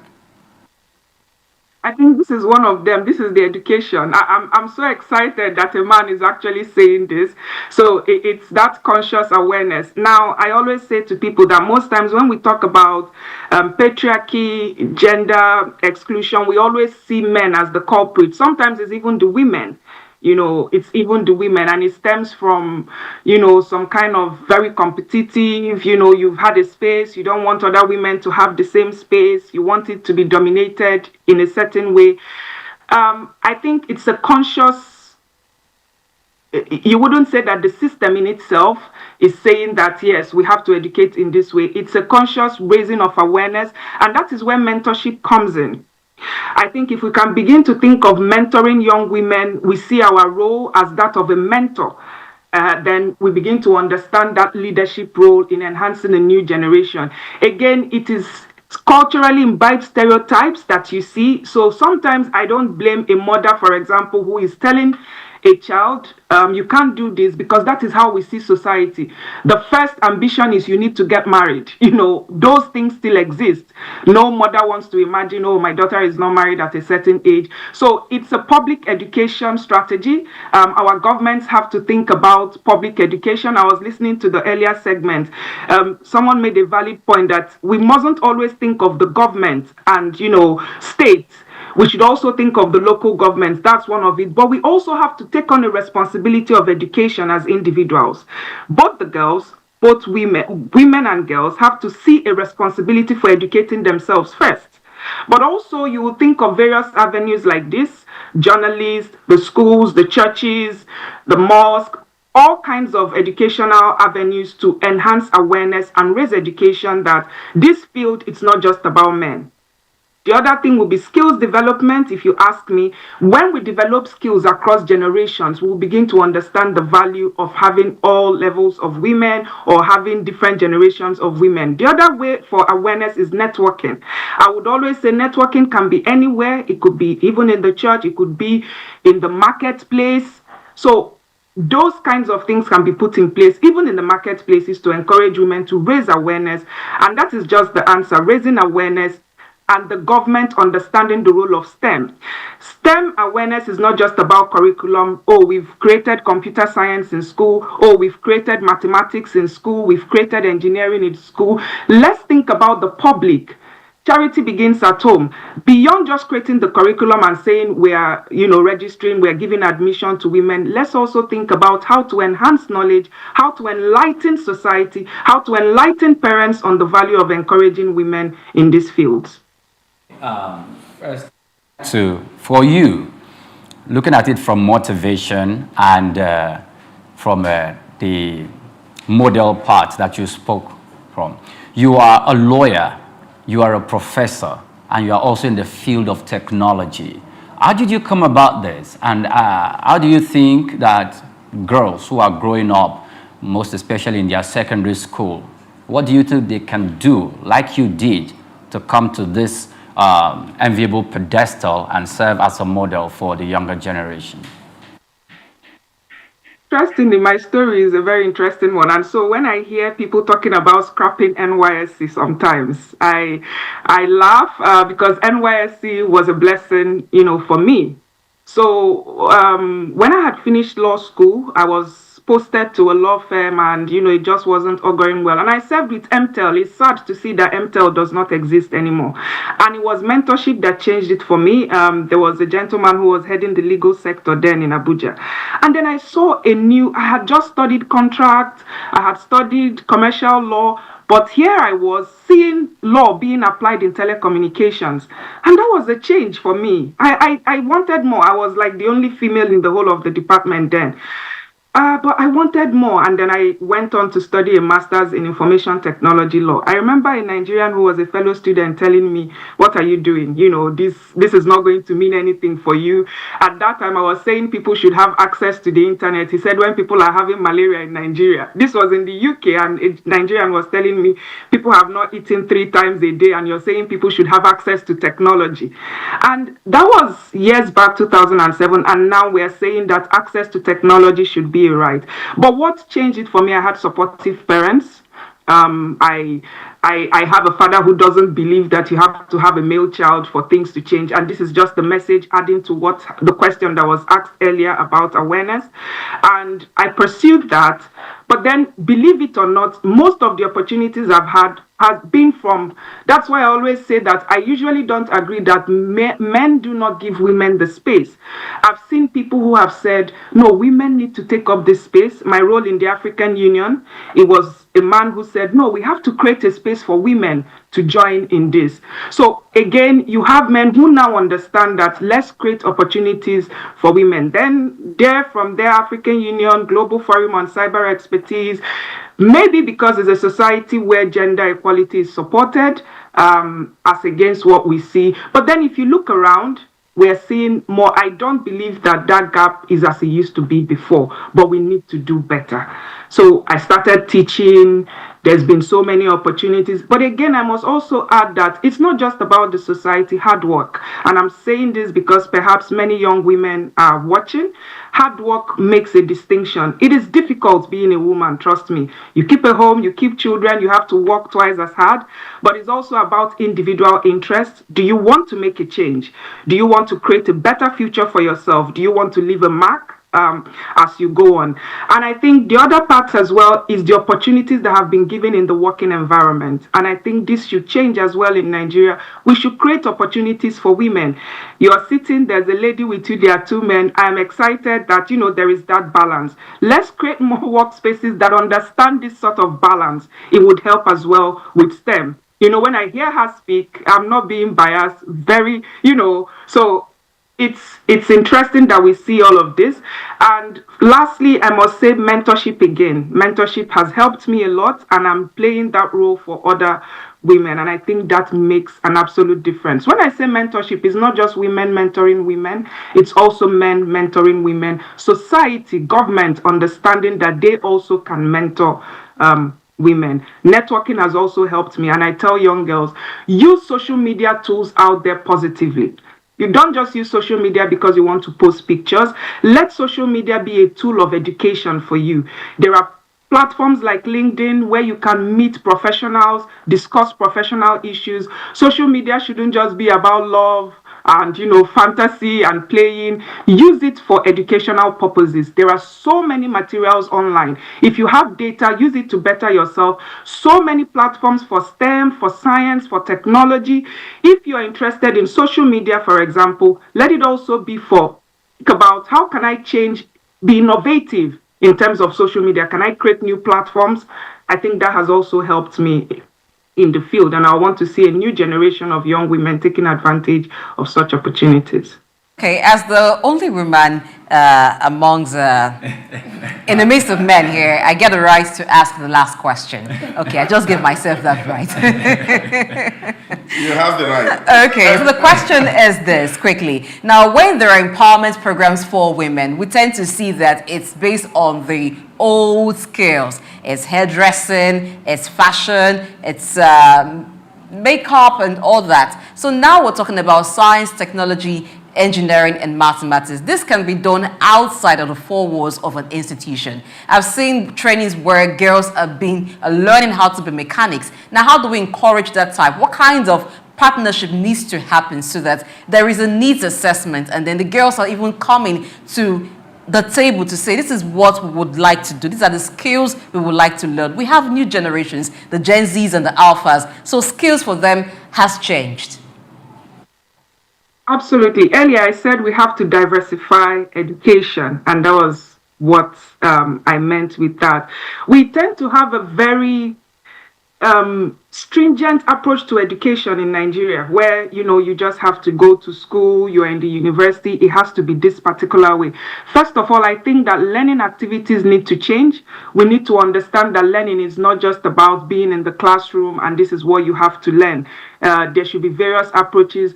Learning can actually be more focused on lifelong practical approaches. Are there ways that we can teach technology outside of the four walls of classroom? Yes. But then imagine telling your daughter to go and be a mechanic apprentice. You can't even, you don't want to think about it. But here in this part of the world, we have a system we call apprenticeship, where people don't necessarily go to the universities. So people would then take up an apprenticeship in a role where they want. We are seeing, for example, that there are policies saying people don't have to go to university to study certain fields. And that is actually the practical aspect. As a lawyer, for example, you find that when you come into practice, what you study may now change when you get into practice, same with STEM. So I think we also need to think about that in the first instance. What practical approaches, how do we enhance authentic learning? Beyond the curriculum, can we create informal aspects? STEM must not just be formal education. If we go down to the rural communities where we don't have, for example, universities in certain areas, can we have, based on policies, arrange notions where technology education can be transferred in more informal ways? But importantly, if we don't create policies about this, it cannot be implemented. So first, we need to understand that we must first have policies, whether from the National Assembly, whether from the National Education Board. How do we want to understand education in the country? If you don't have a degree today, perhaps you will not be valuable in society. People will say, oh, he's not a graduate, he has no certificate. Oh, sometimes we create a strata between polytechnic. Those things must change. People should have the ability to be employed based on practical skills alone. If we cannot do that, then it will discourage people from pursuing informal education. Whether you're a plumber, whether you're a carpenter, you should be able to have a basic level of life. So the standard of living needs to also change for people to believe that I can study informally and still have a good life. People have certain skills technologically. There are young people that can build drones, build all kinds of things, but they are at home waiting for JAM for 5 years. They have no opportunity to implement those things. So let's think of sandboxes as well. Let government create innovative sandboxes that may give access to people, mentor young people, give them opportunity to create things without necessarily going to school. And let's also test practical skills in universities. It's not just about writing exams. We should also think about internship, create more internship and partnership, knowledge partnership, exchange partnership with firms, with companies, with tech companies. As you study in school, let your university have those sort of partnership with tech companies where they come in to teach, or even allow young people to do more internship with their firms. That way we can create more practical experiences outside the four walls of a classroom, like you put it. Thank you so much, Nena Ifeanyi Ejiofor, who is Professor of Law and Technology, Leeds Beckett University, United Kingdom, for finding time to be part of the show today. Thank you so much. Thank you so much. Thank you. It's been a wonderful conversation. In case you just joined now, we've been talking about women and girls in science because it's all about women and girls in science today. February 11. Let's take a break and return to the time for us to hear from you. We've discussed a number of issues today on the front burners. Let's hear what you think.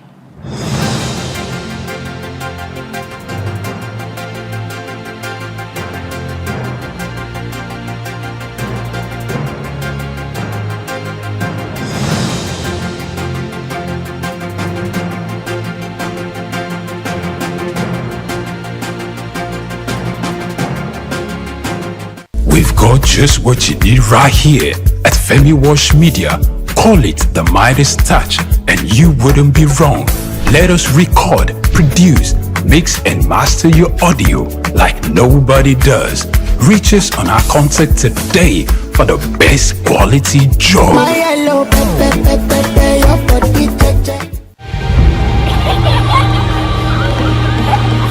What keeps the heartbeat of a community alive? Is it the courage to create, the power to connect, the vision to transform? Well, it's all of this and more. It's a symphony of ideas, innovation, and industry. But where do these stories come alive?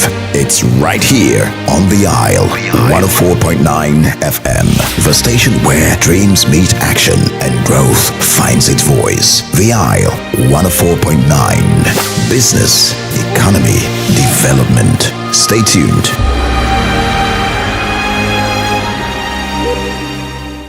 At the Africa Development Study Center, ADSC, we are committed to driving sustainable growth and development across Africa through innovative training and research. Our mission, empowering leaders, policymakers, and professionals with the tools they need to create lasting change. With customized training, dynamic research programs, and study exchanges on leadership, management, and other critical development topics, ADSC offers a platform for exchanging cutting-edge ideas and global best practices. We provide comprehensive services in research and consultancy, capacity building and training, education programs, publishing and knowledge sharing. Our esteemed faculty, composed of seasoned experts and researchers, ensures a learning experience that is insightful and practical. We specialize in policy development, implementation strategies, and monitoring and evaluation. At ADSC, learning is engaging and enjoyable. Our unique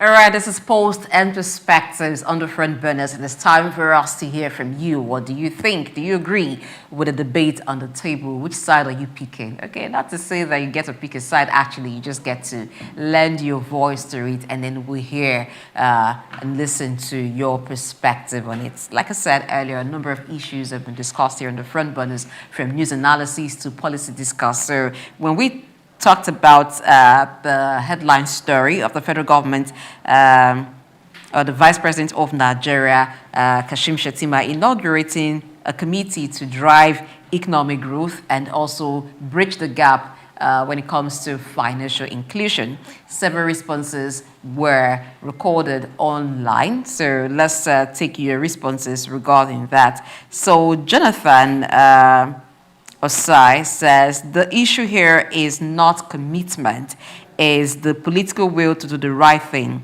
Seems the vice president understands how the economy works. Why can't you as vice president talk to the president in an open mind to make this work? We keep hearing reform and we are doing our best. And then Pinball says, audio reaffirmation just for the media to have headlines. Putting it nicely, because Pinball actually used some words that I cannot say. I've not gotten read to that extent, because those words are not pleasant at all to be used. But I get your point. You don't believe in what the vice president is doing. And Babe Crypto says, are you a crypto miner? Do you have cryptos to sell or to give? but you call yourself Babe Crypto. So Babe Crypto says, are you guys not tired of promises? Are you not tired of talking? Why not let workings do the talking? Simply say, show workings. Are you not ashamed? Politicians has been talking since 1960. Nothing changed. This is 2025, not 1820. And then Nuruddin Abdulmajid says, you people should calm down and make Nigeria great again. If not, there is no rigging strategy that would save you and your boss, 2027. And then the last take from this, okay, this person just found a way to bring in the issue of NPower. You know how you're reading comments or the post on social media and somebody just slides in something unrelated, maybe say, I haven't eaten, or somebody gives me money or no. But Doc, what do you think? It seemed like a lot of people do not believe in this committee set up by the vice president, and some are saying that there have been so much of talk about reform. This is time for Nigerians to actually see the workings, Operation Show Workings. Well, yes, I think a lot of them are correct because we have huge trust deficits for public service in Nigeria, and people don't tend to believe whatever thing that government is saying because there have been so many and several broken promises. And I think this is where the issues are. We've had committees upon committees, and at the end of the day, outcome comes out, and then, of course, the willpower to enforce what is decided by the committee, we really never see it. So a lot of people have gotten to that point to see committee as a waste of time and resource. And I think it's only just incumbent on the current administration to walk its talk. And that was why earlier on I said that it's not just enough to set up committees. Government may not be able to see all of all this. It's also good to put the KPIs on the table. What's the committee exactly going to do? And those things should have been made very public outside the talk that, oh, it's needed, we have to do it now. But we have to know exact thing that these people will be doing so that the populace can actually hold the committee accountable and say, oh, we set up a committee in 2025, and we expected that this committee should do X, Y, Z. And then, of course, civil society organization, media houses, and all public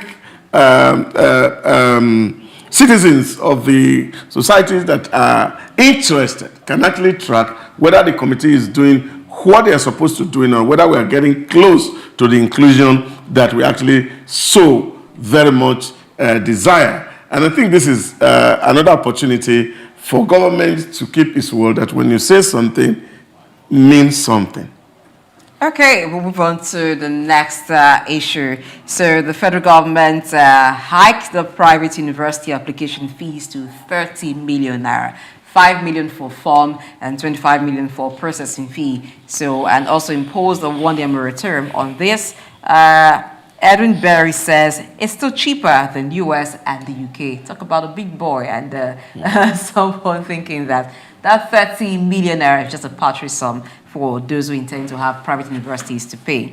And Ruan Patrick says even if it's 100 million naira, they will still pay. They have the money. Make it 200 million naira, the private universities will be more. Money is not their problem. Government through NUC should intensify regulations, not increment for license. And Darius Jessica says he has commercialized federal-owned universities, now using the hiking of the processing fees to extend same to private universities. And Last Minute Media says he is delivering on his promises. I wish him more success on more hikes. Everybody go do all right. And Edo Dada said, confused newspaper, how can Tinubu increase private university fees? On what grounds? He has no power to do that. He can only do that on public universities and not on private. So stop spreading fake stories. But away from whether it's the president who said it or it's the NUC that has said it, the fact remains that the application fees and processing fees for universities have increased. And some say that whether they increase it to 200 million, the universities will still pay. And someone was saying it is not about the fee increment, it's about regulation. Do you subscribe to that? Oh, well, yes, regulation is part of the problem. So like I said, I'm just going to reiterate what I said. The government needs to make sure that whoever wants to establish a university should have money in place, should have a plan for that university, infrastructure-wise, the curriculum-wise, the workforce, the personnel that should constitute the workforce of that university. If we don't have this in place, don't come and try to poach from the federal universities or try to make lecturers keep 2 or 3 appointments. I think that will not augur well for our system. Okay, yes, I subscribe to that as well. But Doc, you know that when universities have given approval, sometimes they buy an expanse of land, and then maybe when you drive past, you just see permanent sites or proposed permanent sites of XYZ University. In the meantime, they have commenced operations somewhere that if you look at the structure and the equipping of that structure, it is not fit for a university. What can be done to ensure that you do have your structure in place before you commence? I think that person that made that comment was right in a way that it's just not about putting price for people to say, okay, come and take registration. That's small money. And of course, you know our ability to be able to network, as it were. That's less than $20,000 as we speak to buy a form. And so even if it's a $1 million, people can actually still source it from the outside to buy the form and keep it. And that's all of it. But I think that NUC should really insist that if people have to establish or seek a university license, they must, as a matter of fact, have structure in place. And that structure must be what NUC had to first assess and then come and check if they have capacity to run a university. Because giving somebody a license is one thing. And then, of course, the person has started. And we also see even in the area where accreditations are done, that even instruments and structures are moved from one place to the other to just secure accreditation for universities. And you see most private universities are actually tapping the resource of public university in terms of staffing, because they don't have what it takes to actually get a good hand to drive the entire process. So I feel it is important that we put the feet on the ground. That it's not just about applying. Do they have the capacity to actually run the courses that they intend to run? Are the laboratories there?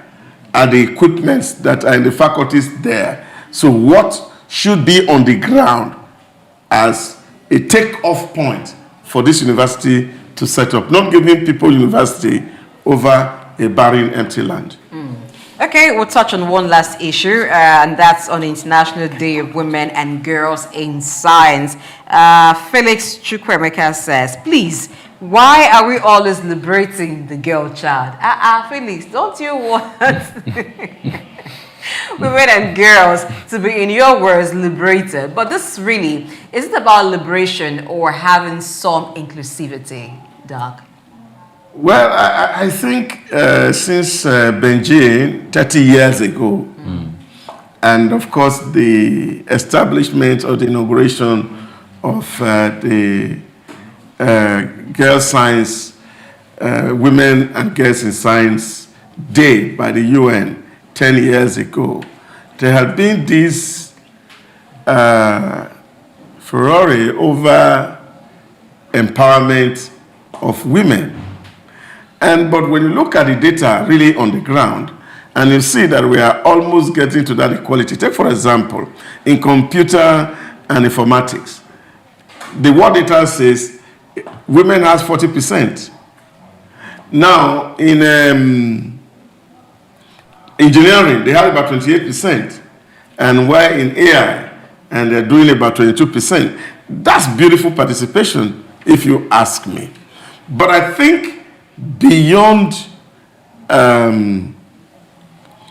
just saying things is the fact that men and women should be given equal opportunities to prosper. And I think that's the only way we can find peace in the world. That's the only way we can find prosperity. It's even said that if Nigeria, for example, can actually get to that level of inclusion, over 25 billion can actually be added to our GDP because of women participation. And I think for prosperity is something that had to be driven. So we don't push the women to the back stage. We also have to have them in the front, also make choices, because the men have done it for too long. And I think it will just be right for women to also take the front seats. Priya, you're smiling. Your thoughts in a minute, please. Most of the times when we feel like, okay, the girl child this, the girl child that, the woman child, the women this and that. Well, the peculiarity of the sex, and they felt they should be given some form of an exemption to some things. Whilst that is not something that we should debate about because it is required and it is needed, we should also pay attention to the boy child. Okay. I want to be the father of the president of Nigeria. Okay. And which sex do you want that to be, male or female? No, the father to the woman president of Nigeria. Okay. Don't worry. That will happen. I intend to run for office someday, so that means that we're in this. You have my backing. Okay. That's the show today, people. Thank you so much for watching. You can also share more comments when you go over to our social media platform at Souq News TV. Drop a comment, #frontburners, or you can leave a comment on our YouTube channel, #frontburners. I am Blessing H. The show returns tomorrow, 7 a.m. West African time. Until then, I ask that you stay with Souq News TV. There will be more news updates and exciting programs for your viewing pleasure. And Doc? Idahosa Osamaza is my name. Tomorrow we will do it again. Stick with us. There are more programs coming on Souq Television. Just stay hooked onto the channel and don't turn the dial. Free. And I'm Oyin Priya Kurumale. Many thanks for watching.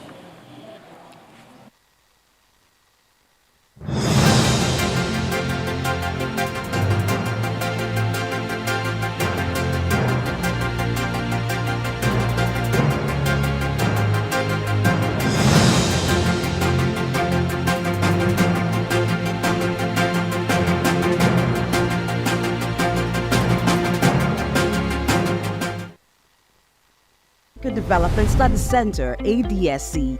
We are committed to driving sustainable growth and development across Africa through innovative training and research. Our mission, empowering leaders, policymakers, and professionals with the tools they need to create lasting change. With customized training, dynamic research programs, and study exchanges on leadership, management, and other critical development topics, ADSC offers a platform for exchanging cutting-edge ideas and global best practices. We provide comprehensive services in research and consultancy, capacity building and training, education programs, publishing and knowledge sharing. Our esteemed faculty, composed of seasoned experts and researchers, ensures a learning experience that is insightful and practical. We specialize in policy development, implementation strategies, and monitoring and evaluation. At ADSC, learning is engaging and enjoyable. Our unique methodology includes talks, interactive exercises, games, video screenings, and lively seminar discussions, all in a comfortable and friendly environment. For more information, email us at info@adstudycenter.com or call +234 912 039 2362. Visit our website www.adstudycenter.com to explore our programs and upcoming events. Africa Development Study Center, rethinking development for Africa. In a world constantly evolving and facing new challenges, women and girls have the power to shape the future. Their ideas, creativity, and determination are essential for driving innovation and solving some of society's most pressing issues. Yet, despite the immense contributions women make in every field, they are still underrepresented in some areas that offer not only opportunities for personal growth, but also the keys to global progress. The International Day of Girls and Women in Science commemorates the critical role women and girls play in science, technology, engineering, and mathematics, collectively known as STEM. Despite significant progress, women continue to be underrepresented in these areas, and today serves as a reminder of the need to bridge that gap. Established by the United Nations in 2015, the International Day of Girls and Women in Science is observed every year on February 11th. The day highlights the importance of gender equality in STEM and encourages more girls and women to pursue careers in these fields. Diversity in STEM is crucial as it brings fresh perspectives and innovative solutions to global challenges. When women are excluded or discouraged from these fields, they are essentially being limited of potential for discovery and progress. Agreeably, STEM careers are some of the fastest growing and highest paying jobs, and women deserve equal access to these opportunities. According to UNESCO, less than 30% of researchers worldwide are women. In some regions, the numbers are even lower. Barriers such as gender stereotypes, lack of role models, and unequal access to education continue to hinder progress. Organizations and institutions around the world are working to change this narrative with various programs such as mentorship, resources, and hands-on experiences in STEM fields as a means to empower young girls. The theme for this year's International Day of Girls and Women in Science is Unpacking STEM Careers, Her Voice in Science. It's a call to governments, educators, and industries to invest in policies and programs that support women and girls in STEM. From Maria Carey, the first woman to win a Nobel Prize, to modern-day trailblazers, women have made groundbreaking contributions to science. Today, the world celebrates their achievements and reaffirms commitment to creating a more inclusive future. It is important to remember that empowering girls and women in science isn't just about equality, it's about unlocking the full potential of humanity. Together, we can build a world where every girl has the opportunity to explore, innovate, and lead. Grace Komolafe, Souq News Television. Muhammad Yunus was born on the 28th of June 1940 in the village of Batwa, Chittagong, a British Indian colony which is currently known as Bangladesh. He attended Lama Bazar Primary and Secondary School in his village and passed the matriculation examination into Chittagong Collegiate School, where he ranked 16th out of 39,000 students. After his graduation in 1961, Yunus joined the Bureau of Economics as a research assistant and was later appointed lecturer of economics at the Chittagong College. During that time, he also set up a profitable packaging factory on the side. In 1965, he received a Fulbright scholarship to study in the United States, where he obtained his PhD in economics from the Vanderbilt University Graduate Program in Economic Development. Between 1969 and 1972, after his keen education excellence of apex heights and proportions in the United States, he returned home and was appointed professor of economics at the University of Chittagong. He was eventually appointed onto the board of directors to the United Nations Foundation, where he served for 33 years. When Bangladesh suffered a famine in 1974, Yunus felt he had to do something for the very poor. In his country, he founded the Grameen Bank. His motivation was to create economic and social development for the very poor, giving long-term loans to those who wanted to start small enterprises to pay back when they can. The aim to help was to get many of them out of poverty. For this, he was awarded the Nobel Peace Prize in 2006. Muhammad Yunus is a recipient of numerous international awards for his ideas and endeavors, including the Humanitarian Award in 1993, World Food Prize in 1994, Independence Day Award in 1987, Bangladesh's highest award, the King Hussein Humanitarian Leadership Award in 2000. He was also awarded the Volvo Environment Prize in 2003, Nikkei Asia Prize for Regional Growth in 2004, Franklin D. Roosevelt Freedom Award in 2006, as well as the Souq Peace Prize in the same year. All humans are born entrepreneurs, he would always fondly say. His heart showed through his everyday life.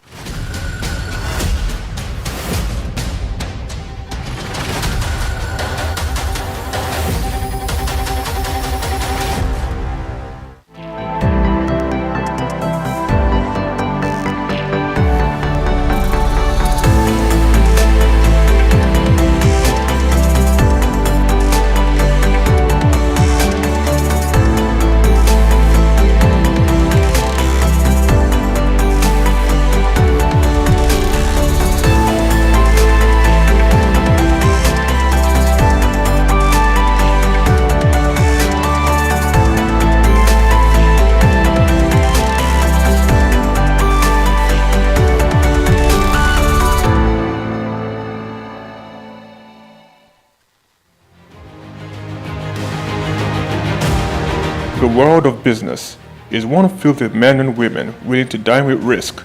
And when we seek African business shapers, we see individuals who have denied self to build conglomerates.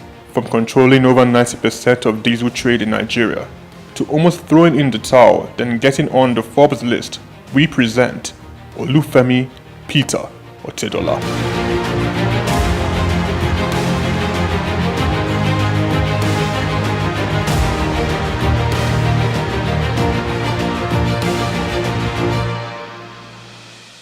The Nigerian businessman and philanthropist was born in Ibadan, the capital of Oyo State, on the 4th of November 1962, into the family of late Sir Michael Otedola, the governor of Lagos State from 1992 to 1993. The University of Lagos Staff School, Akuka, welcomed Olufemi for his primary education and secondary education at Olivet Baptist High School, Oyo. Olufemi proceeded to Obafemi Awolowo University, Ife, for his first degree, graduated and joined the family printing press business, working hard and gaining experience. Femi Otedola ventured out starting Center Force Limited. The company focused on finance, investment and trading.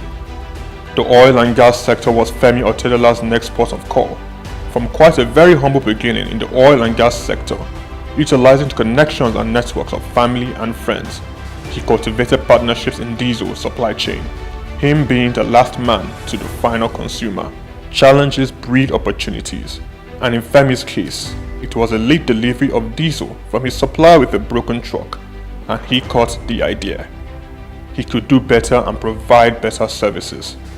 He ventured into diesel supply business, buying diesel from a retailer and supplying to companies. Femi Otedola encountered several difficulties securing his supply and timely meeting the demands of his growing clients.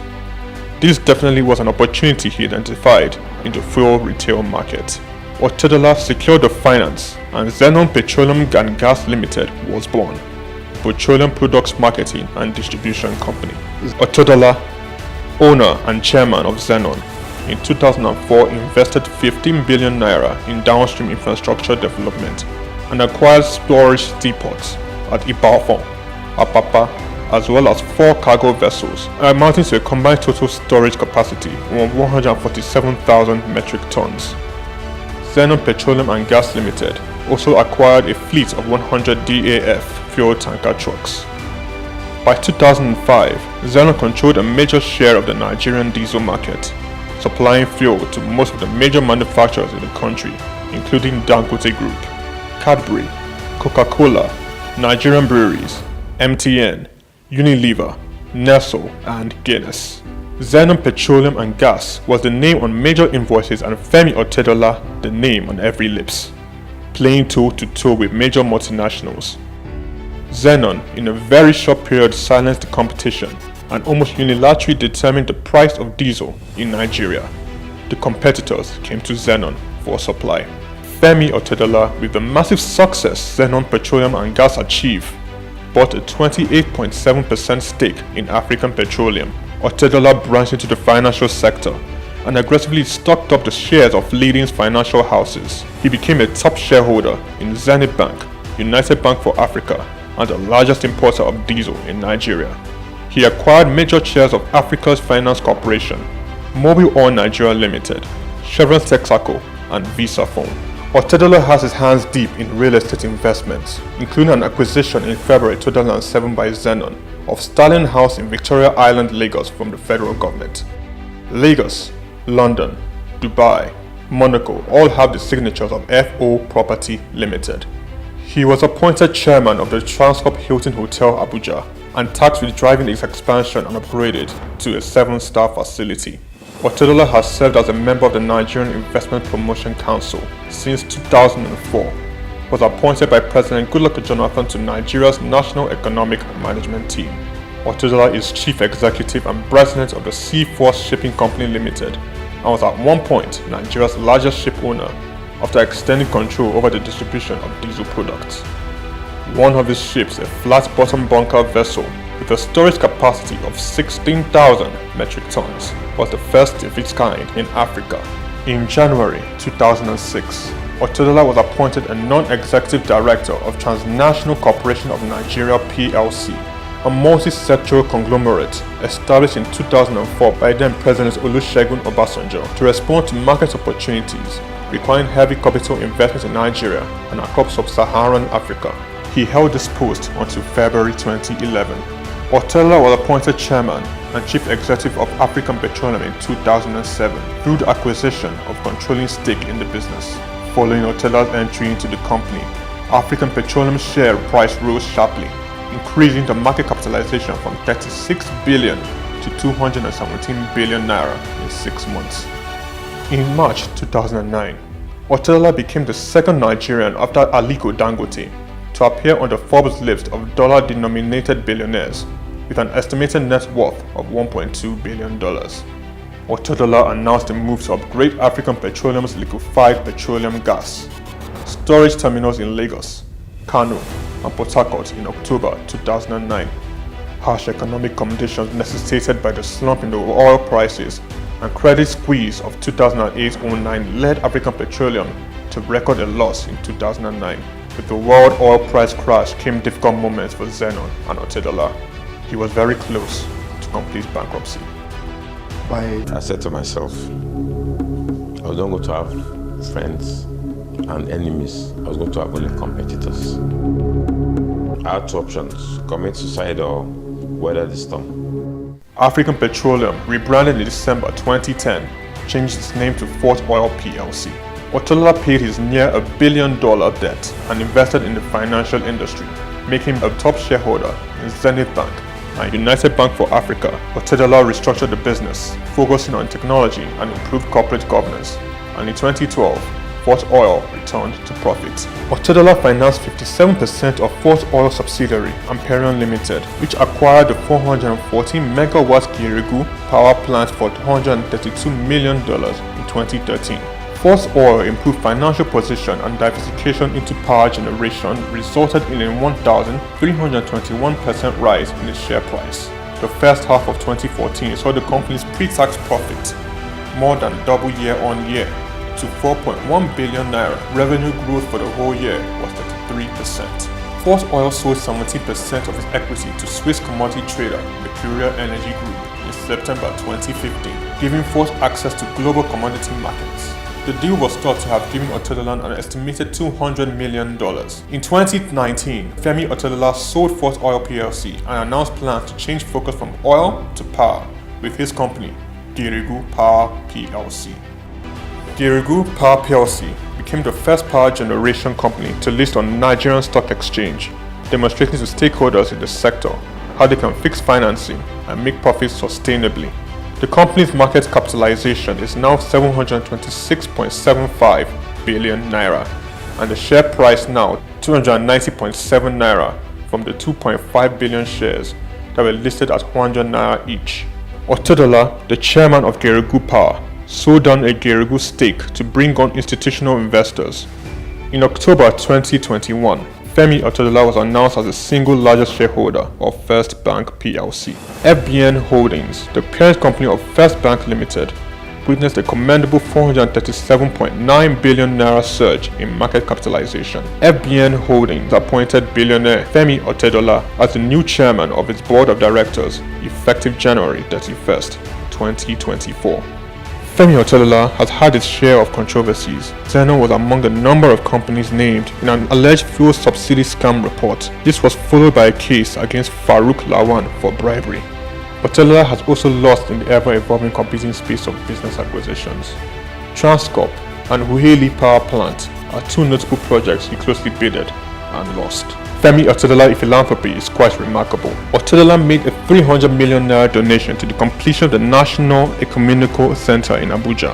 In 2007, he gave 200 million to the State Security Trust Fund in a drive to reduce crime in Lagos. Donated 100 million naira to the Otedola College of Primary Education in Egbe. In 2008, he donated 80 million to the Faculty of Agriculture at the University of Port Harcourt. Femi Otedola pledged and redeemed $25,000 to the Super Eagles in the match against Algeria in 2019 AFCON. He gave all 750 students of Augustine University 1 million naira each. Femi Otedola sits comfortably on the Forbes billionaires list of top 20 richest people in Africa. Femi Otedola is married to Mrs. Nana Otedola and have 4 children: Olawumi Christy Tolani, Florence Ifeoluwa, Elizabeth Temi, and Fewa Otedola. Olufemi Peter Otedola is a standout astute business executive.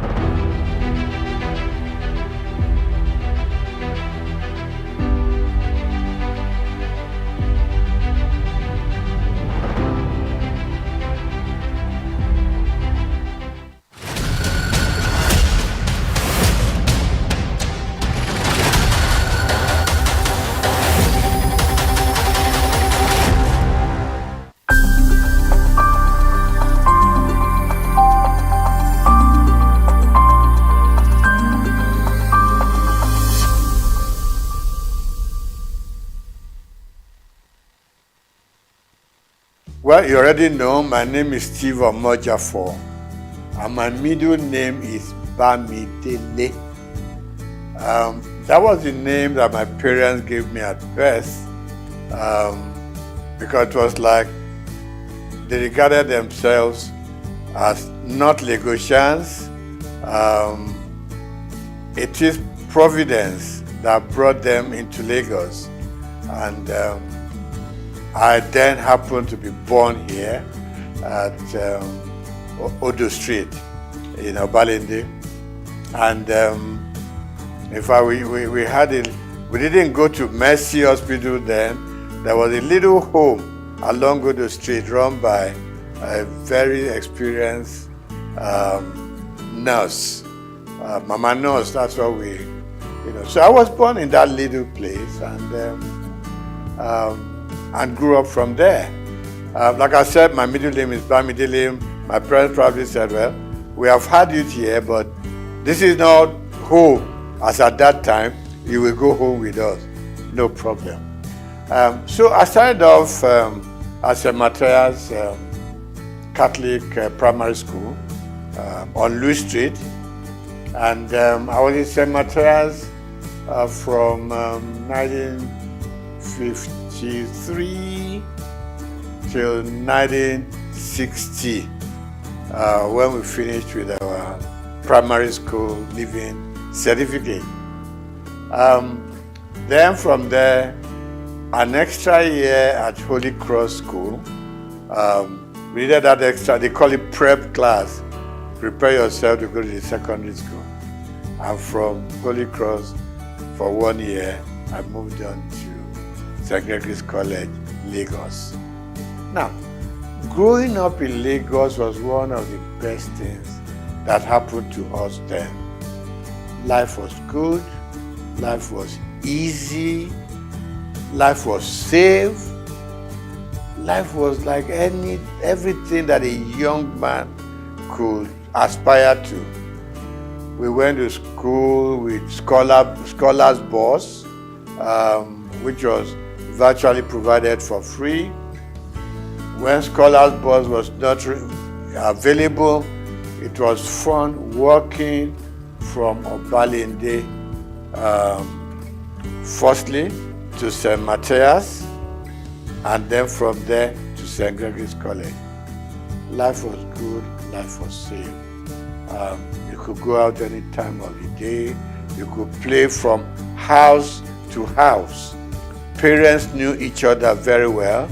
And so, in fact, when you were late somewhere on your street or in your neighborhood, you could sleep there because they would send a message to your home that Dele is here, so don't bother. The next morning you wake up, have your bath, have breakfast, return to your home. There was this community life that we all lived. Parents could discipline children of their friends. Okay? Not like these days, you dare not touch any other child. The parents will come and do a battle with you. That I didn't send my child to you to be flogged or to be beaten. So it was a very beautiful life. So went to St. Matthias, went to St. Gregory's College, and then from there to University of Lagos. We were our brothers' keepers. School was fun. Teachers were all there just to teach you. And there was no messing around. There weren't any bad habits that people could be developing along the line, So that was my life growing up. So we were all walking through Balinde to Lafiaji, to Campus Square, to Tokunbo, Okekpokpo, So we were children of the neighborhood. We were children of the area. So I'm never ashamed to say I'm an area boy in Lafiaji. Today it has become a taboo, but then we were proud of our origin. We were proud of our place of birth, and we were proud growing up in the neighborhood. So today, still believe me, I get up on some Fridays, I just go to Lafiaji, I stay with the guys. Okay, not all of us were fortunate enough to go through the system. Okay, so those who, in quote, we left behind, we still, a lot of the time, we still talk to them, we still relate to them when there are problems that we could fix. We help out. Because, it wasn't their fortune to be able to have gone. I know some dropped out, on their own volition. But generally, we all like the idea of going to school, but some couldn't make it. But we still relate to them. We are still friends.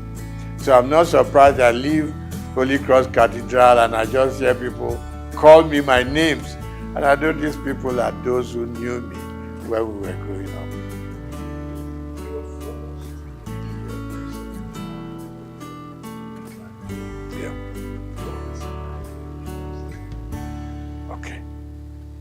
Let me start by saying that even at secondary school, I read a lot.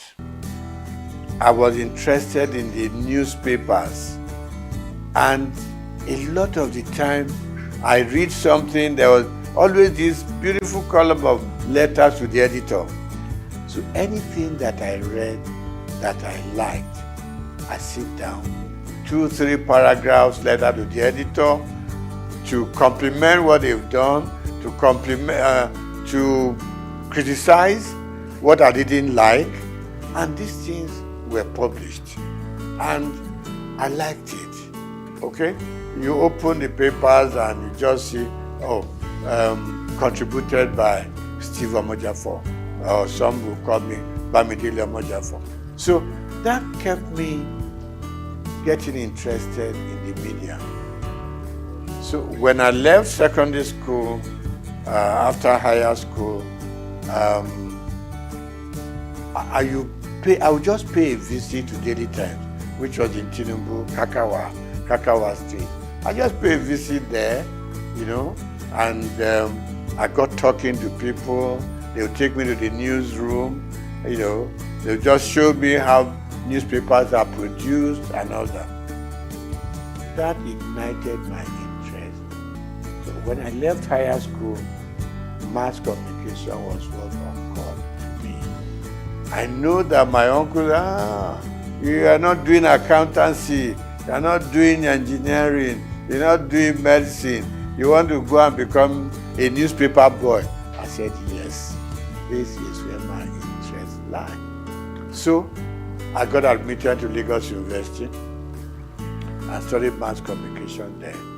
And while I was there, I developed a column in Lagos Weekend of those days. Every Friday I was contributing, and I was writing under the name of Akinbodilon. Now, Akinbodilon itself is a name that I picked up in a drama group. Because we had a drama group that we produced all kinds of little plays here and there at J.K. Randall Hall, So one of the roles I played was Akinbodilon. So when I started writing my columns in Daily Times and Lagos Weekend, I just used that pen name, Akinbodilon.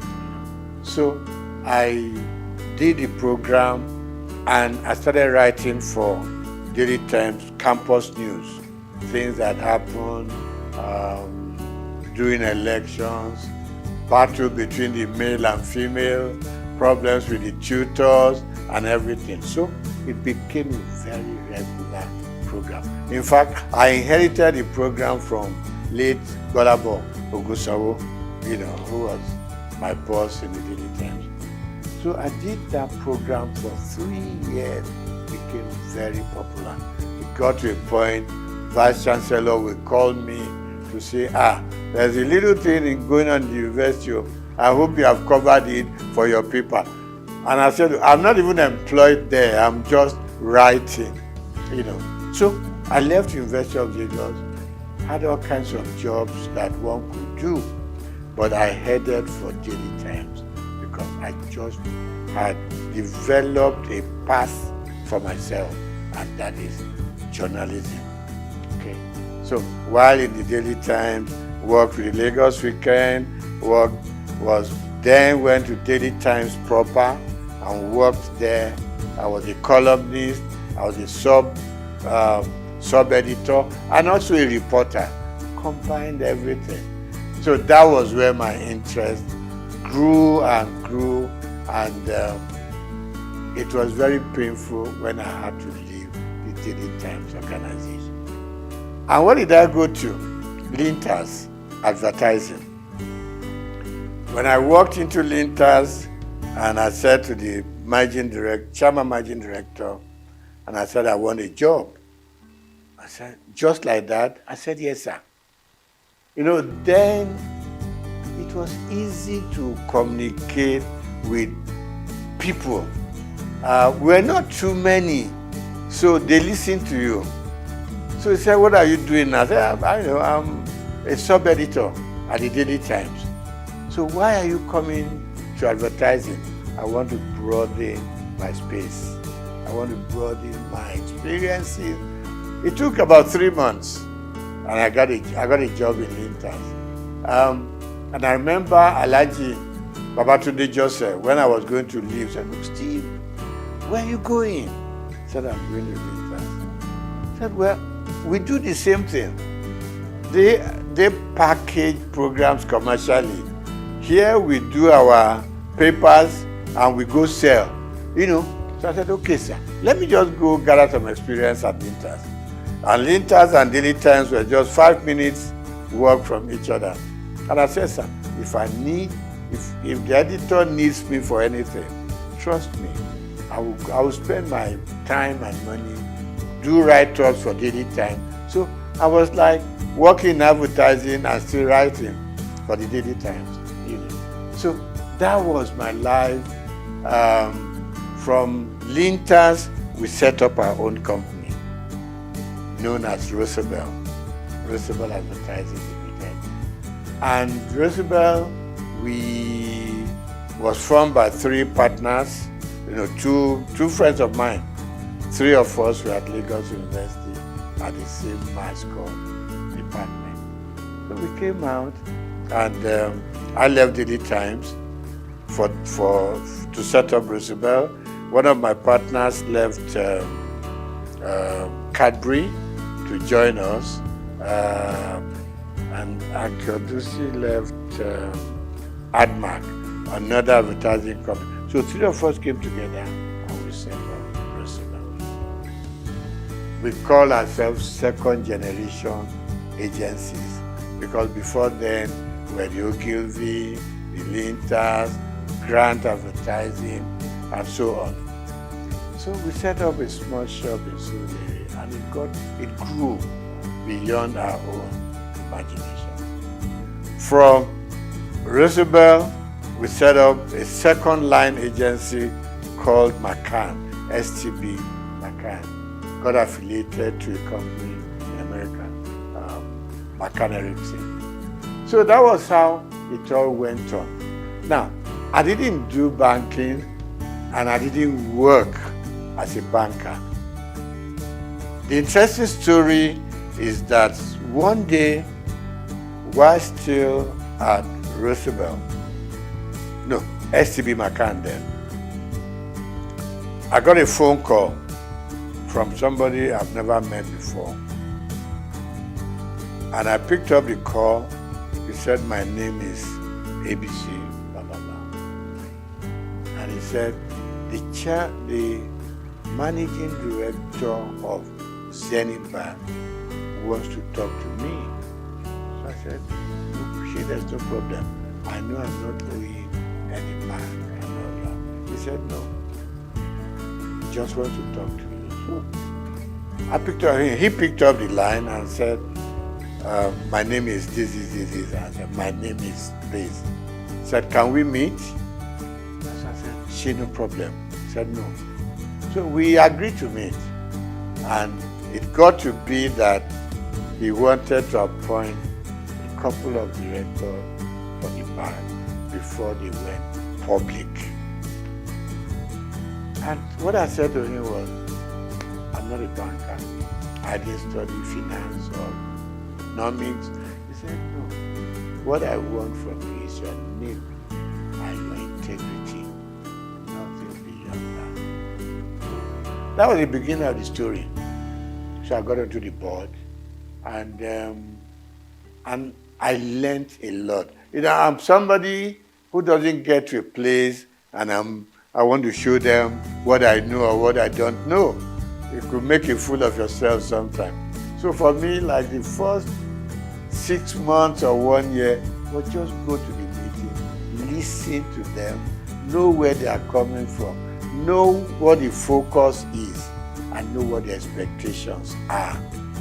So I picked it up from there. Gradually, I got into the system. Of course, naturally, buy some books on banking, finance, just read, you know, so at least you know how the banks operate. I've always been a customer of the banks in a very small scale. And all I did was follow the banking trend there weren't too many banks in Nigeria at that point in time. But I followed through. And that was it. I got onto the board. And somewhere along the line, there was a policy of the central bank. The managing director had to step aside, so to say. The chairman had overspent some time regulated by the CBN. And they approached me and said, you are going to become, at the board, you're going to become the chairman of the board. I said, me? And they said, yes. I've met a lot of people here, so why me? Anyway, to cut the short story long, I was eventually made the chairman of Zenith Bank. And I was there, I was chairman for 4 years. And then CBN rules changed again. The MD came back, and I was very happy to hand over the bank to him. And I said I was going to leave when he came back. He said no. Statutorily, as he had 2 more years on the board, that no, you got to stay and live out your time. And then, so I did. And after 12 years, I eventually bowed out from the bank and returned full time to my own job, which I've been known for, and that is the media world. Okay, so I get invited for interviews, for programs here and there.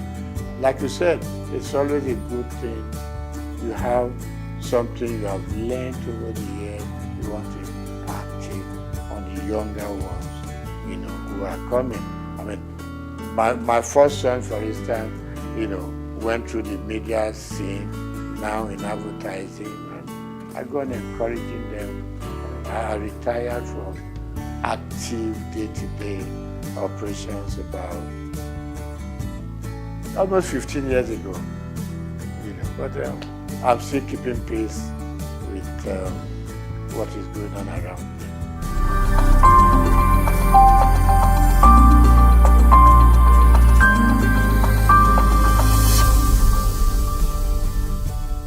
Yeah, I mean, the society itself is very dynamic. There's been a lot of changes over time. I mean, I look back to during my own time in the newspaper world, and I can count just about 4 or 5 newspapers then. Okay, Morning Post, Daily Times, The Express, and a couple of others. So we knew each other. We knew the practice, we exchanged news information, we exchanged, if you had a news that was breaking, you want to call up colleagues from other papers, we all go there as a team, right? Because stories will be written from different angles, no matter what you do, So, newspaper was great, and it was so good. In the morning, your byline was there, and people were trying to reach you, about the quality. Quality was good. Quality was good. And there wasn't too much of freelancing in those days, in the newspaper world. So you were either fully employed or you didn't belong. Same thing for radio. For instance, television I didn't do much about. While in journalism and in newspaper world, I was writing for radio, okay? Interesting stories. I had, there was a name to this program, the Oddities, Odd World. So we were picking up things that were odd. People that didn't imagine what they were. It's not something that was very common. So we went on doing that. So newspapers were growing, radio was growing, television was growing, and out-of-home media was also growing. And talk about the dynamism of the system. Suddenly, people were now going out of buying a newspaper every day to sit down and hold it in front of you, trying to read from beginning from cover to cover. Other forms of communication came on. With the advent of mobile phones, things began to change. In our own time, it was the phone you put on the desk and you were dialing it, a lot of the time you could never get across, okay? Suddenly, mobile phone came onto the scene. And news coverage was transformed completely from what it used to be, okay? So now, people on their phone could reach out, you could touch Germany, touch America, touch all parts of Europe, just sitting down in your office to gather information, gather news, what is new, And then, of course, we now had more television stations, no longer NTA alone, okay? Now, with the news stations, things were just expanding. Things were broadening up, and news gathering became something new altogether, and everybody was heading for a new phenomenon altogether. So today, you don't have to be a big guy to be able to tell your stories. Little children tell their stories, females tell their stories, So really we have moved from the days of waiting to read your newspaper to gather your news. Now, with your phone on your palm, you could do wonders all over. But of course, standard also, in some areas, standard will improve. In some areas, standards will go down. Because the multiplicity of media sources create problems. The kind of quality control we used to have in those days was disappearing. And people can build up stories without even being there to know if it is factual or not. So of course, the turmoil that we are going through in the media space now is better imagined. But I still believe that for those who have structures like the one you are building up now, will enable people to know that you've got to check, you've got to cross-check, okay? We have laws that control what we say, what you do, what you publish. Of course, they are not as rigid as they should be, So, in terms of content these days, you have to ensure that you check your facts before you can believe, what they are saying or make any sense out of them. So really it has become all commerce affair. And this is not going to be the end. The explosion is going to continue. Maybe in a few years to come, we're going to have a stronger media control than what we have now. People are building content. You go on YouTube, you go on all kinds of media, and you are getting all kinds. What you hear from your WhatsApp is different from what you're going to get in your YouTube. You go to Instagram. People are selling themselves with all kinds of stories. So really, for me, we've gone through the era of sanity in media, and I hate to say, we've gone into the era where anything you can think of, say it, write it, do it, and for the consumers, it's like you either take it or you leave it. But it's good that we can now reach out much, much widely. Thanks to our mobile news. You talk to people in any village in Nigeria, and suddenly one thing that didn't grab us so early was you open up your Google Google map, and you don't have to stop people on the street anymore. Show me where I'm going. Just go to the app, and it leads you to the front of the house you are going to. So we have a lot of improvements, and I think it's going to be improving some more. All we just need to watch is to ensure that we remain truthful and we remain factual, so that we don't mislead people on the street, particularly people in the rural areas. One day you just see everybody running helter-skelter because somebody posted the news that is not correct. So we need to watch that and put some more control. But I like the growth in the media space.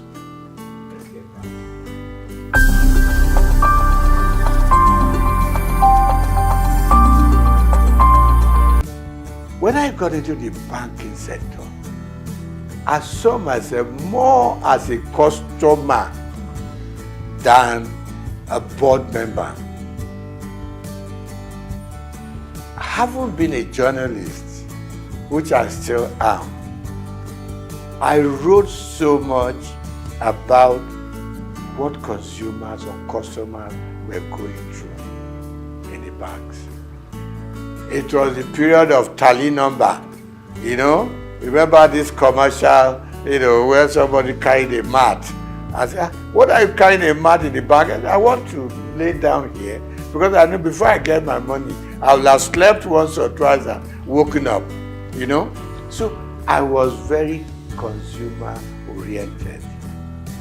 When I got into the banking system, a couple of times my board members will ask me, are you on the board or you are still a customer? I said, first and foremost, I want to remain a customer of the bank.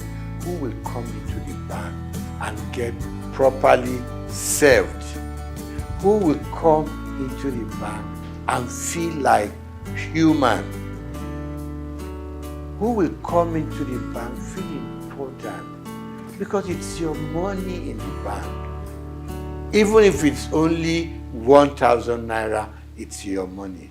You need to be treated with some dignity and respect. And that was my mentality that I took into the board of the bank. I said, listen, I am not too happy the way customers are treated. It is their money, no matter how small. Treat them with respect, treat them with dignity. So they started listening to me after some time. And I said, customer service is extremely important. In those good old days, you will hardly hear about customer service in any of the major banks. It wasn't there. But gradually, people started being important. It was more of retail. You can deal with the big corporate organizations, but at the same time, it is these poor students, poor market women, people who are out there on the street laboring hard to bring their money. So that was one area I was extremely happy that we developed that area of retail banking and being able to make the consumer a king. Okay? So that was part of it. Then, of course, I said to the bank, I said to them, fine, it is very good to make huge profits, okay? But at the same time, the customers that come in here and from their money we make our profits, let us also consider the kind of interest they get from their deposits. Today, when the banks take your money to deposit, okay? No. When you go to the bank and say, I need assistance, I need a loan, and you tell them, give them all the facts and figures, okay? they will tell you you are going to pay interest of 20%, 23%, blah, blah, blah, blah. When they take your money to put in the bank, they give you an interest of 2%, 3%, 4%. And I just couldn't live with it. I mean, if you are giving me a loan, you're charging me so much. When I put my money there, it's also a loan to you. Why will you leave me with 2 or 3%? And I thought the system wasn't quite right. It was too skewed towards the bank than the customer. So I met a lot of pushbacks, in that area. And I must still say, it's an area I think government should still be interested in. In the civilized world, interest rate hovers between 3%, 5%. In Nigeria, it goes as far as. Maybe in Africa, not just Nigeria. I know we are developing, but at the same time, let's develop together. For both those that we are taking in their money and for those we are giving money to. So there be some level of balance. So I really worked hard in that area. I may not have fully succeeded. Then I think finally, one other thing that I think I was able to do at the bank is our staff also requires some upliftment. And suddenly banks started, employing senior people. They started moving people up. They look more at the system now than just ownership. So generally, of course, more banks have come into the scene. A lot of new banks. So people can spread out and salaries started going up for bankers and all that. But of course, requirements were also extremely high. So generally, I think today we have a much stronger banking system and we are still going.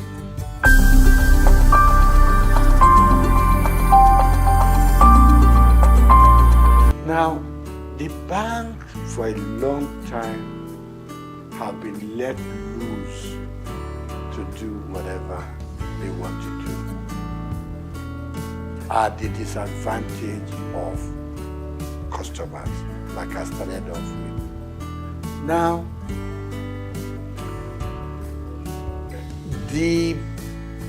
our leaders, and when I say leaders, let me point on just our presidents. The system was such that our presidents could do anything they like with the banks. It was almost an extension of the State House.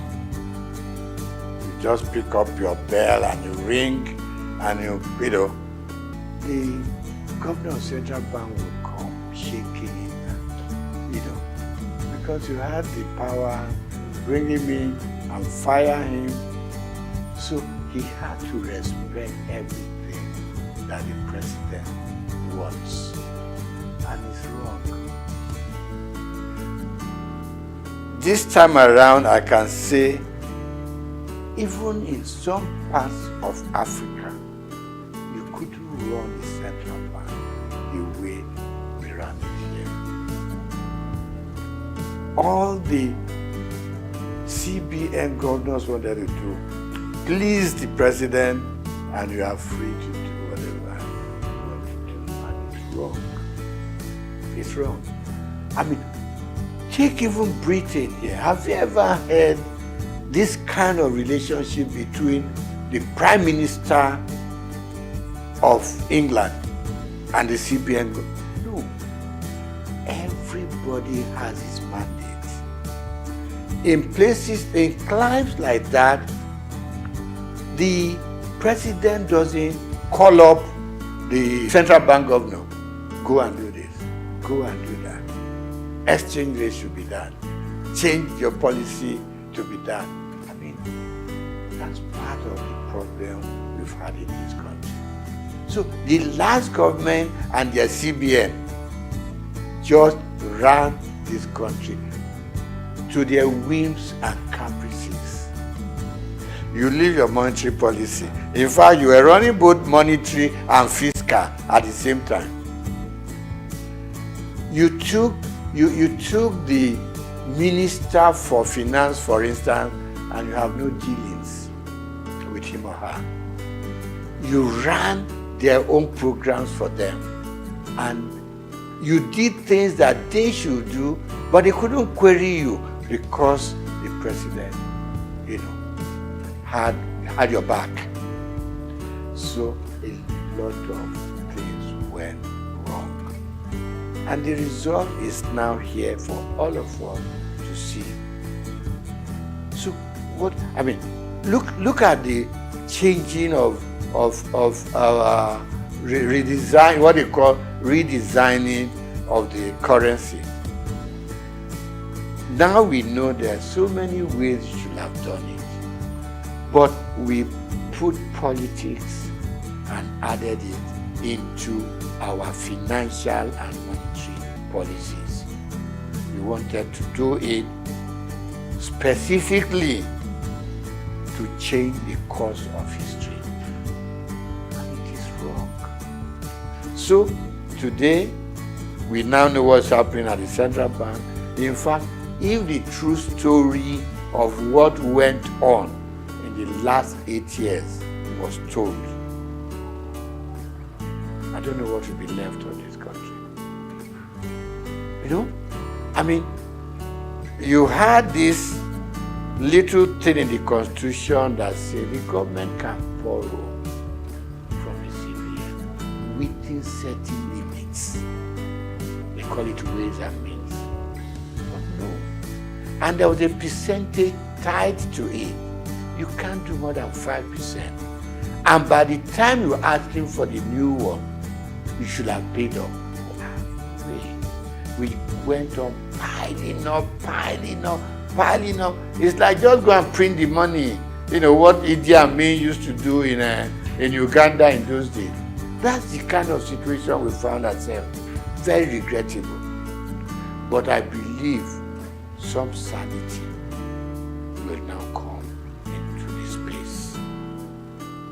The new central bank has at least outlined its policies. It has also said, let me keep to my monetary policy, which is my area, and leave the paperwork and how they want to run it with people who deal with the fiscal area. So we want to change. We think things should change.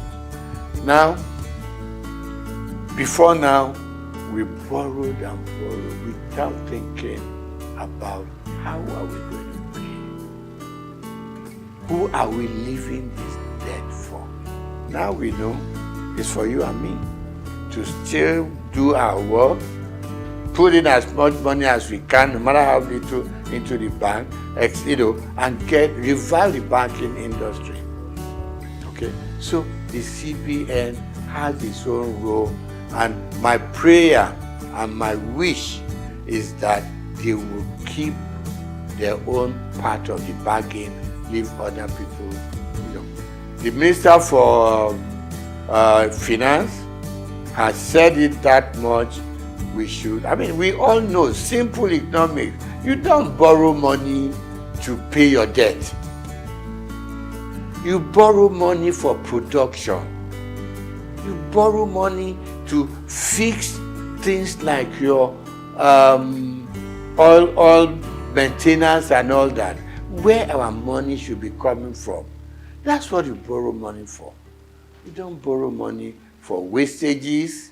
You don't borrow money to satisfy your whims and caprices. You don't borrow money to just go out there and waste it. Now, you borrow money to pay back your debt. At the end of the day, we are back lower than where we started off from. So really, my appeal to both the president and his cabinet, particularly those that do with finance. Give them some room. You put them there because you think they know what they're supposed to do. Give them the space. If it goes breathing down their neck, at some point, it will just be, president said so, president said, even things that the president did not say, president said so, and it's got to be done. And we are running a country, even when you run your home, you are able to sit down with your little income and plan. Every day we are being told, if you earn this much, use this little bit, keep the rest in the bank, because you never know about tomorrow. So that's where we found ourselves, and I believe that if everything goes right, we should see massive changes from what it was, the last 8 years. We need drastic changes in the system.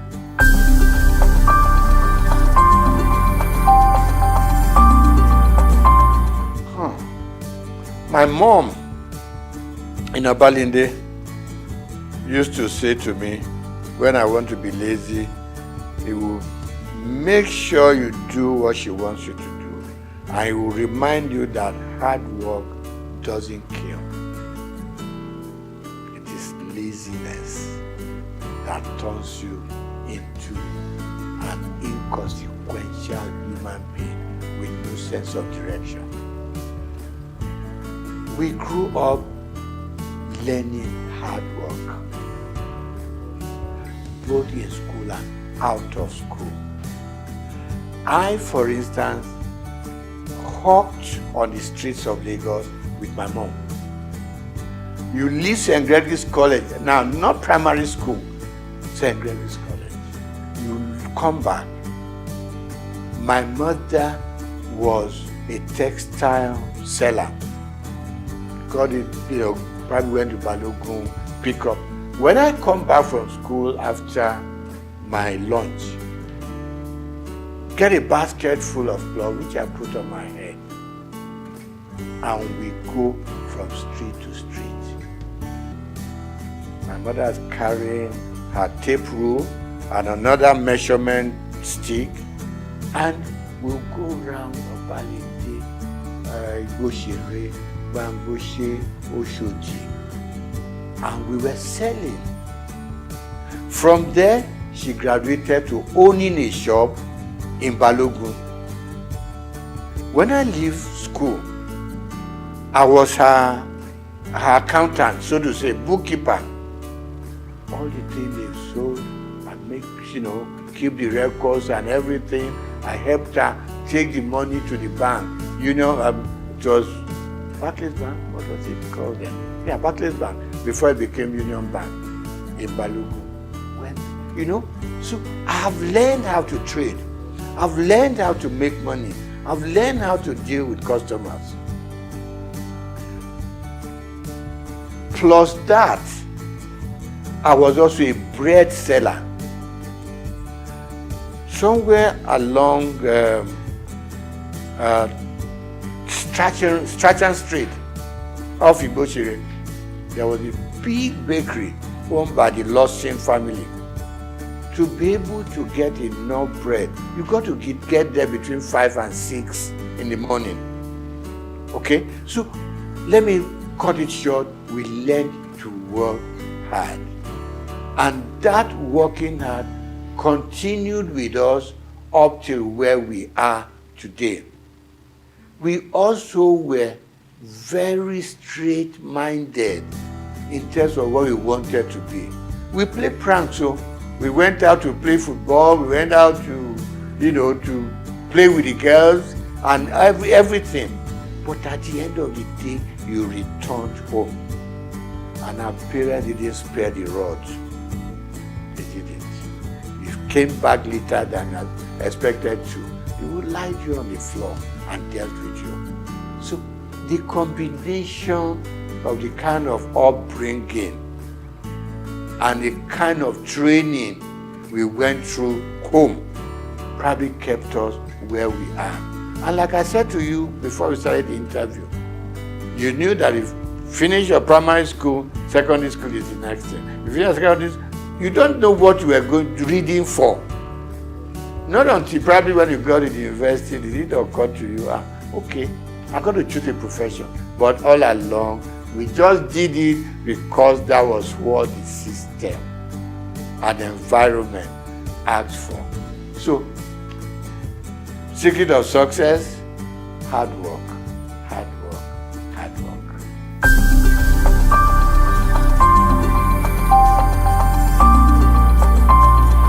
No. I had a father who was very finicky about appearance. When I lived on Igboshere Road, our church was on Louis Street, so to say, walking distance.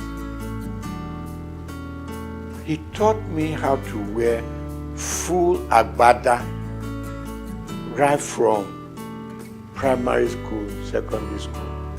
I mean, today, you just wear buba and shokoto, you go to church. Never was that happening. It's got to be full. Right. Then from there, by the time you got into, I mean, my father died while I was in university. Before then, he was always having this very thin bow tie, not this bigger one, bigger sizes now. Thin, you know, even when his dress is khaki and khaki, he still had it on.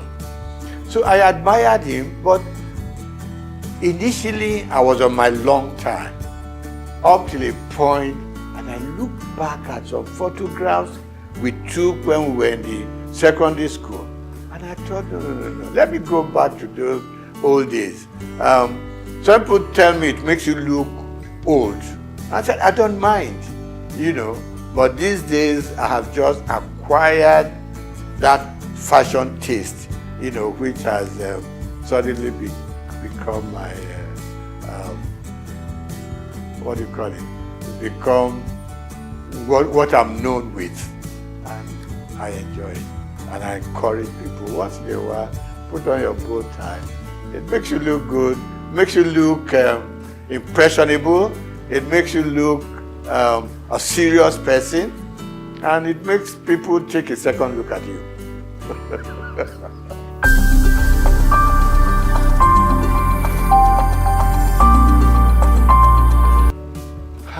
I think number one, parents started sparing the rod. Call it civilization, call it growing up and all that. Parents started sparing the rod because they always whipped us to shape. You knew what was expected of you, and you did it. Because if you didn't do it, your punishment is waiting for you. But as we grew up, I mean, you probably will ask me today, do I use the rod for my children, for instance? And the answer is no. And why it is no is that these days the children look up to you. They are more exposed than what we were. More exposed. They know what daddy does. If you show them a bad example, they will repeat that bad example. If they know that when daddy wakes up in the morning, before he goes anywhere, he needs time to say his prayers.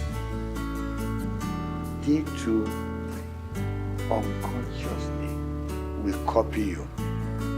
If they know that when dad goes out, he comes back certain time. It doesn't come in at 1 a.m., 2 a.m. Subconsciously, they too will know there's something that this old man sees that doesn't make him go out all night. So they copy from us. But then, like people say, I don't know how correct it is, that These days, people are so busy looking for money. They all over the place. They abandon the home to nannies and housemates and all that. And the children, a lot of the time, are on their own. But people like you and I, for instance, probably had housemates in the house. You see, but the work that the housemaid does, we were also made to do it. Right? Washing our plates. Staying in the kitchen to see how things are prepared. They took us through it, even if you didn't have to do it yourself. And that's why you and I are what we are today. But for the modern young families, more so if there's some money to back it up, no, the children don't touch a lot of housework in the homes.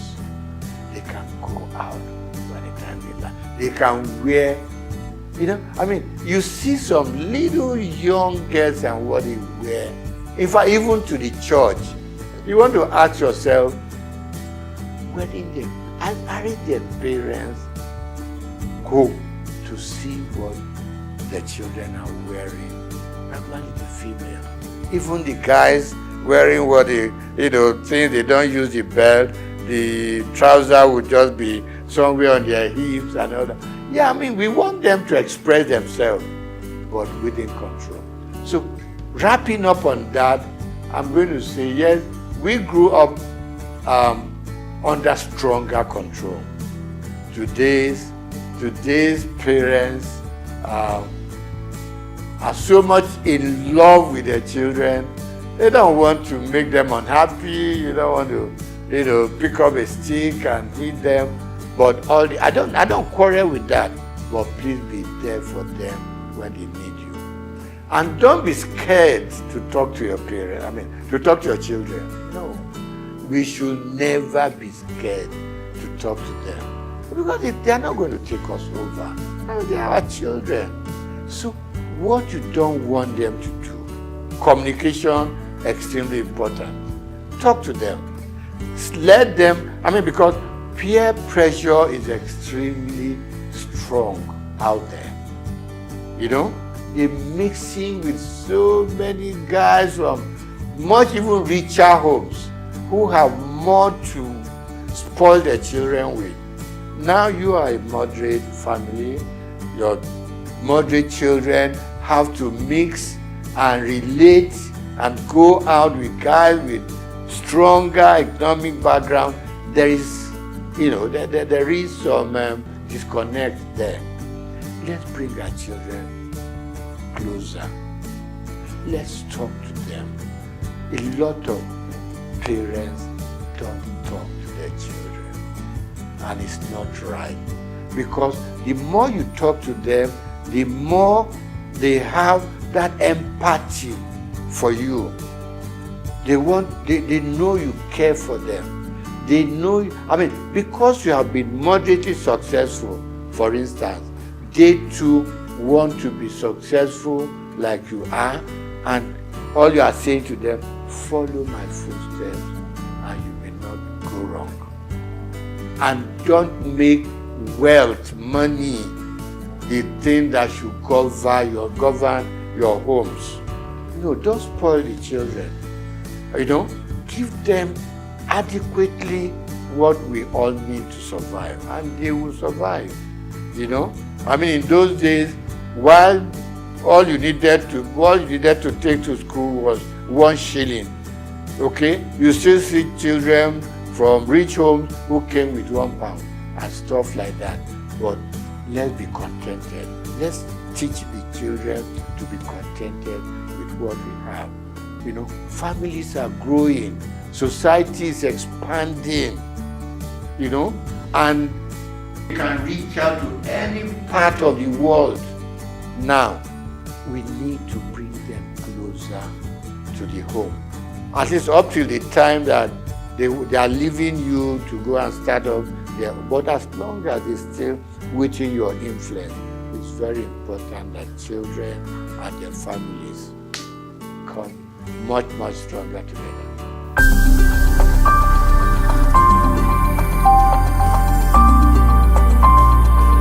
I'm going to start with sports. I was an avid squash player. Okay, back in school, a bit of football, a bit of tennis, and all that. But when I started growing up seriously, I loved squash. And I played squash until I was over 50. Okay, and the doctor said, slow down on squash. So today, I do my swimming. Okay, I still do my swimming 2-3 times a week. Okay, and then of course I work. There's this thing that keeps on saying, I mean, if all you can do is work for 30-40 minutes a day, okay, and then of course I'm an avid fan of football up to today. I wish we could develop a local league so that I could slow down on my European Premier League sessions. So I love football and I love lawn tennis up to now. Now, favorite color, subdued. Okay. Hot colors frighten me. Okay. And if you have to do it, just make it minimal. When I pick my dress, for instance, you got to know you want the kind of shirt you want to wear to match the color of the tie you want to use, to match the color of your suit, so it doesn't run riot. So it's extremely important. And I say to my friends, just Google it. What color matches this and what color matches that? So you don't become like a Christmas tree, on the road. That was the third one. Food. I grew up enjoying my eba and amala. Growing up from Obalinde, okay. So I do my eba, I do my amala. Rice occasionally. But then these days, from age 70 upwards, the doctors are screaming, watch what you eat, what the quantity you eat. So my wife draws up a weekly timetable. Monday is this, Tuesday is that, Wednesday is that, and she manages to mix up a slightly heavy one and a slightly lighter one, so that you have a good mix. With age, you cut down on a lot of things. Cut down on your booze, cut down on your champagne, you cut down on your wine, you cut down on your salt. In fact, it's like they're punishing us. But then they say that is the way to go, to be able to at least live longer and enjoy more of life.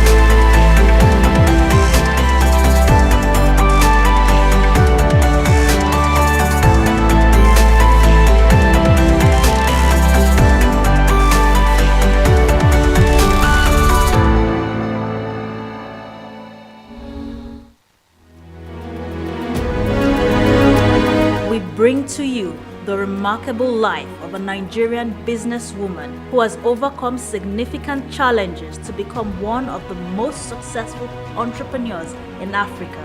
Let me tell you about the strength, resilience, and passion for success of a woman who journeyed into the male-dominated world of oil exploration and production.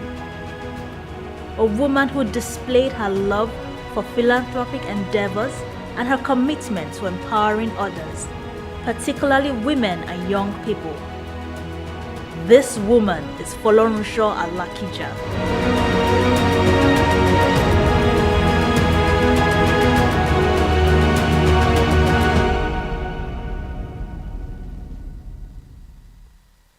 It takes only the brave, courageous, and smart-minded people to become rich and influential personalities in the world. In Africa, when we mention the names of rich and powerful women, you must mention the name Folorunsho Alakija, the richest woman in Africa. Her net worth, according to Forbes, is $1 billion. Now, how did she start? Let's take you down memory lane on the life of Folorunsho Alakija.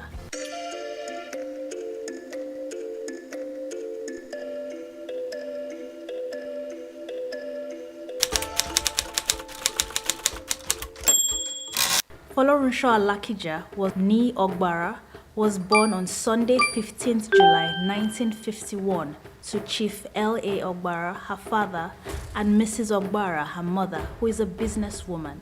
She was born into a polygamous family of 8 wives and 52 children. Her mother was the first wife and she was the 8th child of her mother. Young Folorunsho grew up at her family house located at Ido Oluwo Street, Ikorodu, Lagos. She had her nursery education at Our Lady of Apostles Nursery School from 1955 to 1958, also in Lagos. At the age of 7, her parents enrolled her at a primary school in Wales called Dinoben School for Girls in Wales.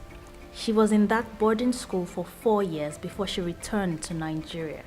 After her primary education, she attended Muslim High School, Shagamu, Ogun State in 1963. Well, during the holidays, she would go to her mother's shop to participate in the textile business. She would learn about trading and marketing of textiles. Generally, she learned a lot of tricks about business. After graduation from high school, she enrolled at Pitman Central College, London, to study secretarial studies. In 1974, Folorunsho started her career working as an executive secretary at Sijuade Enterprises. After gaining some experience there, she moved on to First National Bank of Chicago, now First City Monuments Bank, working as the executive secretary to the managing director. Later, she was appointed the new head of the Corporate Affairs Department of the International Merchant Bank of Nigeria, formerly First National Bank of Chicago. She moved on in her career to become office assistant to the Treasury Department. After spending 12 years in the banking sector, Folorunsho traveled to London in 1984 to study fashion designing. She studied intensive courses in millinery and fashion design at the American College in London and the Central School of Fashion. When she returned to Nigeria, she established her fashion label called Supreme Stitches. Within 3 weeks of setting up her business, she was invited to take part in a fashion competition. Folorunsho won the competition that brought her straight into the limelight of the fashion industry in Nigeria. Prominent women from different parts of the country started making clothes with her. Her fashion company thrived successfully, and a few years later, she renamed it to the Rose of Sharon House of Fashion, making it a proper fashion line. As her success in fashion grew, she was later made national president of the Fashion Designers Association of Nigeria, FADON, and a lifelong trustee of the association. By the early 1990s, Folorunsho decided it was time to expand her business tentacles to oil and gas. Her company, FAMFA Limited, was incorporated in September 1991. The company applied for an oil prospecting license, OPL, to explore a 617,000 acre block for oil, now OPL 216. In August 1993, the company was awarded the leasehold rights of OPL 216 oil block, and it was renamed officially. Famfa Oil was changed to Famfa Oil Limited. Its goal was to be the forefront of indigenous oil and gas exploration and production in Nigeria. Folorunsho got on board the exploration of a major deep water oil field located 1,500 meters off the Niger Delta, the Agbami field. She gained access by partnering with Star Deepwater Petroleum, a subsidiary of Texaco, through a joint venture agreement. Famfa Oil Limited then appointed Star Deepwater Petroleum as its official technical advisor for the OPL 216 exploration license. The company received 40% of Famfa's 100% stake, while the remaining 60% was retained by Famfa and the Alakija family. It was discovered in 1998 by Shell. Star Deepwaters Limited, an affiliate to Chevron, functions as the operator of the field. Through her company, Famfa, Folorunsho and other companies are oil benefactors of the Agbami field. The Agbami field was first discovered in 1998 but only became active in 2008. Its operations will last throughout 2024. After a majority of its vast reserves would have been extracted, she had to fight back against the government in court for laying claims to a 50% stake in her company. It was initially a 40% stake, but the government later returned for an additional 10%, claiming that the company generated a revenue of $10 million from the oil block. Folorunsho felt it was unfair because her company had worked hard, invested everything in the business. When the fruits of their labor started to manifest, that's when the government took everything away. The Alakija family fought the government in court until they won on May 22, 2012. The first drilling of the Agbami well was done on 15 July 1998. The exploratory well was about 4,700 feet underwater, which was the deepest depth in Nigeria at that time. From the license application to the point of the company's first strike, there was an interval of 17 years. Today, Famfa Oil Limited is a leading oil and gas exploration company. Folorunsho Alakija has other businesses in property, real estate, and in printing. She owns Dayspring Property Development, a real estate company with investments in different parts of the world.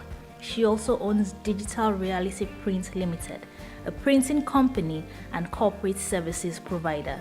And in the area of philanthropy, Folorunsho's success story would not be complete without mentioning how she wants to give back to society.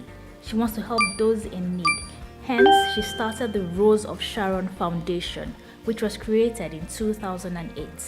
It is a registered faith-based NGO that has empowered widows and their families and orphans to be successful through education programs and scholarships up to the university level within the country, Nigeria. Through Famfa Oil Limited, Folorunsho also hands out yearly scholarships to 9,000 medical and engineering students across the nation.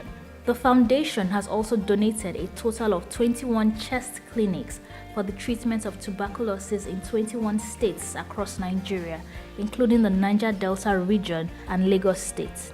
They have successfully donated 4 e-libraries and 2 school libraries to schools within the nation. In addition, she has a foundation created to empower women called Flourish Foundation. It encourages women in their different careers and provides grants for female entrepreneurs who want to start a business. Folorunsho is also a writer and has written a few books. For instance, one of the books titled The Cry of Widows and Orphans and The University of Marriage, and also the Folorunsho Alakija Speaks, to mention a few. Now, Folorunsho's personal life would not be complete in this article without mentioning her husband, Mr. Modupe Alakija. Folorunsho and Modupe got married in November 1976. Their marriage is blessed with 4 sons and their grandchildren. and they reside in Lagos, Nigeria. Folorunsho holds so many awards and recognitions for her contribution to society. She holds 6 honorary degrees and a fellowship at the Yaba College of Technology. In July 2013, she was appointed as the Vice Chairman of Nigerian National Heritage Council and Endowment for Arts. She became the first female chancellor in Osun State University and Nigeria's first female chancellor on the 9th of March 2016. She is also one of the Lagos Business School's alumnus and a member of the Commonwealth and Investment Council Advisory Board. She is also an advisory board member for Center of African Studies, Harvard. On July 17, 2021, Benson Idahosa University, Benin City, bestowed on her an honorary doctorate degree in business administration. In conclusion, Folorunsho Alakija's story is a tale of hard work, determination, persistence, and courage. She was able to build up her marriage, raise an upstanding family, and build her empire. She also faced challenges in her life, but she conquered these challenges. She is living proof that success is not limited by gender, age, nationality, or financial backgrounds, but rather success is the product of courage to take risks and stand up strong in the face of adversity.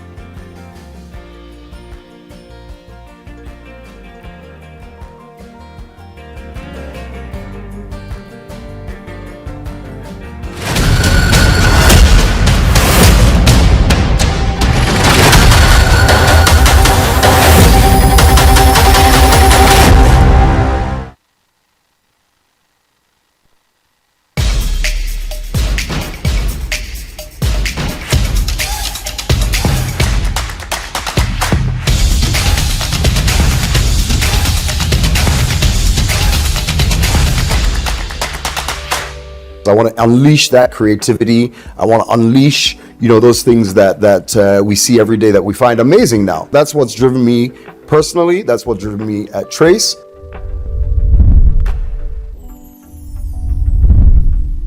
All right, welcome again. It's Inside Life. My name is Hans Mba, and as usual, we have an extra special guest for you each week. Today we got Sam Onyemelukwe. I was about to murder your name. Yeah. And he is, I say that he is Trace TV, right? He's been doing this for eons, some say decades, and it's in the system. You know how the line goes. When they're in the system, ain't no telling. So Sam is here, and we want to really talk his life, his inside life, how he's come this far, the things he has done to create a paradigm shift in the business. And I'll let him do all that talking. Sam, welcome to the show. Thank you so much, bro. How are you? I'm well. Good to see you. It's been a while. It's been a really long time. Yeah. So talk to us about Trace. For those that don't know, let us know just a brief introduction about you. Sure. Well, so for those of your viewers who don't even know Trace, maybe I'll tell them. You want to start from there? Yeah. I like it. Well, so we're lucky to be what I would say is one of the most influential and popular music and entertainment platforms on the continent. When I started with Trace, yes, like you said, eons ago, so more than a decade. Oh, yes. And when I started in the entertainment industry, more than 2 decades ago here in Nigeria, we've been able to navigate and keep as one of the strong platforms. We started with 1 or 2 TV channels. Now we have over 30, and we're all across Africa and in most of the diaspora too. So what gave birth to this? Because looking at your history, Trace, it seemed like Trace just jumped out of nowhere and just started to, do things. And because we have the amount of young people, youth here, and many especially in recent times, are being navigated towards the entertainment, towards the creative. Naturally, yeah. Back in my day, you told your daddy you wanted to make music. What are you talking about? That's even the least. You know. But now parents are enrolling their children. They're pushing their kids to it. Yeah. They're buying them a whole studio setup, birthdays, guitars and stuff. So what influenced y'all just jumping out and making this happen? Well, no, to your point. I mean, I love the fact that you know, as you said, back in our days, I would see a kid in the village, one of my nephews or niece, and all they were interested in was just kind of surviving, maybe finishing school. You know, they were hoping maybe they'll have a bigger farm. Now they believe they're going to be the next whiz kid. Oh yeah. Right. And so for me, it's that. And it's doable. It's very doable. Yes. And so it's that excitement, that burning passion and ambition that we have as young Africans that has driven me, because I want to unleash that creativity. I want to unleash, you know, those things that we see every day that we find amazing now. And then now parents are saying, you know, take this, go forward with it. So that's what's driven me personally. That's what's driven me at Trace. And how we just jumped out, well, that's a magic trick that I'll keep in my sleeve. But no, we've like I said, I'm very humbled, and you know that we've really been able to make a big impact on the music, on the creative industry in Nigeria directly, as well as across the continent. Speaking about impact, don't make me jump the gun because I have those questions. So in influencing or affecting the economy, we have seen what the numbers that artists bring in. We're talking the Burna Boy numbers, we're talking Wizkid numbers, we're talking Davido numbers, and how it's affecting the economy. It's real. And they're bringing a huge amount. We're talking billions. The other day we're interviewing, talking to a few people, and we're talking about how Nigeria is missing out on the billion-dollar movie industry and all that stuff. So based on that, what do you think our stake is in that whole? I'm not even going as far as Hollywood now. I'm talking Sure. In Africa, Nigeria, what's our cut in the cake, the massive cake? No, look. I'm a proud Nigerian. Some of you pretending I'm not Nigerian because I'm yellow, but I'm a proud Nigerian. Okay, I'm a proud Nigerian. Yes. And you know I'm only that piece of it because we are also proud people. And it's that and our attitude and our confidence that has made us dominant in the music and the film and the entertainment industry across the continent. So truthfully, we should really, you know, Nigeria should be benefiting even in a better way. But I won't fault where we're at. I would say that there's a lot of the right energy, a lot of the right efforts, and a lot of the right people in the right places for us to continue to grow this industry both locally and internationally. In government, we're very excited to see the lineup of those getting involved, from the Honorable Minister himself, you know, across to Minister. I'm talking of Information Technology, down to the Minister of Creative Industries, Obi Asika, Tola Akerele, you know, who's DG of Tourism, Culture Tourism, and then Tola Akerele at the National Theatre. So many great players are getting involved who know this industry, who can help us make this a sustainable thing, right? One of the things that you think we're affecting the economy for the music part? Do you think we're affecting it positively, having listed these names? Or what they're doing, or what they should be doing? No, absolutely. And what I would go back to say is that, you know, first of all, for me, and I think for a lot of them, one of the biggest focuses, I think one of the biggest focuses should be and is the local aspect of it. It's very exciting for us all to say that we have a Grammy-nominated or Grammy-winning superstar like a Burna, and we've had many of them over the years, right? Nominees for Eons. So it's not just, you know, guys get excited like this is the first time. Even back in the 70s, right? Much less across Africa, Angelique Kidjo, and we know. So I'm very proud of what the guys are doing now, and I love that fact. But from an industry perspective and for our economy, we need to look at the local economy. right? We need to look at the local support and the local generation of wealth around this industry. Yes. For our movies, you know, we don't have enough cinemas. You know, what are people doing in community cinemas? What are they doing, you know, to ensure that the people who love this content in the northernmost reaches, maybe Yola or wherever, can enjoy this content at a price and in a way that's not going to, you know, to break the bank, right? That's going to make it worthwhile so that our economy can continue to grow.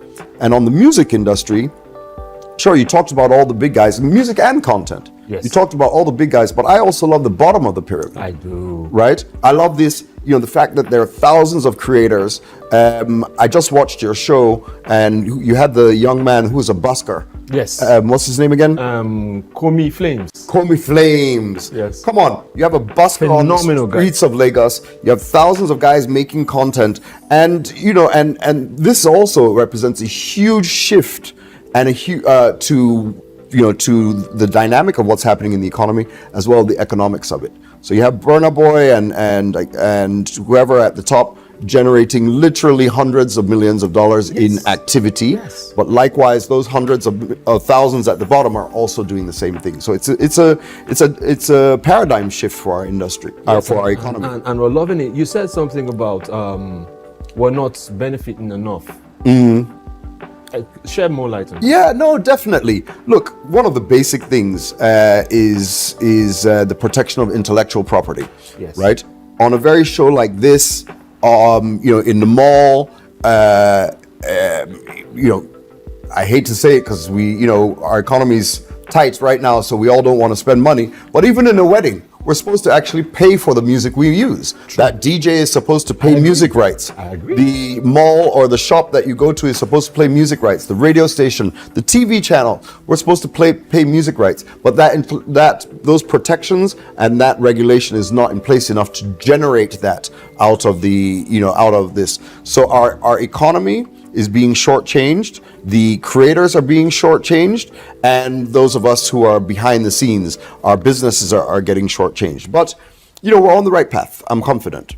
So what can you tell us 1, 2, 3 things that you feel we can do to mitigate this? Because I say this, I also have a weekly show where we talk to hip hop artists and from down there. Right. I'm like, we're talking, I don't want to name names now. We're talking 0.0001% going to the artist, and still many people don't feel led to, despite all the subscription and stuff. Many people don't feel led to subscribe because there's a feeling that the artists are being robbed. Like you're saying now. So how do we?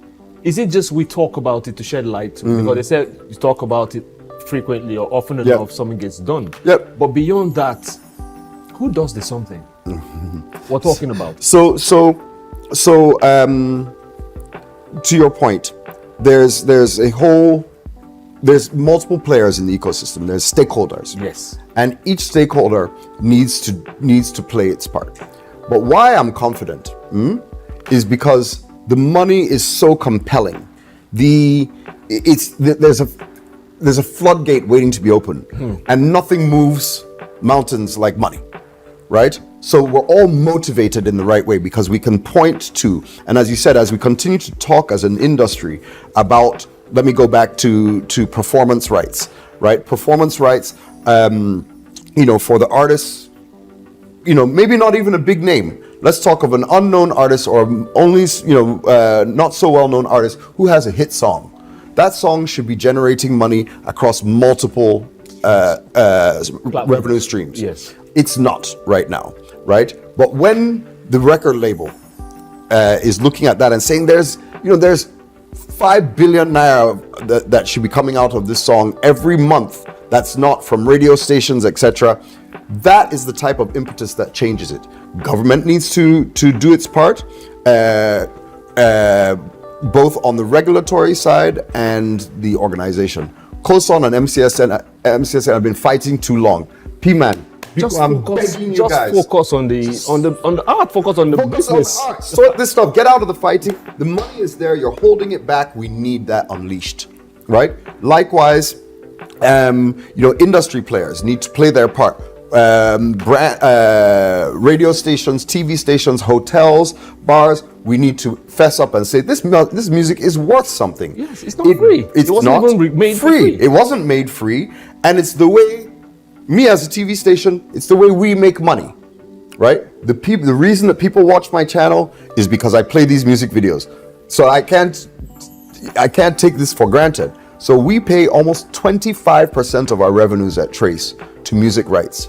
So here in Nigeria, that's in the billions that we pay for music rights every year, right? And that money should be getting to the artist. Sometimes it doesn't. But we need to play our part. Government needs to play its part. The private institutions and the viewers. The public needs to recognize there's value in this thing. It's real. When you jump and dance to a Davido song, sure, you see him rich on Instagram, but just know that this thing is real. It's real money. It really costs money. Guy, will you enjoy it? You make hit song, you won't collect. Just make it easy. Your product. Yeah, exactly. You hand Whatever it out for product, free. it's your product. You hand it out for free. Exactly. So also, a lot of these things are happening to affect the youth and how they're gainfully, maybe not gainfully, engaged. Oh, yeah. Hopefully gainfully. There was the awards you guys did, some other culture, because when the culture shifts like that, it creates opportunities, especially for the young ones, which is our focus basically. 100. So you have done the awards. Tell us about the awards in Rwanda. It was massive. I saw it and I'm like, wow. Yes. So why Rwanda? Sam, come on. Okay.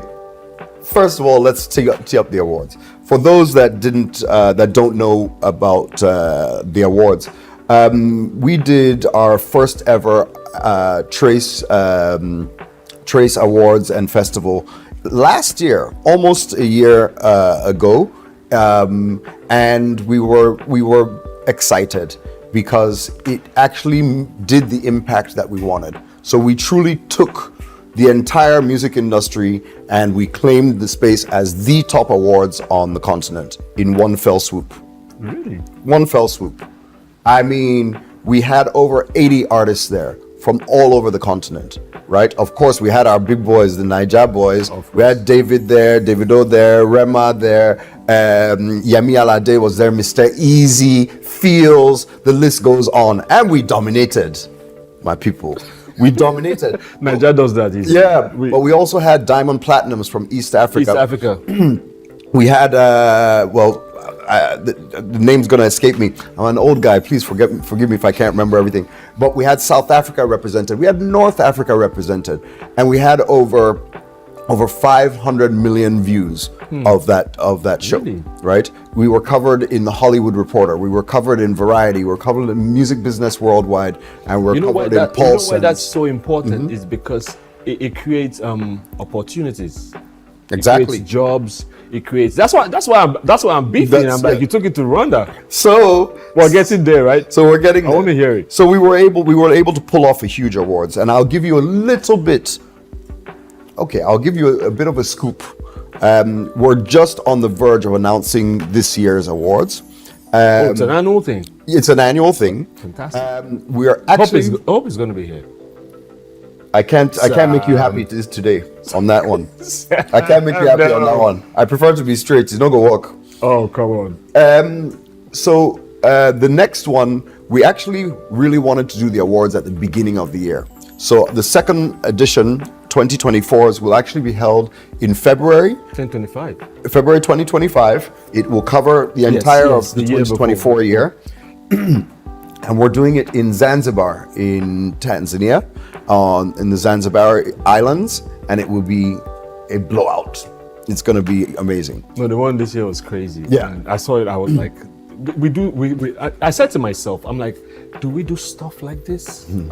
Because where you see stuff similar to that is where, of course, our top Niger guys pack out, arenas. Yeah. And you look at the stage. It's beautiful. It's Hollywood-esque. Yeah. And well, I'll give a nod. And I longed for it to be here. I'll give a nod to my former work lover. I used to work at Viacom MTV, and MTV does it right. They, the VMAs or that. All the lights. It's just it's unbelievable. The BET Awards, they just kill it. And that's what we did here on the continent. So MTV hasn't been doing on the continent for a while. So we said, oh yeah, we'll take. And yes, I wanted to even talk about something similar to that. There's an awards that just passed. It's annual, but each time they take it out here, they take it to the US. What is a Nigerian award? What do you think about that? You know, without naming names, Mr. Anima Shaun is a good friend of mine. Without naming names. and to be honest, I see where he was going with it, and I think it's been quite impactful, right?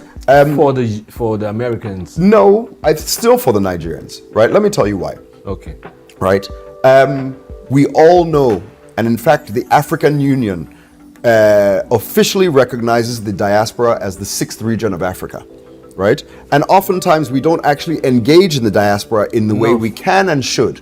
We are, those of your viewers and fans that pay attention know that over $25 billion a year is remitted annually just by Nigerians. So think of the entire continent of diaspora and people in the diaspora.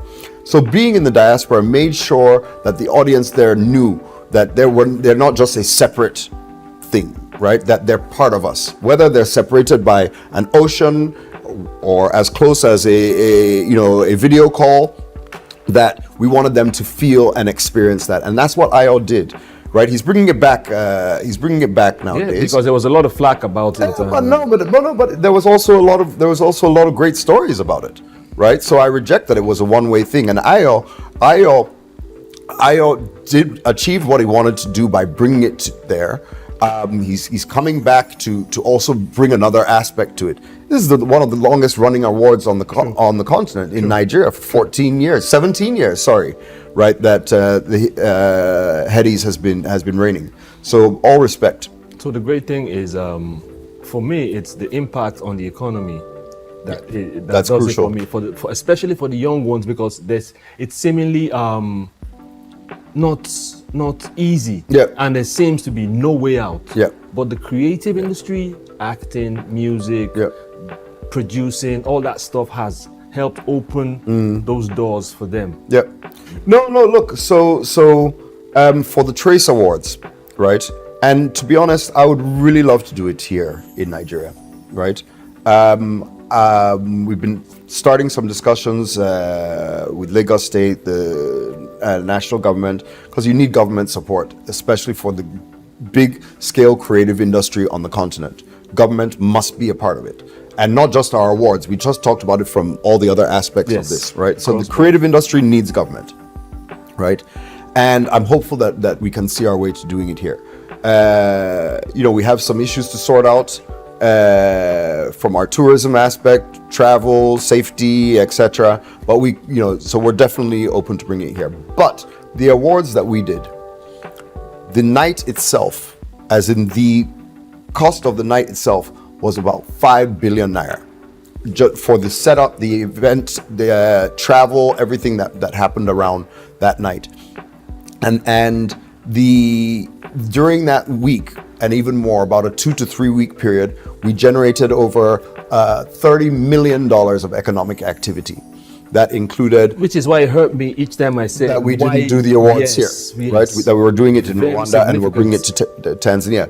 We had over 2,000 people fly and stay a week, because we extended. It wasn't just one night. There was this festival, there was a summit. This year we'll do a more music summit.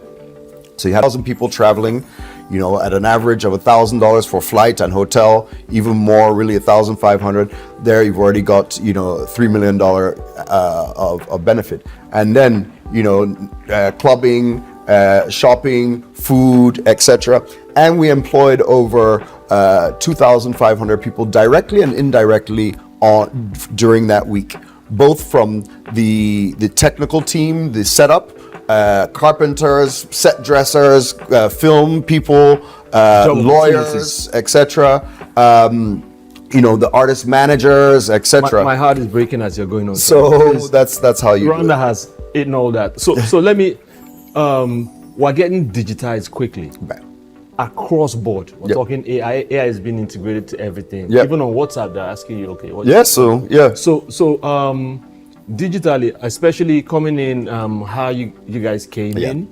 How does that how has that helped, and how does it continue to help, or is there a roof, is there a cap to digitally making these things happen in an open way? I don't know that I would say there's a cap, but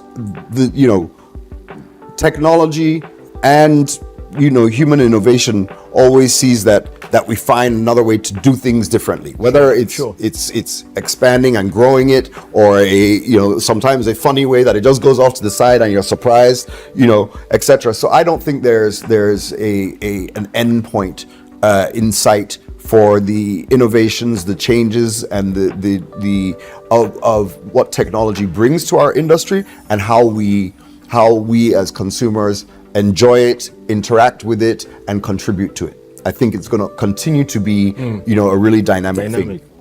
So for Trace, we've embraced digital, the digital ecosystem in a huge way. From starting off from straight TV channels. We have an e-learning platform that has over half a million active subscribers on the continent. We've just morphed that into Trace Plus.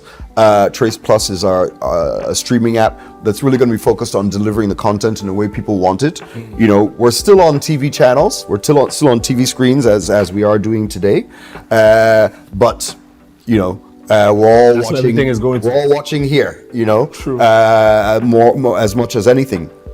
So, we're of course embracing that. But furthermore, as an organization, let me give a small shout out again to, I love to encourage our government people, to the Honorable Minister of Information and Technology, His Excellency Bosun Tijani, for his foresight and ambitions around AI. Sometimes, especially when I was younger, I'll look at AI, or that time I wanted to launch satellites. I'd be like, Niger, what's wrong with us? We can't buy tomato yet. We're talking about AI.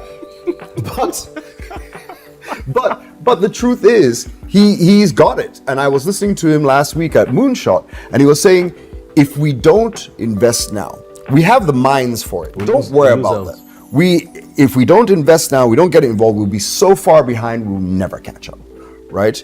So yes, maybe it's not the biggest priority, and we have much more pain and give it time. But we must pay attention to it. We can't even afford 5 years to be completely uninvolved. And let's give it to ourselves. We have the minds, we have the innovation, we have the guys who may do something amazing in the coming years with AI, and all of us will be sitting here like, now wow. And so let's let that happen. Sam, thank you so much. We could go on. Yeah. Clearly, we can just enough. Thank you for coming through. Absolutely. I will call on you again. 100%. Anytime. I love being here. All right, thank you so much for tuning in. It's Inside Life, and we speak to the people that matter in the various industries, so they bring insights from the inside of their life. It's Handsome Bar. See you next time.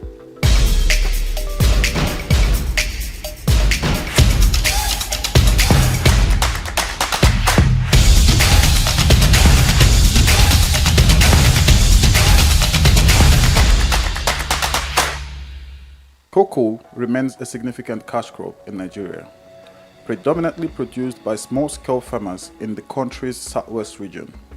Historically, cocoa served as a major source of foreign earnings until the 1970s, when the discovery of petroleum shifted the focus away from agriculture. Despite various challenges from its introduction in 1807 to the present, efforts by successive governments and the resilience of cocoa farmers have sustained its production. To better optimize productivity and ensure fair prices for farmers and high economic returns for the government, the Cocoa Marketing Board, CMB, was established in 1947.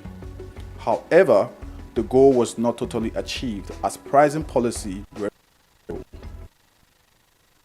from crops that eventually led to the board's abolition in 1986. These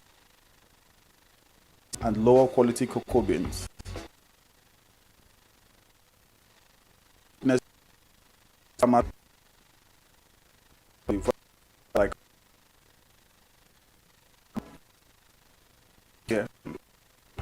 cocoa production faces treated as fertilizers, durable infrastructure, and also headers attack on farmers have deterred farmers from expanding their farms. Production has more in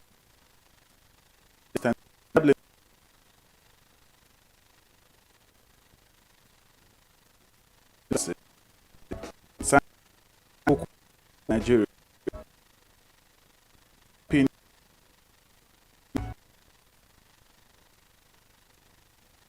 Government process. Others due to the persistent issues and the trend of shifting to other crops.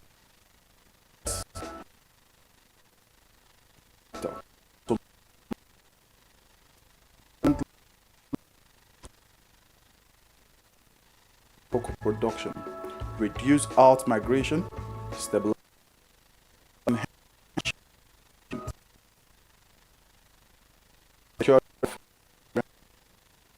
its stake. So, for more than a century, Zambia has stood as a prominent figure in its sector, particularly economy of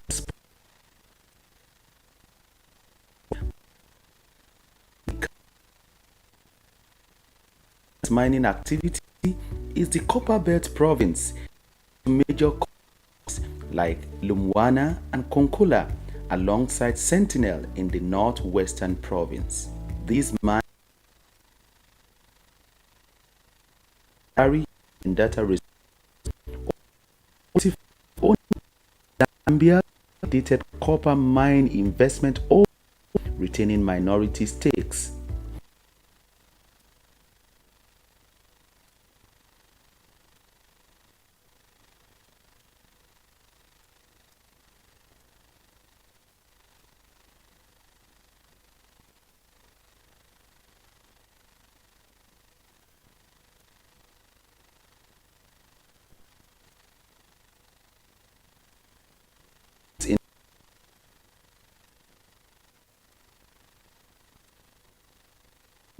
Price volatility in global markets, infrastructural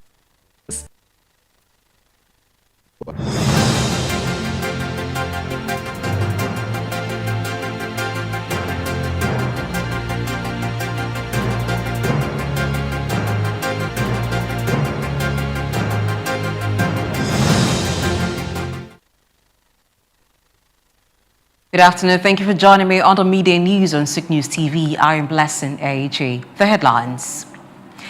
Africa Development Bank to invest $4.4 billion in special agro-industrial processing zones in Nigeria. Nigeria Railway Corporation expands cargo services to Ibadan. And Naira strengthens to 1,520 Naira per dollar amid CBN reforms. In the world of sports, Shooting Stars and Kwara United to clash in NPFL fixtures.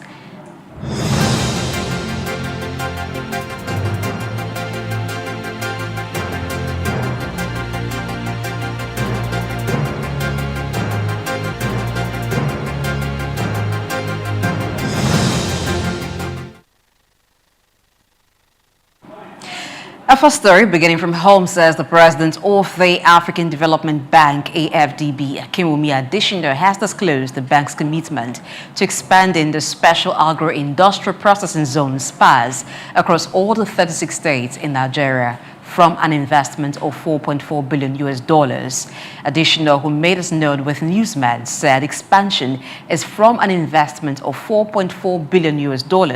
He affirmed that the special agro-industrial processing zones will focus on rural areas across Nigeria to boost agricultural productivity, promote value addition, and create employment opportunities.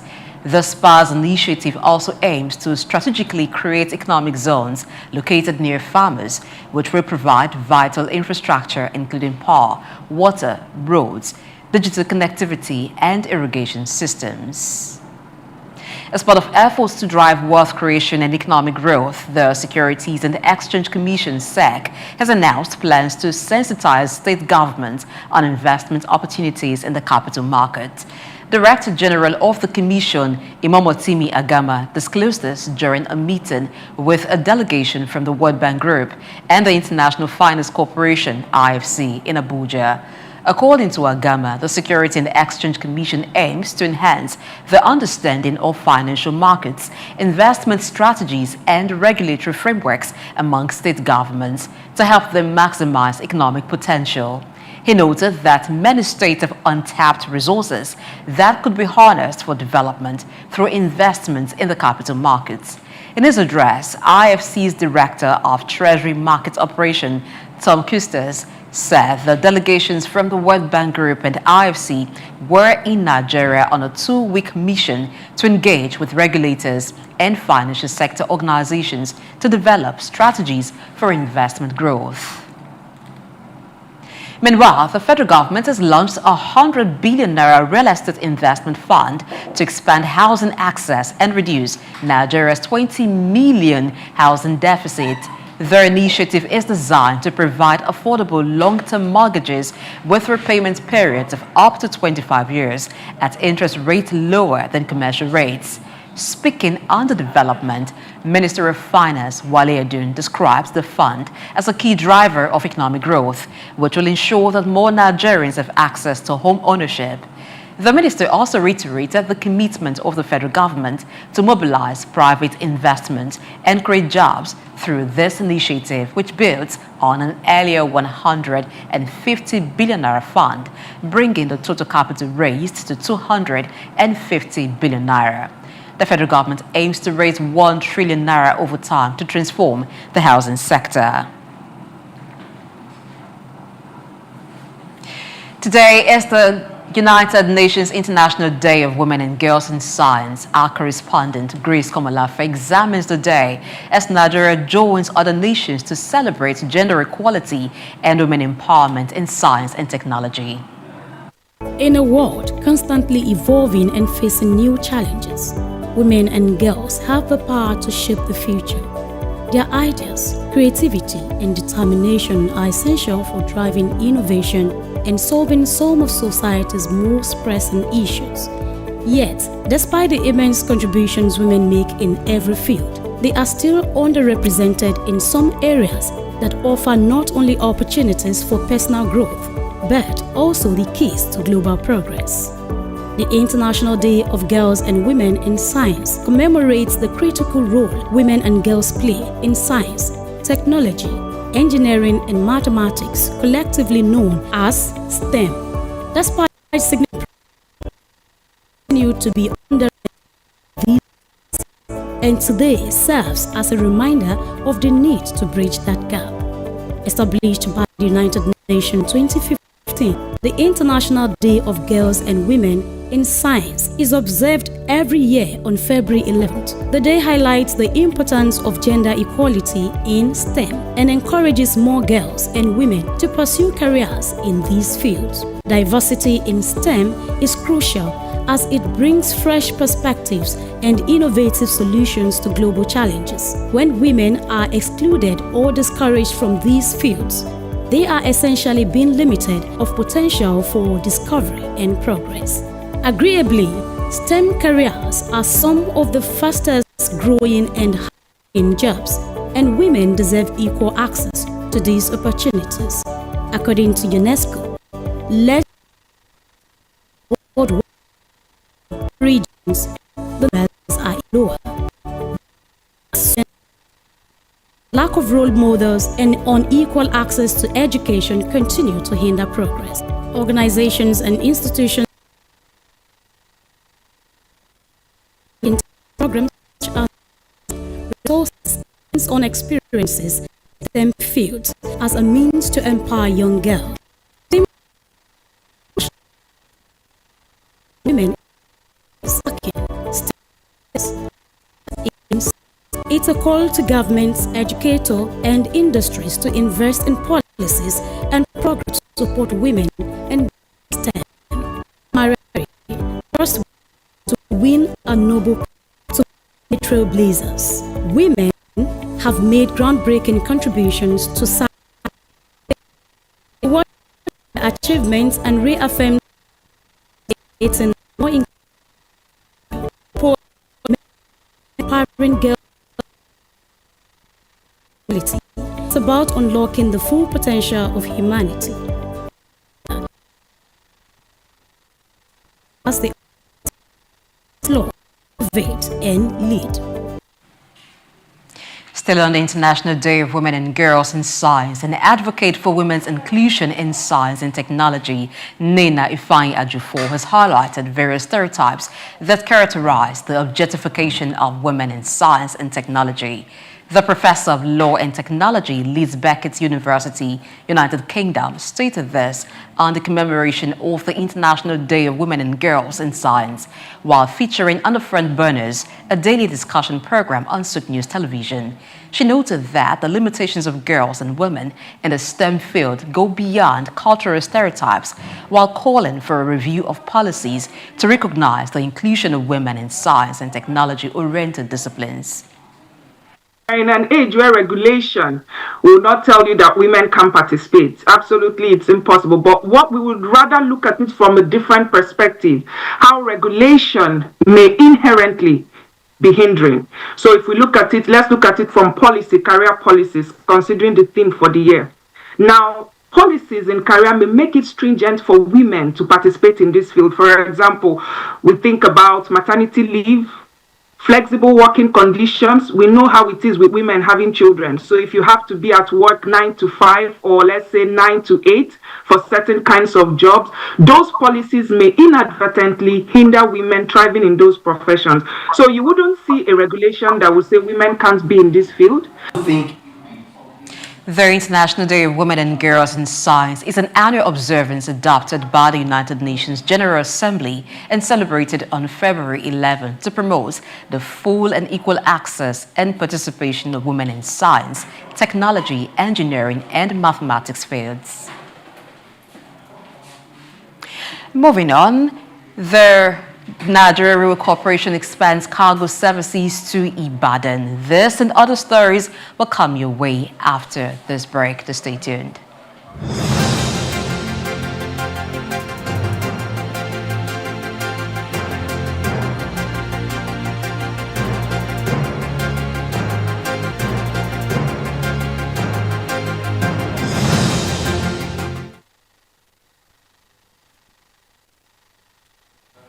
Many thanks for staying tuned to the media news on Souq News TV. Nigerian Railway Corporation NRC, in partnership with APM Terminus, has expanded cargo rail services from Apapa Port in Lagos to Monia, Ibadan, Oyo State, to decongest the port and improve logistics. NRC's Managing Director Kayode Okwefa describes the expansion as a milestone for Nigeria's trade and transport sector under President Tinubu's administration. The Nigerian Shippers Council also welcomed the initiative, saying it will boost commerce and reduce delays at the Apapa port, which has long been plagued by congestion. The new rail service, which will run 3 times weekly, aims to provide a faster, cost-effective, and a safe alternative for moving goods inland. National Drug Law Enforcement Agency NDLEA says several state governments, institutions, and employers have adopted mandatory drug testing as part of the screening process for appointees, employees, and students. NDLEA spokesperson Femi Babafemi said the advocacy, which started in 2021, is aimed at reducing drug abuse among Nigerians. He also revealed that at least 65 drug barons, including former public officials, have been arrested and convicted in the last 4 years. The NDLEA also appreciated the move by some religious and traditional institutions in ensuring mandatory drug tests for couples, a move the agency believes will strengthen families and promote a drug-free society. While drug tests are not yet mandatory by law, the NDLEA says it will continue to encourage states and institutions to enforce them. Infringement of data privacy has been said to be a cultural and systemic issue in Nigeria. A data expert and founder, Hyperspace and Neural AI, Oluseyi Akindele, made his known while featuring on the Front Burners, the flagship breakfast show of Souq News Television. Speaking on the topic data privacy, Akindele explained that many Nigerians are not aware of when their data are being used, citing various instances.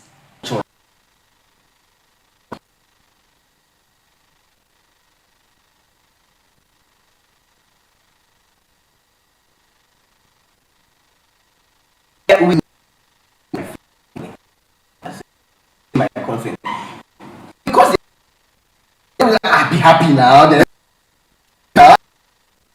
Everybody, even though they are not paying, and you sit down and think about it, so you even be happy.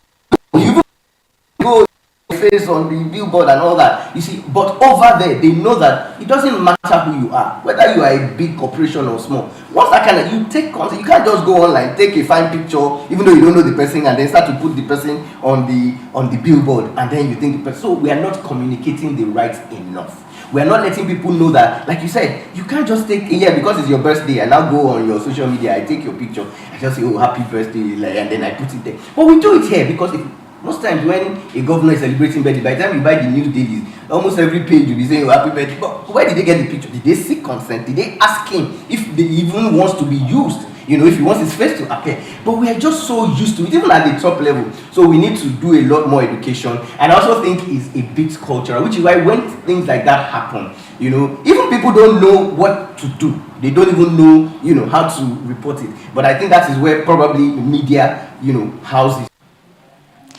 The data expert also encouraged Nigerians to understand why their data are needed and used before consenting or providing any personal information.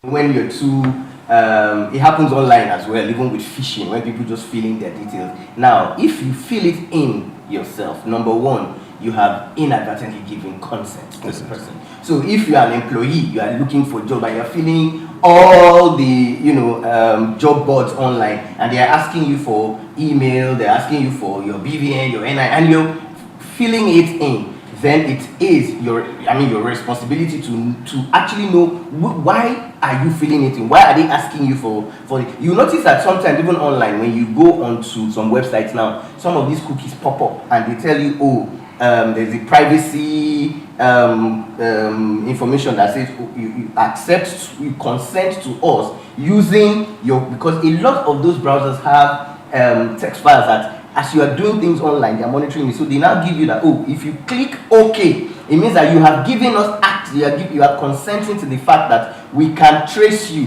So if you go from Google to one social media to another to Amazon, so you are telling them that we can. But if you say no, you know, there's also an option to say no. But a lot of people, they don't even read it. So if you don't read it and later on you find your information out. Akindele therefore urged media organizations to intensify efforts in communicating the essence of understanding data privacy and infringement of data rights for better usage of online platforms.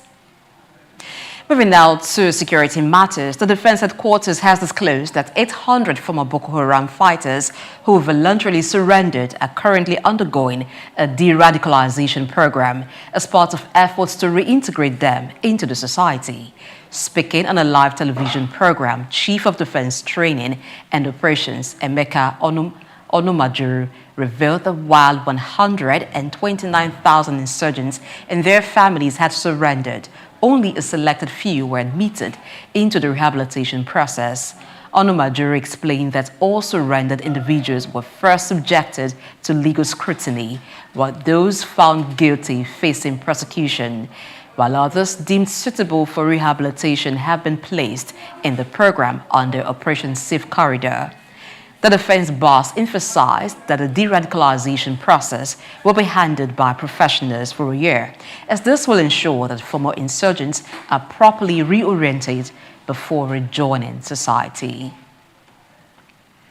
Moving now to the power sector, a core electricity distribution company has started distributing free prepaid meters to Band A customers under the Meter Acquisition Fund scheme. The initiative, which is part of efforts to close Nigeria's metering gap, is supported by the federal government under the Presidential Metering Initiative. The free metering is aimed at replacing obsolete meters and transition postpaid customers to prepaid clients, giving Lagos residents the opportunity to apply for replacements online. Nigerian Electricity Regulatory Commission (NEC) is overseeing the process, which will last for 60 days. There are more stories on Midday News after this time out. So stay tuned.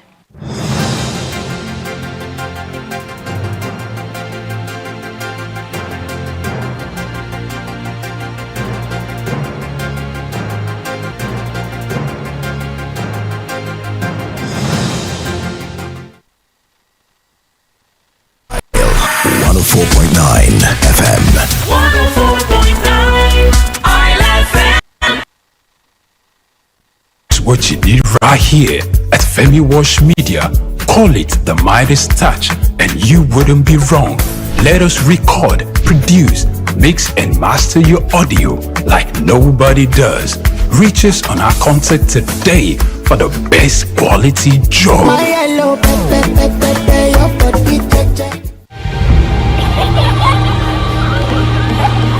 What keeps the heartbeat of a community alive? Is it the courage to create, the power to connect, the vision to transform? Well, it's all of this and more. It's a symphony of ideas, innovation, and industry. But where do these stories come alive? It's right here on The Isle, 104.9 FM, the station where dreams meet action and growth finds its voice. The Isle, 104.9. Business, economy, development. Stay tuned.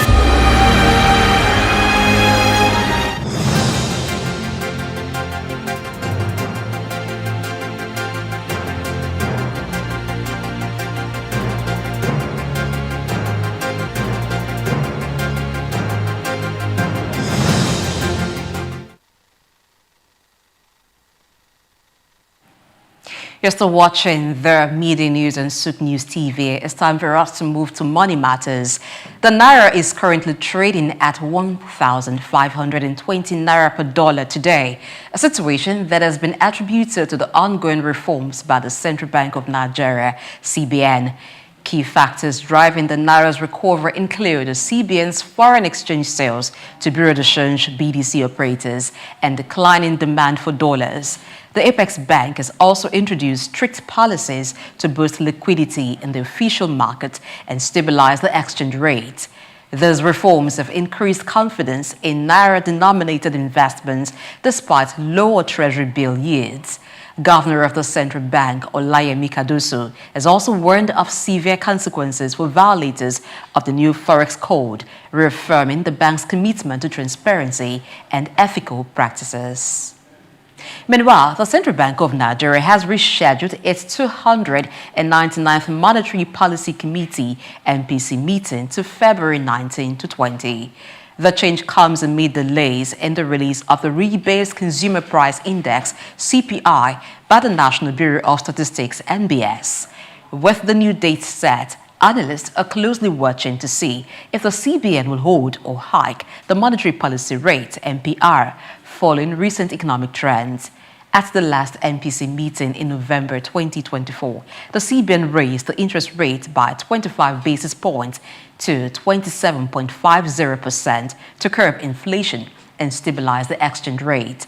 Governor of the Central Bank of Nigeria, Olayemi Kadoso, however, reaffirmed the bank's commitment to monetary tightening, emphasizing that the move is necessary to maintain economic stability.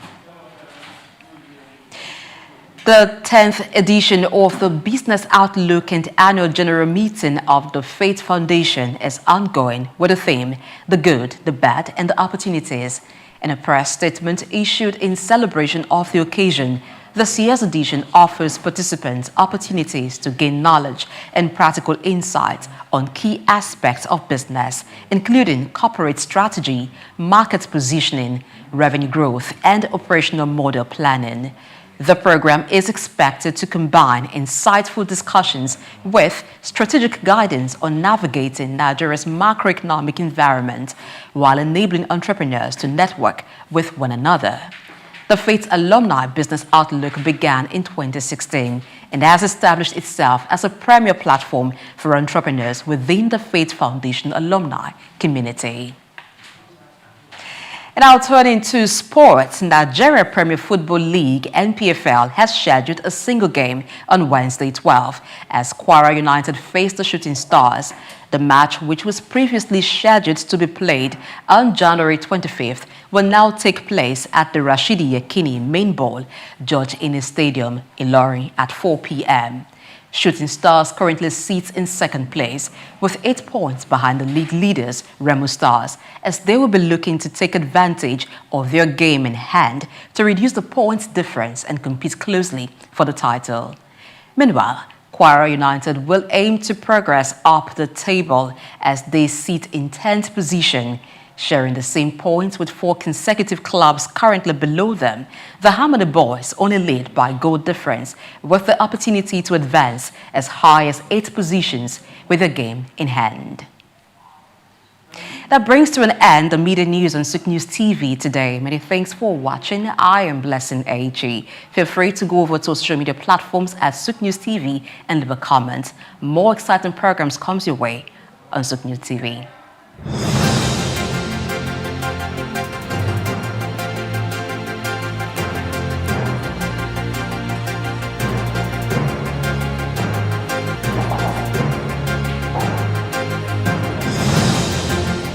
ADSC, we are committed to driving sustainable growth and development. If I was the third back, I see my leg. Training and research. I'll hold Our you. mission: empowering leaders, policymakers, and professionals with the tools they need to create lasting All right. change with customized So they said training, there's going to be dynamic 3 p.m. research news today. programs, and study Priya will exchanges take on leadership, management, and other critical development Thank you. topics. ADSC I like that we have offers a backup. platform for exchanging So he has put the stories here. ideas and global best practices. We provide comprehensive services in research and consultancy, capacity building and training, education programs, publishing and knowledge sharing. Our esteemed faculty, composed of seasoned experts and researchers, Thank you, Ms. shows a Blessing. learning experience that is insightful and practical. Specialized in policy development, implementation strategies, and monitoring and evaluation. At ADSC, learning is engaging and enjoyable. Our unique methodology includes talks, interactive exercises, games, video screenings, and lively seminar discussions, all in a comfortable and friendly environment. For more information, email us at info@adstudiescenter.com or call +234 912 039 2362. Visit our website www.adstudiescenter.com to explore our programs and upcoming events. Africa Development Studies Center, rethinking development for Africa.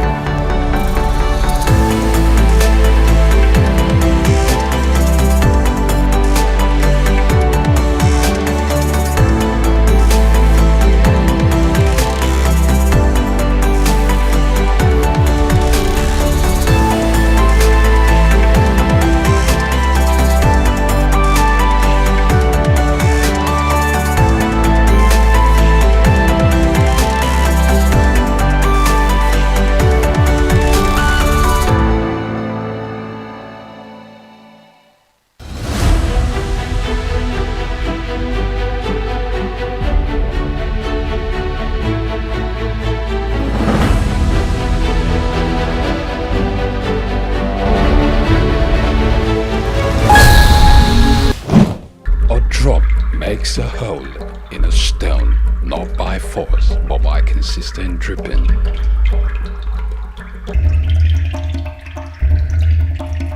Nothing describes this woman more apt than her indomitable and consistent drive for excellence.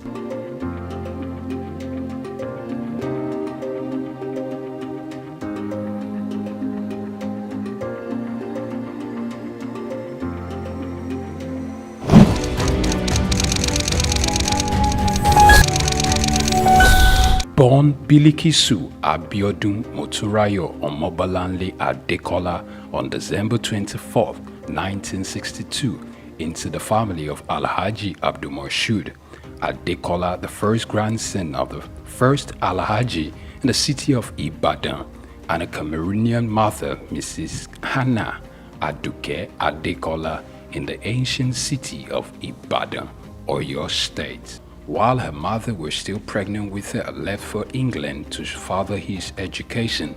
And while she was pretty much young, her mother left the country to go join her husband, to return while she was 8 years. Meanwhile, she was left to be cared for by her grandmother. She was registered in a private boarding primary school at the age of 4. My parents had me. My father went off to England to go to school before I was born. He left my mother pregnant with me. My mother had me, and before I was a year old, left to join her husband in England, and I was left with my grandmother. I grew up with my grandmother before my parents came back like 8 years after. Spent my first, from at age 4 or 5, I was sent into a boarding nursery school. I lived in boarding school at a very early age because my parents wanted to protect me from becoming a local Ibadan girl. And she usually attributes these to her early independence and wisdom. Omo Agbanimi, some of her friends sometimes poke fun at her wisdom, which is way beyond her age. I was raised by my grandmother, so I'm a bit of an old woman in my brain, in how I think, as my friends say. Her foray into business started at a very young age at her grandmother's shop where she sells salt. Little did she know that this was going to stand her in good stead in life. My first exposure to business was my grandmother's little shop where she sold salt. And I used to love to sit behind her little kiosk and help her to sell the salt. But who knew I was being trained for business in my future? While at secondary school, she participated in the literary debating group, excelling in it, which made her consider a career in law, though that didn't last. Also, it is worthy of note that Ibukun Awoshika could hold her own in athletics, earning her the nickname Rabbit because she could really run. As an athlete, if you want to run, and I used to be fast, they used to call me the Rabbit. Unsure of what career path she was going to settle for, she considered becoming many things at one point or the other of her life. After secondary school, she thought of becoming a medical doctor, but she couldn't stand the sight of a cadaver, so she let go of that idea. Later on, architecture was another fancy that caught her attention. Similarly, she also considered becoming a chartered accountant, finally only see she could work in a bank. I thought I wanted to be a doctor. Then I found out that they work with real dead bodies. I changed my mind very quickly. I then thought, you know what? I'd like to be an architect. I was good in sciences and had a problem if parents sentence you to science when you're good at both. So I ended up in Ife to study chemistry. By the end of my first year, I realized how much I hated chemistry. I could pass it, but I didn't love it. So then I thought, you know, I'd make a good lawyer. I debated throughout school. I used to represent my school in school's debate. So everybody knows that I can win an argument. So I gave it everything trying to change to law. I used to go and sit outside the door of the dean of law. And then one day the man said, come, what do you want? I want to change to law. Is that why you've been sitting outside of my office? Yes, sir. Okay, if I only take one person from another department next year, it will be you. After the completion of her undergraduate degree at the University of Ife, she went for the compulsory one-year National Youth Service Corps NYSC in Kano State, where she worked as an audit trainee at Akitola Williamson Co., which later became Deloitte. For youth service, I did everything to make sure they sent me to an accounting firm. They first sent me to a Muslim school to go and teach. That was easy to solve. I just wore a dress off my shoulder. I went to report. I was immediately rejected. Once they rejected me, I went back to the posting room and waited there for days until they sent me to Akintola Williams & Co. Although she was later given full employment after a service year, she felt becoming an accountant wasn't a thing. You would have thought that having done or gone through all that trouble, accounting would be the love of my life. When I got there, within the 1 year of my youth service, I realized how boring accounting is to me. Because they had all the processes somebody else had thought about before. All I had to do was open old dusty files from company to company without imagination or initiative. I'm a very restless human being. That was not going to work. So I finished the work. I did well. They offered me permanent employment, but I said, thank you, but no thank you. Why? Because at that moment, I had come to a realization that that was not the vision for my life. After returning home, she joined Alibert Nigeria Limited, a furniture company, as showroom manager, in a word, only to kill time. She only stayed for 3.5 months. She left to begin a furniture manufacturing company called Quibis Limited in 1989, just months before her 26th birthday. The company later grew into Souq Chair Center Limited, following a venture merger with Souq SA and Guarantee Trust back in 2004. But the first job I could find 1 week after was in a furniture company. So I went there to kill time. My kill time project has resulted in 30 years of investment of my life in building a manufacturing group in furniture. So it was never the plan of my life. So some of you will accidentally find your purpose. One could only wonder what had led her not only to compete, but to thrive in a male-dominated terrain. With over 30 years in business, Ibukun Awoshika is a woman to reckon with, encouraging more women to participate in the business terrain. Her passion to see the girl child not just to be educated, but much more to learn to own our own value and trade with it when there is need for it. Her lifelong ambition is to see herself die empty. My biggest ambition in life is to die empty. Totally empty. That no talent, no giftings, no opportunities, nothing that I was born to do, that I have the capacity to do, that I do not do. Following her remarkable achievements, she's been conferred with different doctorates, including one in business, entrepreneurship and human capacity development from the Lagos State University, Ojo. Similarly, she was given a honorary doctorate of business administration from the Obafemi Awolowo University and another from the Olabisi Onabanjo University, Agoiwoye, Ogun State. Apart from her entrepreneurial prowess, Ibukun Awoshika is an ordained minister of the gospel, a presenter, writer, and a TV host. The Bible tells us that let every man be what? A liar. And let who alone be true? Let God alone be true. She hosts a television program called Business His Way. Also, she acted in the 2020 Kunle Afolayan movie titled Citation, which in addition to the books she had written, including Business His Way, The Girl Entrepreneur, The Girls in the Boardroom, and My Thoughts in Codes. In 2004, she earned a certification in Business Administration and Management from the IESE Business School.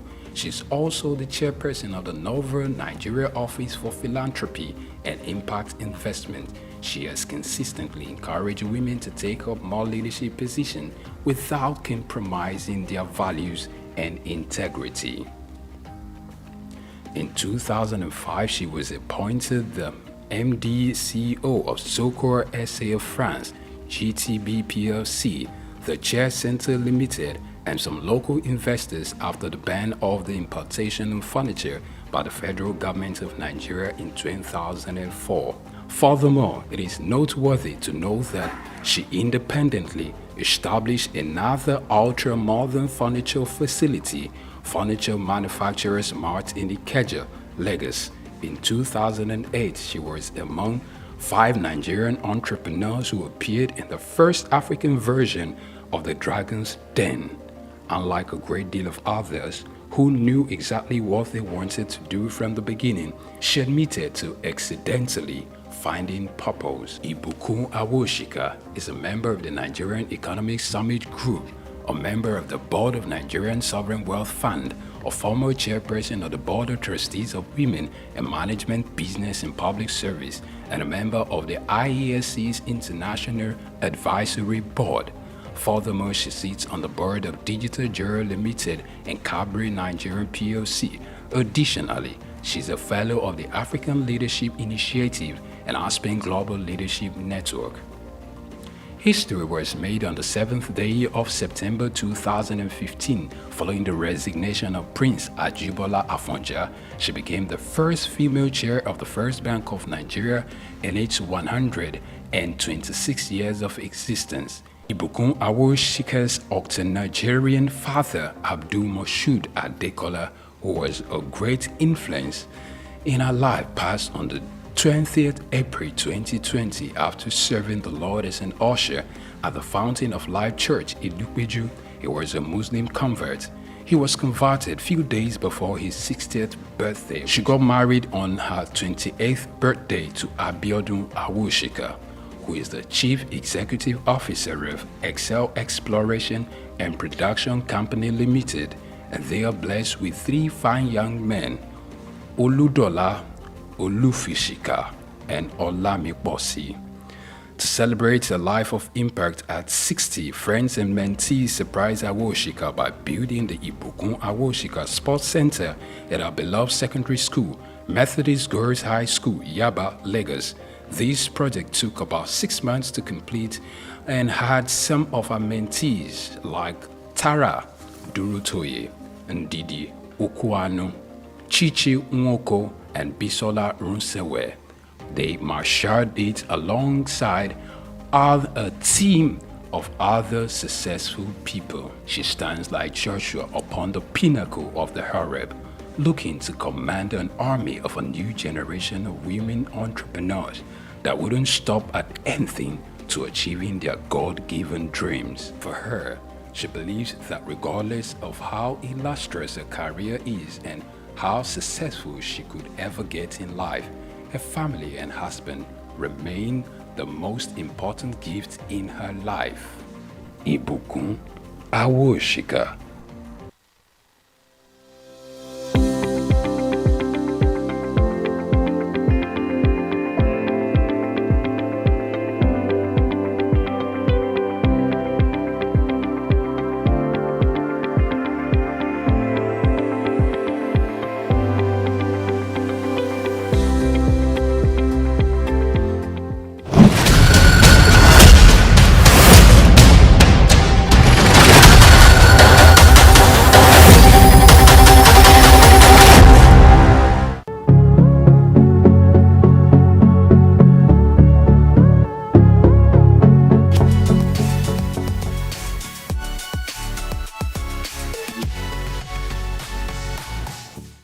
Okay, as you know, my name is Babatunde Jala Epega. I shortened it. That was part of my journey to Baba Jala Epega.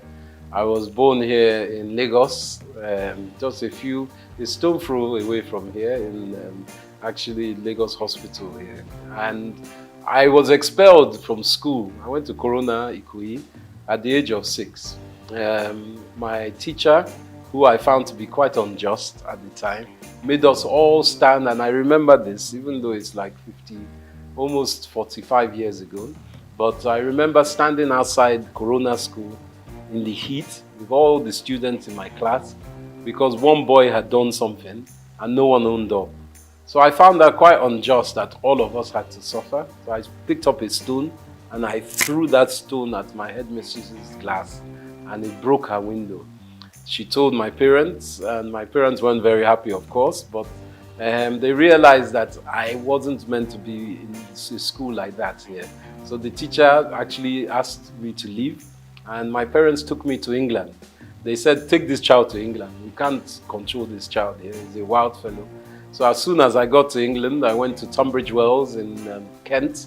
I went to school there, and it was the most cold experience I've ever had in my life. I was 6.5 going to 7, and I went to boarding school at that age. And I think that woke me up in life straight away, that even in comfort, you still have steel.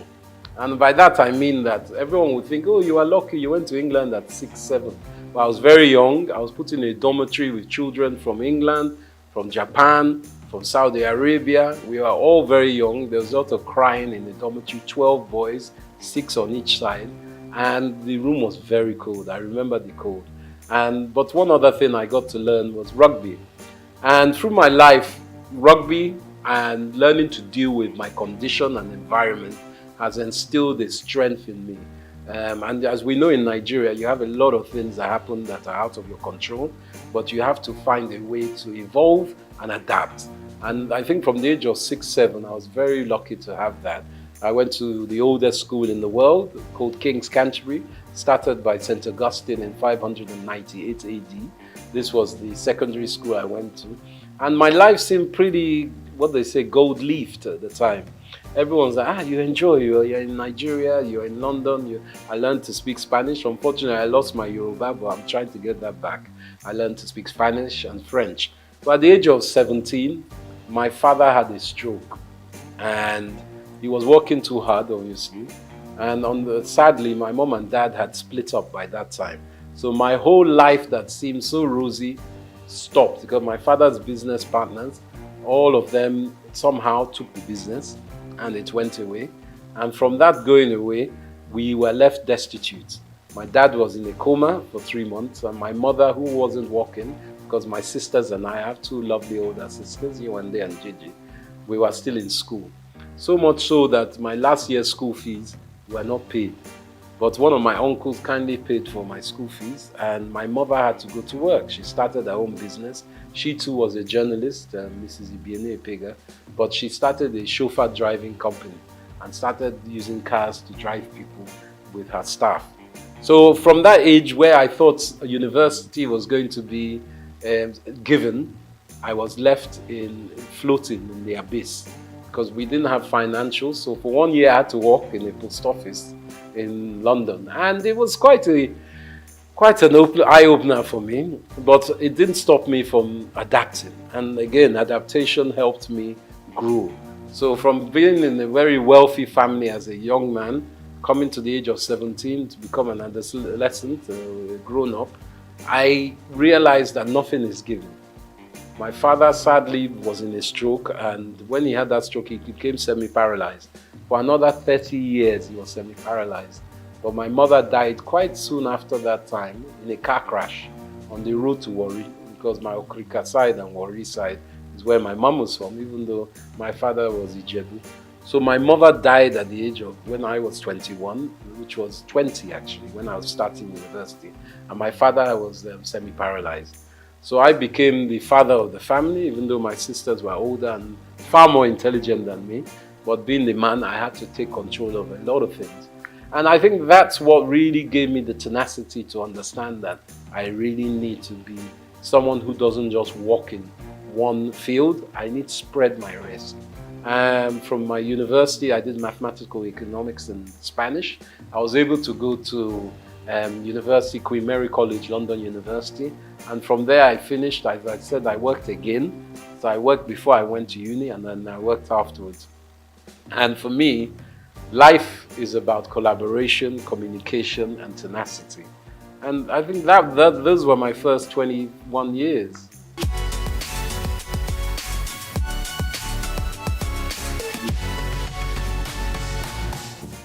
There were less people in Lagos in those days. I won't lie. I grew up every summer and even Christmas where we could afford it. Back in my day, 1978-79, Naira was 0.8 to £1. So you can understand that people were very wealthy. I think in those days there was like 40 million people. It wasn't that much of it because my dad was an estate surveyor. So we used to go to Abuja a lot. And he was one of the surveyors that graded Abuja when it was being built during the late 70s, 80s with Obasanjo, and even before Murtala Mohammed. They were grading it. And Lagos was, shall I say, Abuja was made the capital. And Abuja is a model city of Milton Keynes, which is a model city of Paris. Just like Brasilia in Brazil was changed from Rio de Janeiro as a capital. So for me, coming back to Lagos was a joy. I enjoyed it because I was young. We used to just walk, run the streets on our bicycles and cycling, just exploring. Everything was open. There weren't as many cars. It was no big apartments, and there weren't as many people. So I had a beautiful time. There were a lot of lizards on the ground, and we used to throw stones at them. But that was my own youth. We used to go to the beach a lot. Bar Beach was around. It's not around now.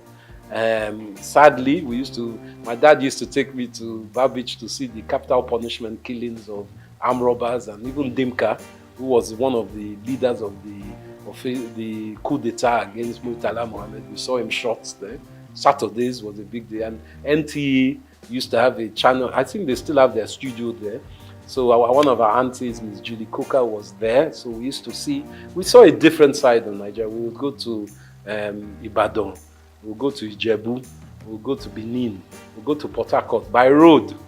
In those days, you could travel, and along the way, we go to Akure, you pick up mangoes, you pick up coconuts. My dad would pick up palm wine, all these things on the road that I don't know if you get it now because security is an issue. So for me, it was a romantic time.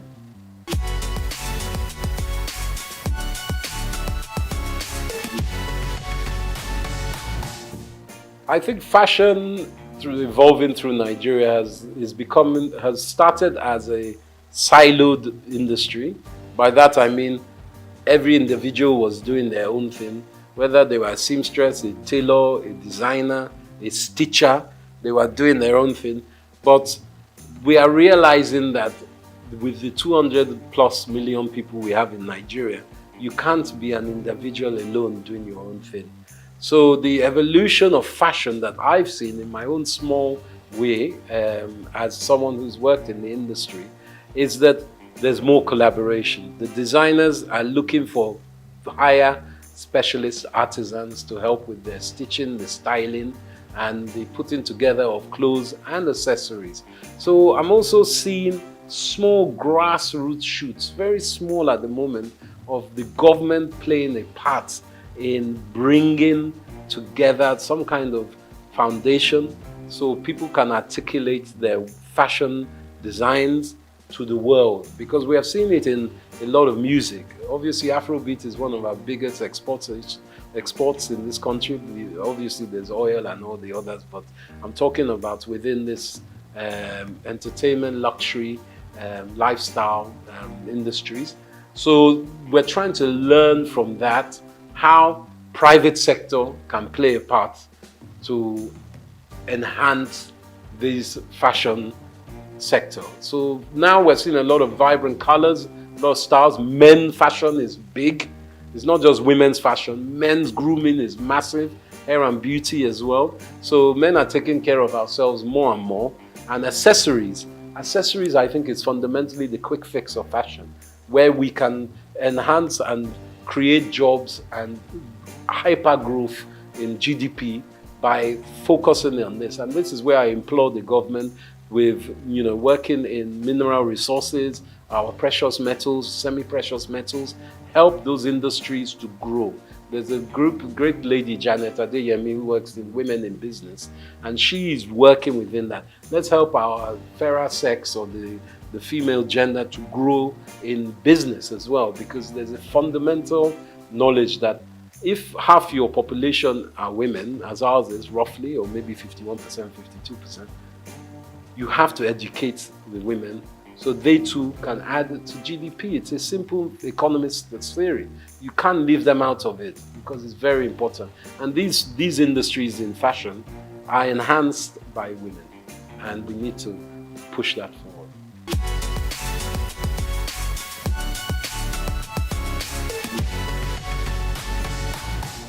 I think the banking system needs to be augmented. And I'm saying this from the government's perspective. The ease of doing business in Nigeria, as an investor myself, a foreign investor, as well as being an indigent in Nigeria, the problem is not getting your money to Nigeria, it's getting your money out of Nigeria. Not that you want to suck all the money out of the country, but what can help is the floating exchange rates, the flow and liquidity of money that can come in and out of the country. A lot of investors are worried about how they get their money out of Nigeria. So I think our banking system, going back to the central bank, which they're working on, needs to be much more fluid. So people feel they can invest and take money out. But also, we need to articulate what is on offer. We need to start some kind of documentation of who is available to have investment with, where they can be found, because it's because we are quite an opaque economy, meaning that people can't see the end of where they're putting their money. Once we do that basis and open up the lights within which kind of businesses are available to be invested in, I think a lot of investors, domestic and international, will be more willing to put money into it.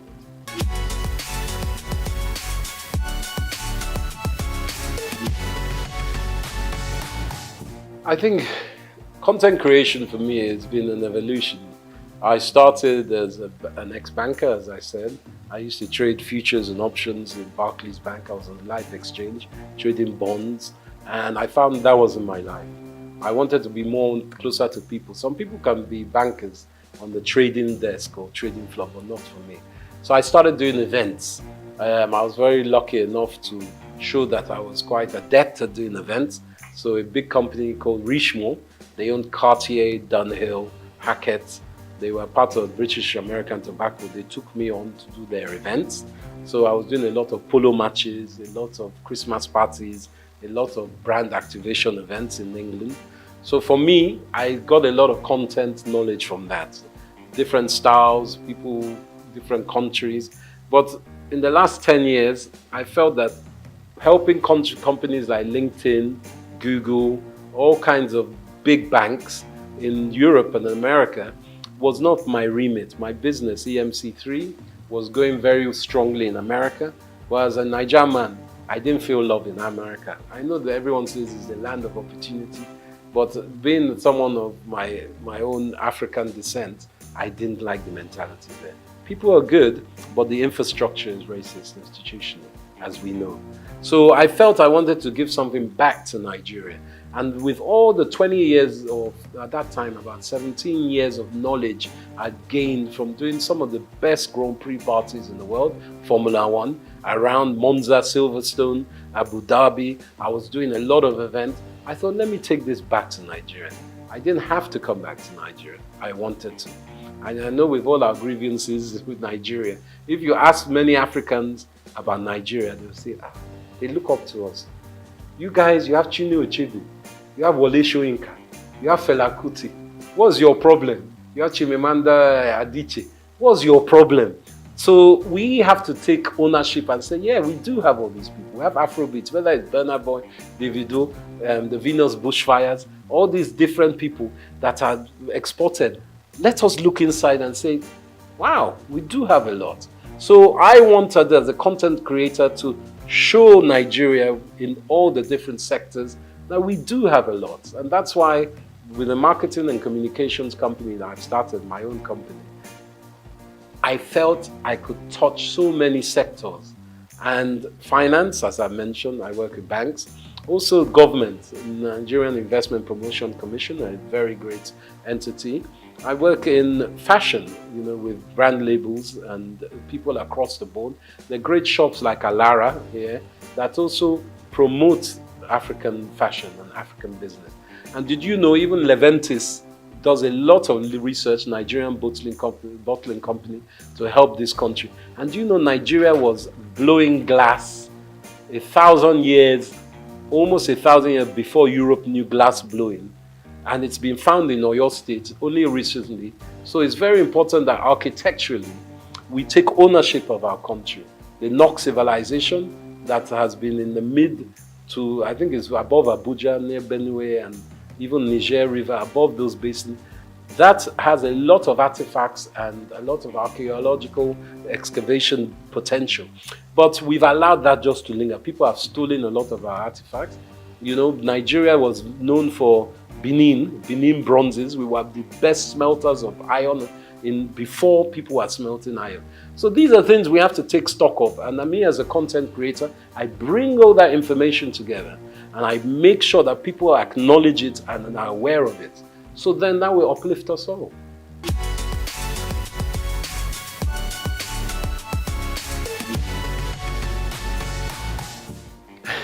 Now, this is a political question, but I believe with our background of the last 20, 30 years, we've had, sadly, leaders who have been militarily inclined, let's just call it that.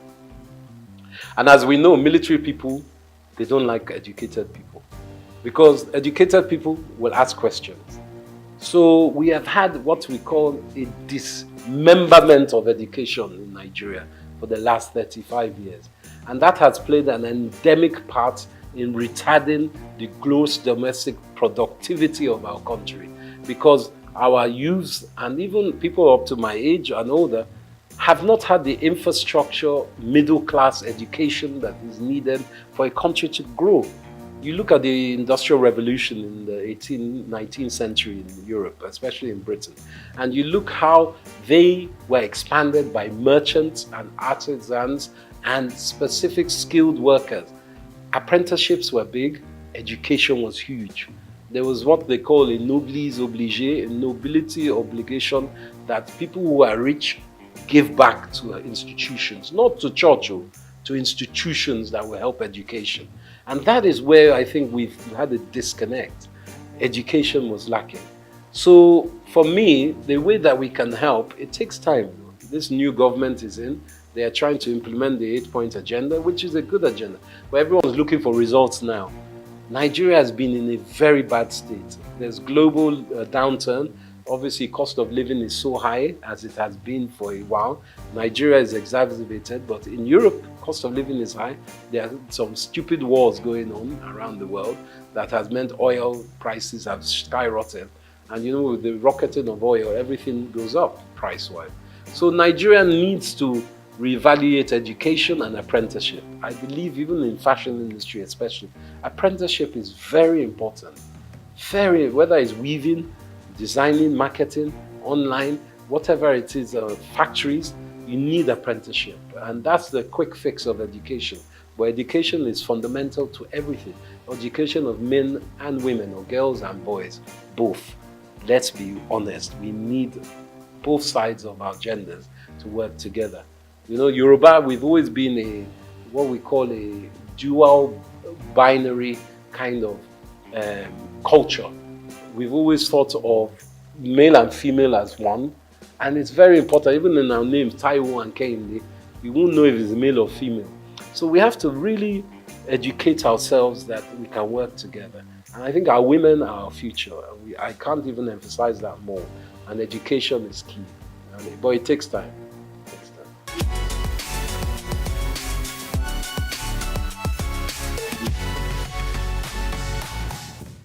I think Japa syndrome is very real. Everyone wants a better life. Let's not lie. You want a better life for yourselves, but for your family, your parents, your children. And the opportunities in Nigeria, even when you have been educated and you finish graduate here, to find jobs is not easy. The infrastructure is very bad for job creation. And this is being worked on, you know, and the last 8 years has been fundamentally broken. But we know this new government is changing that. But specifically, Japa in Canada, they need our brains. You go across the world and you ask any nation, especially America, who are the best educated, the best, integrated, and the most proficient people, Nigerians. So it's not that we are stupid, it's that we don't have the infrastructure at home. And America, Canada, Europe, they're giving us the infrastructure. So getting out of Nigeria is not easy. There are opportunities and policies that allow it, but going across the border to Libya is not the way. You spend $5,000, $4,000, which is almost 4 or 5 million naira to try and get to Europe, and then you are treated like a dog when you get there. That's not the way. But, you know, there are certain policies that can take you to these countries. And in Britain, for instance, it's not all, the streets aren't paved in gold, but if you earn £1 in Britain, you send that home, that £1 is 1,300 naira. So, and the minimum wage is £14 an hour now in Britain. So you can do the maths of that. So someone who is earning £14 an hour, if they work 10 hours in a day, they've earned over £100, which is 100,000 naira. So the maths, of course, is what makes people want to go there, because even if you are working there, obviously you're paying British rates, so your rent, your cost of utilities, your food and drink, your transport comes into play. It's not cheap there. But the money you send, even if you're only sending £100 a month back to your mom, that's 100,000 naira. So, or 130,000 naira in today's rate. So you can do the maths. That's why people are going. And the security in these countries is, and the education, to be quite frank, is better. But it doesn't mean they are better. We have to build a house, you must thatch the roof from within, so your roof doesn't cave in. And I think that's very important. Not that people shouldn't go home. I mean, go out of the country, but they should always come home as they can. Because we need, you see the Pakistanis doing it, you see the Indians doing it, you see the Arabs, they go home and they build their own countries. It's not good to just japa and live. You have to come home as well.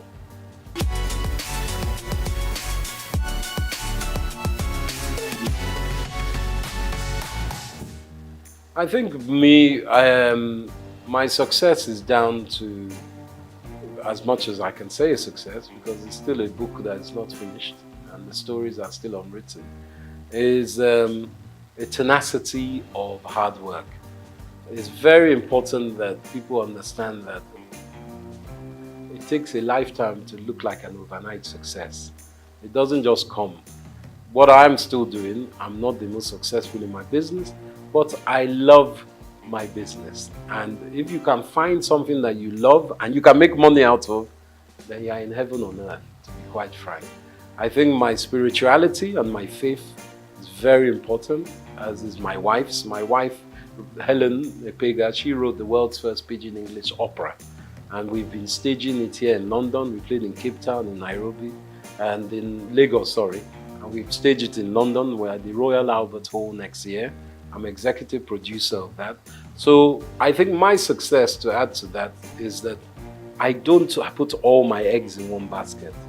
And I work very hard to make sure I research and obtain knowledge of the next thing, or what was the last thing. I'm a historian as well.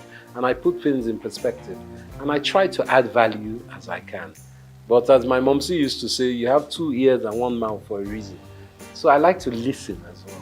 And from children you can learn, from grandpapa you can learn. So humility is very important. I'm not arrogant with it. And I think that's the most important part. Collaboration, humility, and shared drive. But also knowing that for me, Saturday and Sunday, I'm off. That's my time for the family. I take a break. Sunday, even God rested on the 7th day. Me too, I rest. I'm not 24/7, even though this weekend we have a big fashion event, but that's work. But when I take my tools down, it's tools down. No one can call me on Sunday morning. So you can't be BOing to people. Never let anyone own you like that. That's what I say. Someone calling you on Sunday morning, obviously in journalism, in film, it's a different from projects. I'm not saying every time, but just be aware of yourself and your mental health. That's the most important.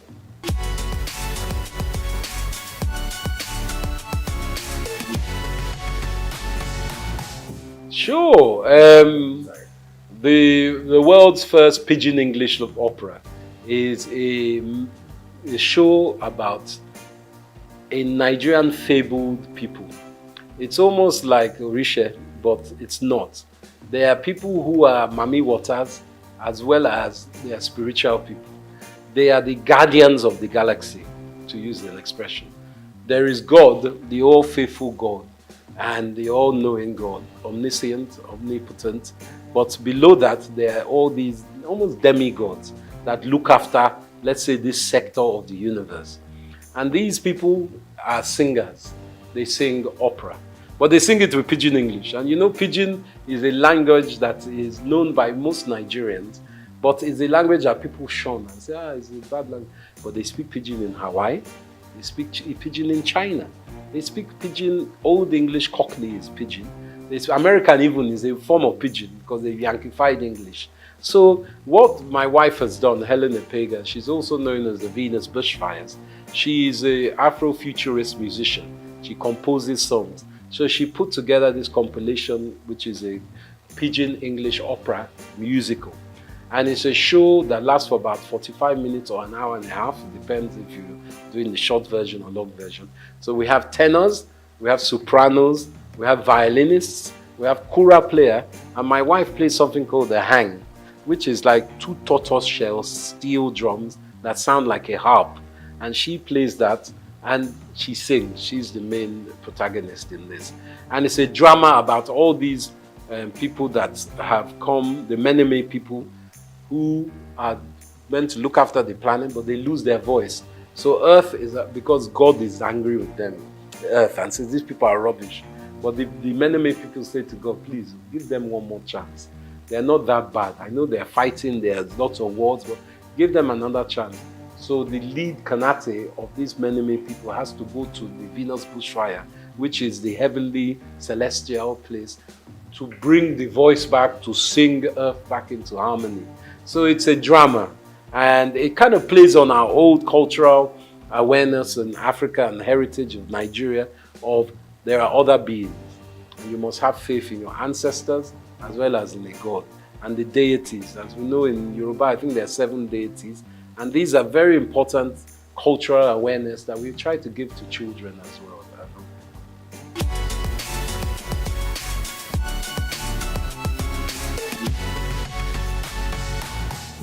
I think the filmmaking in Nigeria is burgeoning. AFRIF, the African Film Festival, International Film Festival, is on now, which is a great show. I helped incept in 2010, many years ago. We had it in Port Harcourt. It was Governor Rotimi Amici that started that campaign, but it's going on very strongly now. Nollywood, as we call it, is being noticed by the international market, whether it's Netflix or Hollywood. I would like to tell you something actually, which is, I haven't divulged this for many years. My great uncle, whose name is Pa Orlando Martins, God rest his soul, was one of the first African actors in Hollywood. He acted in the 30s with people like Ronald Reagan, Katharine Hepburn, and Bob Hope. And he always played a part as an African prince or chief.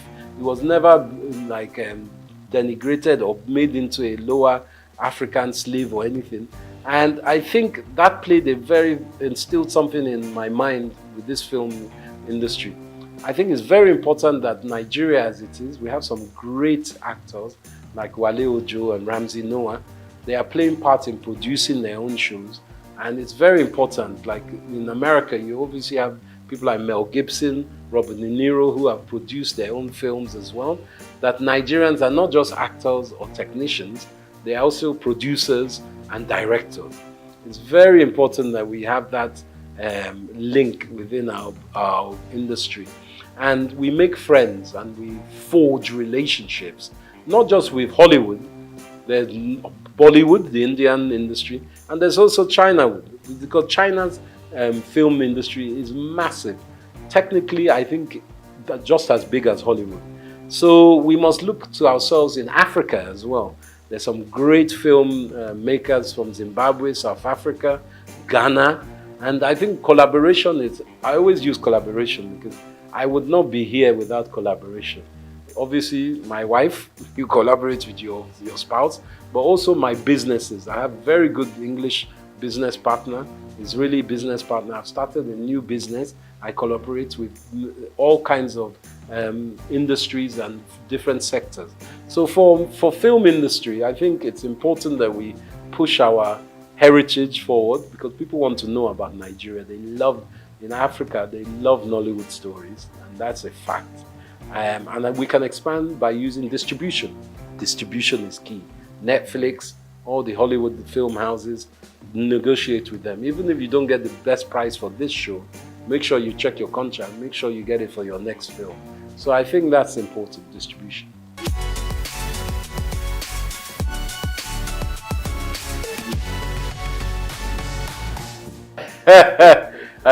While I'm still alive, that's a very good question. Hope springs eternal with me, and I am optimistic about Nigeria.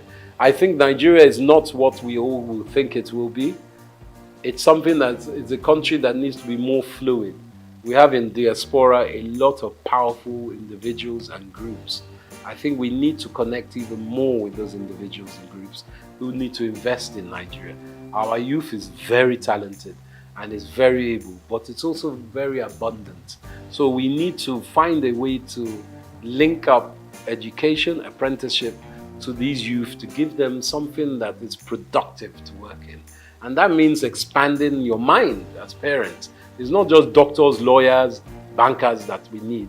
We need artisans, we need creatives. And that's the most important point. It's a mind block. So for me, if we can work on Nigeria's mind psyche, and the taboos of oh, we don't want our child to marry a musician.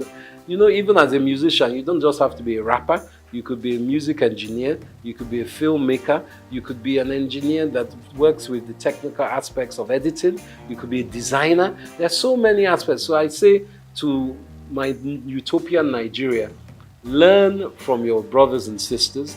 International research online is very important. And for me, the dream is to see Nigeria as a fluid country of strength in Africa, where we're trading with African countries and we're using what we have as our asset. Technically, of course, we need Europe and America and everything, but we have it in Africa. We have it in Nigeria. So my beauty of Nigeria would be if we become our own Wakanda, working with other African states and enhancing our own GDP as well as our region and our continent's GDP working together.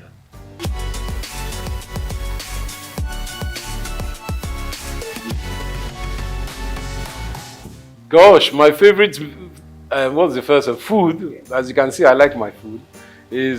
I like a mixture actually. I like amala. I like yams.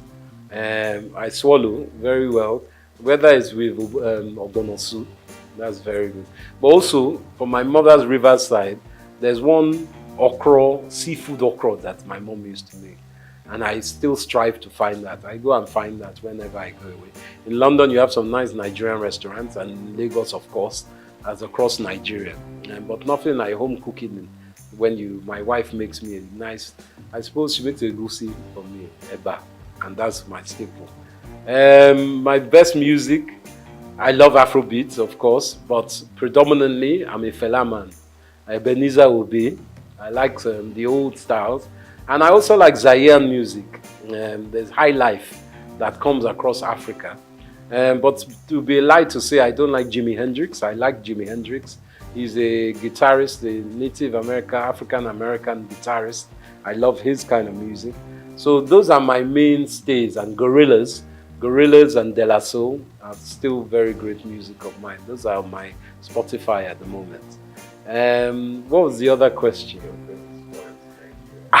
I like wrestling. They used to call it Gidigbo back in the day, Yoruba wrestling. I used to love that. I haven't seen that much lately, but I like Nigerian wrestling. Obviously, we play good football. We're great footballers as well, globally. But you said Nigerian sports. Polo.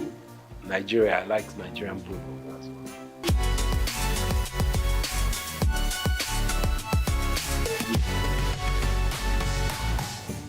To my young brethren and children of Nigeria, I say it's important hard work. Hard work, research, and belief in yourself. Obviously, times are very tough at the moment and money is tight. But with your own creativity, you can build your empire from there. I always believe that from one's mind, you can make wealth and you shouldn't give up. Obviously, if you're not But always be honest with yourself and treat others how you want to be treated.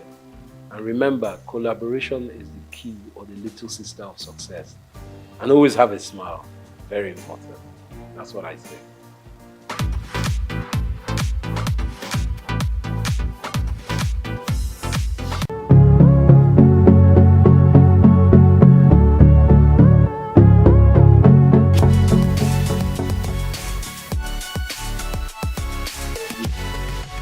Well, Supporters Club had been there for 66 years when it was founded officially, but those who funded it were just doing it for the fun. We just come to the field, drum, sing and go. Nobody gave them any recognition. But I joined them in the year 1977. Well, I paid 2 naira to join. And how did I join? It was because of an incident that happened at the National Stadium. The Shooting Stars of Ibadan and the Bendel Insurance of Benin were playing the semi-final of the FA competition that year. And I had to go to enter the stadium.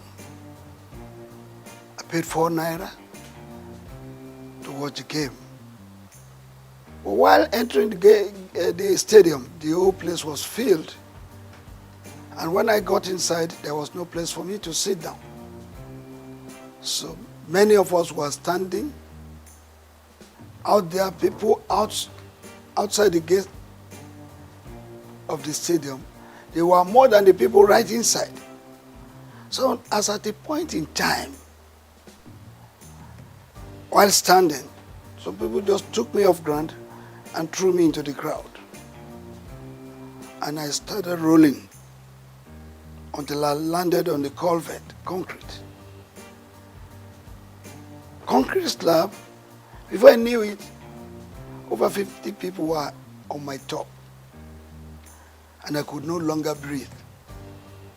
So to me that day, it appeared I was going to die. But through the grace of God, I was able to wriggle out myself of that position. And the man directly on top of me had to leave, because what I did was by biting him. And I had to struggle to go under the concrete slab. And I was right there for the first half of the game, 45 minutes. I was right there under the concrete slab. I couldn't watch the game. It was the breeze that was coming from the outer part of the stadium that saved the situation. After the first half, you know, people will get up to go to the toilets, to go and buy drinks and meet their friends. I had the opportunity of coming out, and a good Samaritan gave me a small place to sit. Even at that, I was very unconscious. I was not comfortable. But the game ended. It was a drawn game.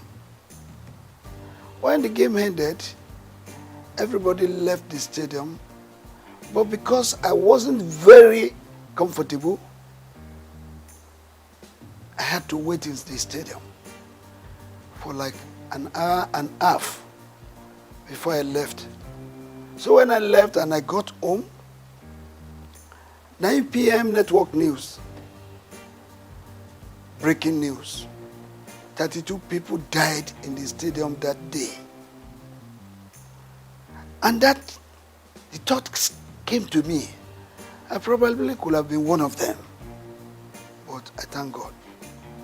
That was what informed my decision to say, I will not go to the stadium again until I have the best way to go into the stadium without being killed, maimed, or injured. And I decided to move with those people, and I joined them. But then we were just doing it. Maybe 20 of us, 15, 30 of us, we meet under the trees of the National Stadium, and we go home. And since that period, immediately I became a member, I introduced what they call flag bearing. When from 1977 to 1990, every Nigerian team that came out of the tunnel or goes out there outside Nigeria to play, you will see the Nigerian green, white, green flag being carried by one person. It's me. I did that flag bearing for 13 whole years. Whenever the team is played, I will be there with them, whether it's the Super Eagles, the under 20, the under 23, the Falcons, and the rest, all our national teams. Even our club sides going out to play Continental. When you see the green, white, green of Nigeria, I used to be the one carrying that flag. So I was with them, and I rose within the ranks from being an assistant secretary to becoming the national secretary and also the chairman of the disciplinary panel of the Nigerian Football Supporters Club. And by 1990, I was voted to be the chairman. That was when the thoughts of registering the club came. So when you hear that the Nigerian Football Supporters Club founder, officially because of its registration, I did the registration. Registering the club, I moved it from Lagos to Ibadan, Oyo State. I'm an Ibadan man. Charity begins at home, they say. So I went to Ibadan. From Ibadan, I moved to Bauchi. I moved to Abuja, Kano, Port Harcourt, all the states of the Federation. By 1992, I went to Cote d'Ivoire, in Abidjan precisely, to launch the Supporters Club. I went there physically, bringing the Nigerians together, those living in Abidjan. I formed the Supporters Club and launched it officially. I left that place, I went to Ghana. I launched it in Ghana. Leaving Ghana, I went to Gambia. I went to Burkina Faso. I went to Mali. I went to Republic of Benin. I went to Togo. I went to all the countries of Africa, putting the Supporters Club in place in those countries. By 1995, I moved to the United States of America. I launched the Supporters Club at the Giant Sports Stadium in New Jersey in 1995.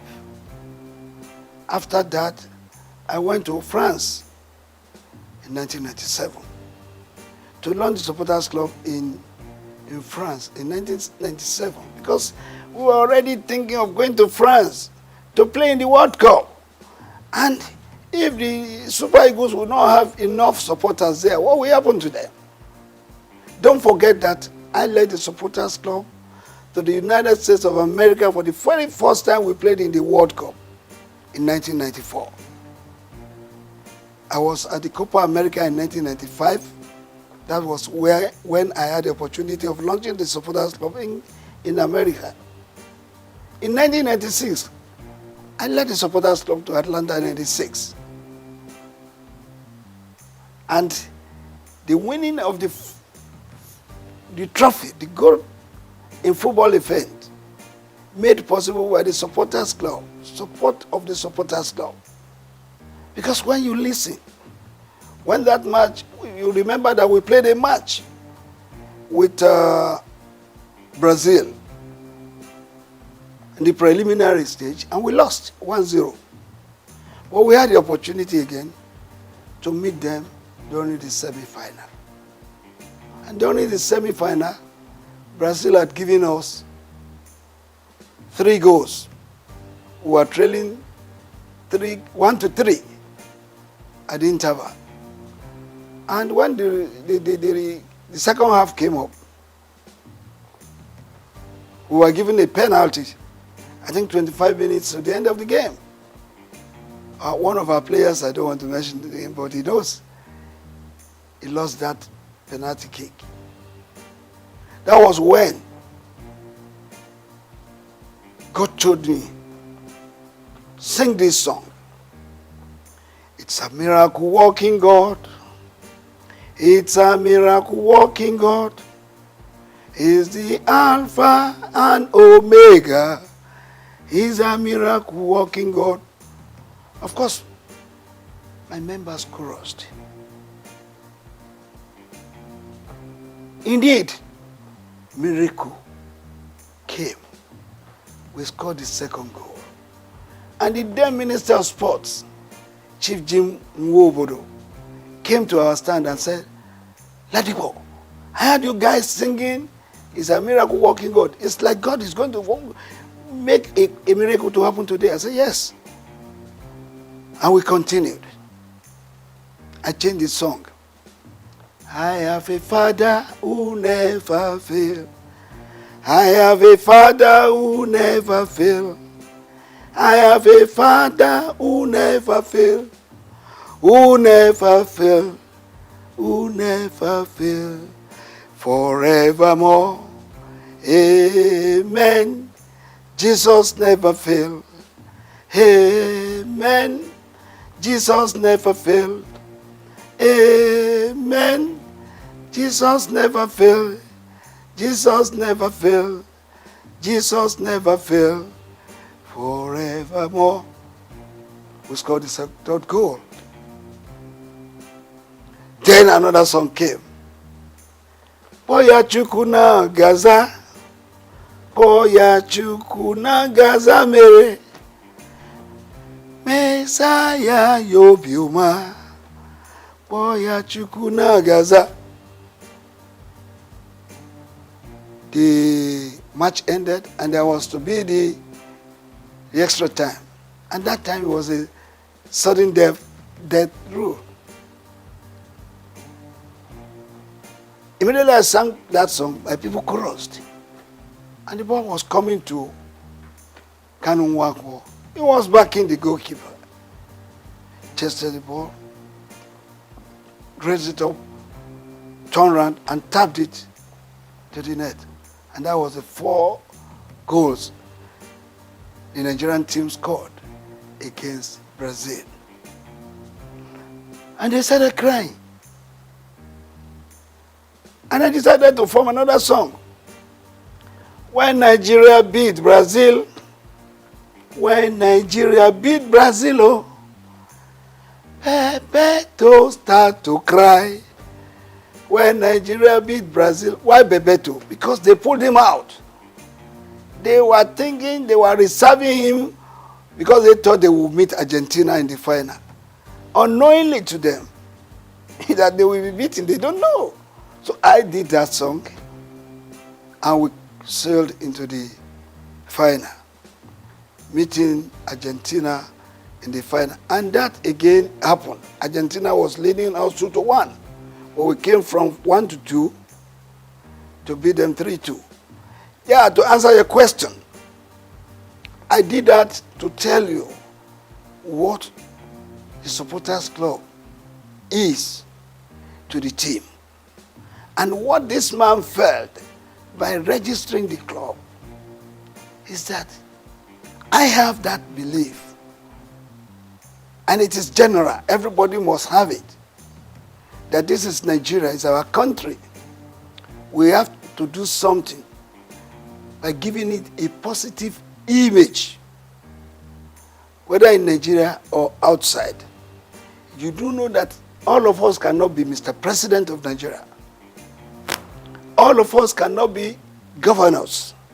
And not all of us will be members of the National Assembly. But all of us as Nigerians have special roles to play in giving our country a befitting and positive image.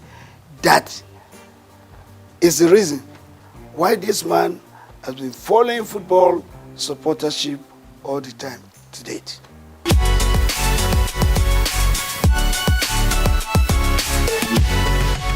Well, I want to tell you, like I said earlier on, the grace of God has been the secret. The other secret is that my members, I get them reoriented to believe in my vision. All of them supports what I was doing. They all love this country. They want to contribute their own to the good name of Nigeria. That has been the secret. And don't forget, any member of the supporters club should be referred to as a patron par excellence, because they are not paid. They are not given any allowance. They use their time, their money, even at the risk of their lives, to support the cause of Nigeria through supportership. Well, majorly, it is funding.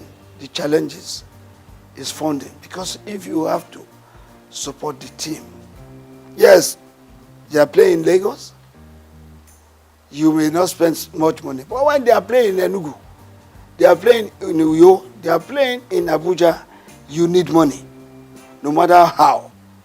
But come to think of you traveling with 100, 200, 300, 600 supporters outside Nigeria.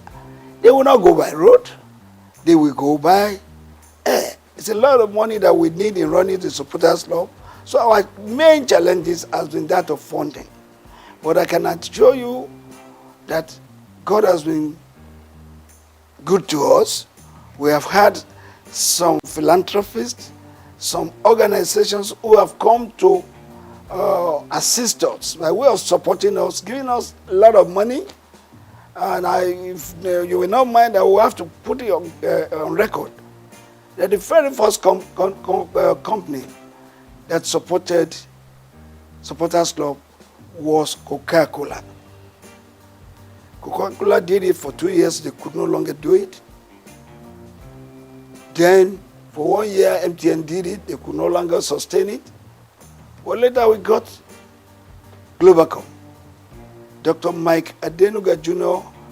has been the brain, the backbone, the sponsor and the financier of the Supporters Club for several years, doling out millions from 50 to 60 to 100 million of naira, and even in dollars. So that has been the way, that has been how we have been able to surmount it. We have some philanthropists. We have Taiwo Afolabi, who has always supported us whenever we are going out. I remember Alhaji Aliko Dangote in 1996. He supported us, and some other Nigerians too. Esther Ajayi, when we were going to Russia 2018, I went to this woman and I told her our problems. The second day, she was able to give us 20 million. I went to meet the then governor of Lagos State, His Excellency Governor Ambode. He gave me 10 million. The club, not me per se, he gave the club. And when we were going to Brazil in 2014, that was the very first time any government supported us. We went to Brazil. Before going, I visited the then president, Dr. Goodluck Ebele Jonathan. After decorating him as our patron, he pronounced a 50 million naira grant for us to go to Brazil. Actually, we were going to request from him a whole plane to take us there because we were going for a national assignment. Supporters Club is a selfless service. But the president gave us 50 million. I mean, Goodluck Jonathan. But we ended up spending 189 million. The difference of that was raised by me going to Dr. Mike Adenuga, Taiwo Afolabi, Esther Ajayi, Ambode, and the rest. That's how we've been running the club. We've been running the club, meeting people who lost the game of football, who lost Nigeria, and they have been helping us.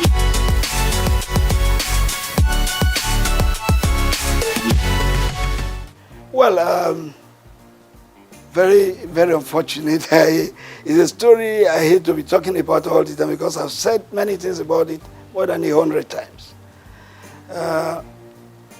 Supporters Club had been there for several years. And Dr. Rafiu Ladipo was the national chairman for just 10 years, from 1990 to 2000. I left that position in 2000. And then somebody else became the national chairman. And that was Alhaji Waidi Anderile Yusuf, who was the chairman for 8 good years. After him, there was Otumba Olatunde Bashonu. He was there for 4 years. And there came a time when one Mr. Vincent Okumagba acted in that capacity for 3.5 years. And there was one little mistake, misunderstanding, because people will not want to wait for their time. And all I told them is, please go through an election. Anybody who would not want to go through an election is not supposed to be on that chair of the national chairman. That's what came up. And the then NFF believed that there could be 20 arms of supporters clubs in Nigeria. It could even run to 100 units. But it's unhealthy. You cannot have a situation where your team is playing right on the field and you have different corners where you have the Nigerian supporters scattered all over the field, singing in different voices. It's not good. But look, I've been able to manage it because God has told me that supporters must not die. Supporters club will not die. I have to be patient to let them see reasons why the supporters club should go and support the teams with unity. As a unit, go and support the team. But if you have funded your own, maybe you have registered your own, you have your own office, you can stay in your office. Manage your office the way you want to manage it. But when it becomes a national assignment, you are going out to represent Nigeria. All of us as supporters must come together to support Nigeria as a group supporting one team. Not when you have some people in Angle 90, some people in Angle 180, some people in Angle 360, some people in Angle 60, supporting one team. It does not augur well. There's nothing you are going to achieve from this. I remember when we were in Russia, and my members have gone in. I normally wait for all of them to go in before I will finally go in. So when I was going in as the last person, I entered the stadium and I saw them, some people up there, I saw some people on the left, I saw some people on the right. And when I was going to meet the band boys, some of their security men came to me, in Russia, and asked me where I was going. I said I was going to meet my people. They said I should bring their ticket, my ticket. And when they saw the ticket, no, you can't go there, go there. That place is not yours. Your seat is downstairs there. How do I coordinate the activities of my members? This is what we've been telling them. Supporters Club must be united. They must come together, sing together, cheer the team together, and let us have a befitting result. When the referee and all the match officials see a group of people, even if you are 200 or 300, converging in one special place together, in your uniforms, in your green and white, and you are singing, they know you have come to support your team. So it takes them every reason to want to do the game better. Well, when you are not there, in a capacity crowd of 90,000, we had 5 supporters here, 2 there, 7 there. When the Argentines were about 87,000 in the field, singing for their team. So I believe that the supporters club must be together. I've been able to manage it now, up to now. The national chairman of the supporters club as we speak is Reverend Samuel Ikpeya. He coordinates the activities of the Supporters Club in Nigeria, while worldwide, I'm the President General because we have Supporters Club in all the other countries of the world. And when we come together, there must be one person. There must be the head. We have the President of the Supporters Club in Cote d'Ivoire. We have the Chairman of the Supporters Club in UK. In all Francophone countries, the head of the Supporters Club is called President. In Anglophone countries, the head of Supporters Club is addressed as Mr. Chairman. So the President General is not just what we just came out with. It's because there's a need for it. That's why the President General worldwide comes up. Well, I have told you a lot of people don't want to wait for their time. And when you don't wait for your time, what do you lose? You lose much. There was going to be an election. And I called all of them, go and pick your nomination papers for the election. But some of them would not want to because they want appointments. And I don't believe in appointments because we have a constitution in the Supporters Club that says everybody and anybody who wants to be an officer must contest for election. I insisted that there must be an election. Some people would not want an election because they know, probably they believe they cannot win. They decided to say, oh, let's go our way because we don't want election. That's it.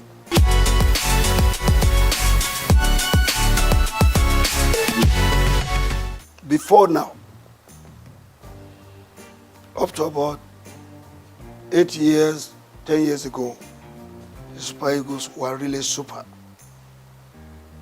But in the last 8 years, we have not been there. We have not been doing well. Don't forget that in 1994, Nigeria's team, the Super Eagles, were judged to be the 5th best in the world. What is our ranking now? 37th in the world. Even in Africa, what is our ranking? So the Eagles of the last 8, 9 years ago, no, they have not done well at all. I want anybody to tell me what did we win in the last 8, 9 years.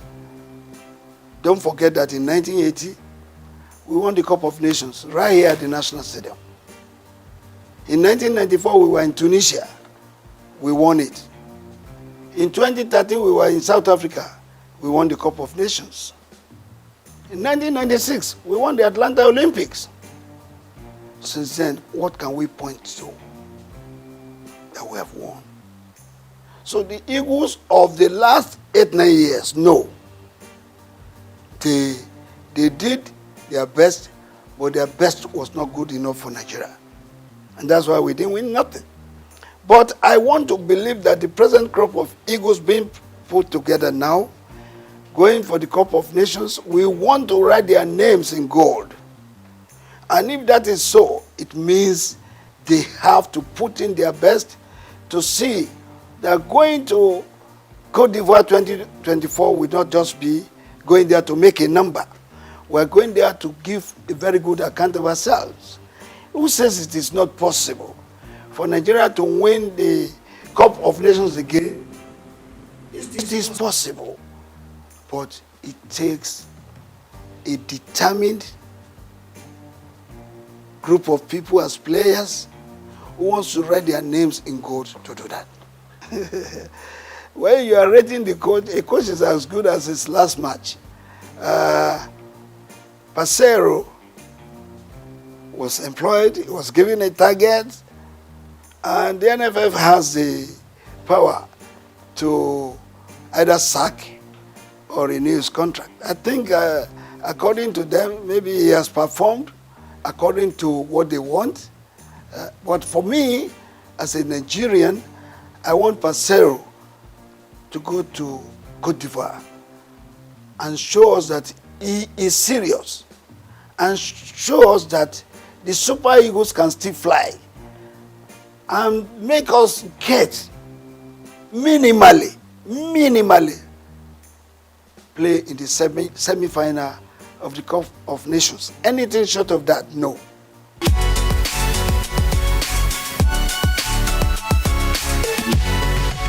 Well, I want to believe that our Nigerian coaches are good. There have been 2 or 3 foreign coaches that have done well. Westhoff, Bonfrejo, and this which doctor, what's his name again? I'll remember his name.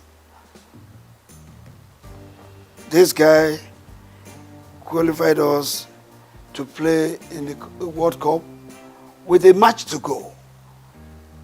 The witch doctor. Well, the witch coach, we call him, we remember his name, it will come back. So, since then, there's no foreign coach that has done better. I was one of the people that went to London to recruit this man I'm talking about. When we recruited him, he came to Nigeria and he made us to qualify for the World Cup with a match still to go.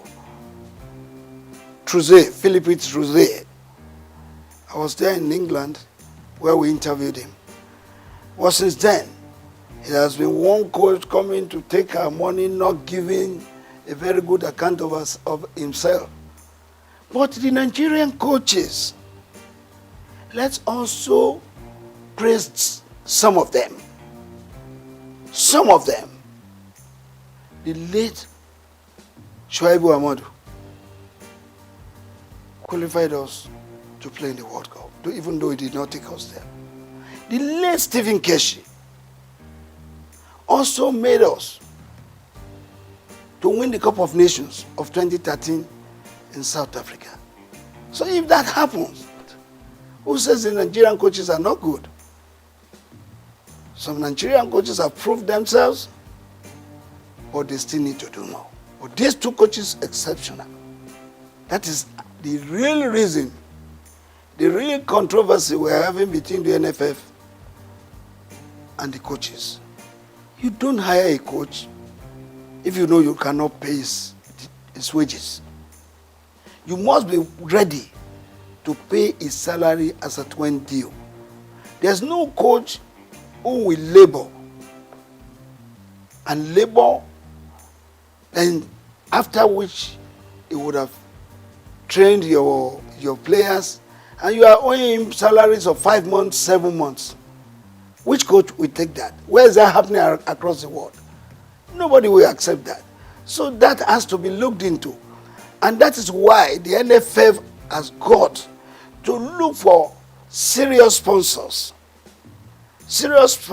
and raise funds for them to be self-sufficient, to be able to take all these challenges of paying the coaches wages. That is a big problem. And I think the present NFF board, led by Ibrahim Guzo, will look into that, look for sponsors, serious sponsors who are interested, not just interested, but who are genuinely interested in the Nigerian game and in the Nigerian nation.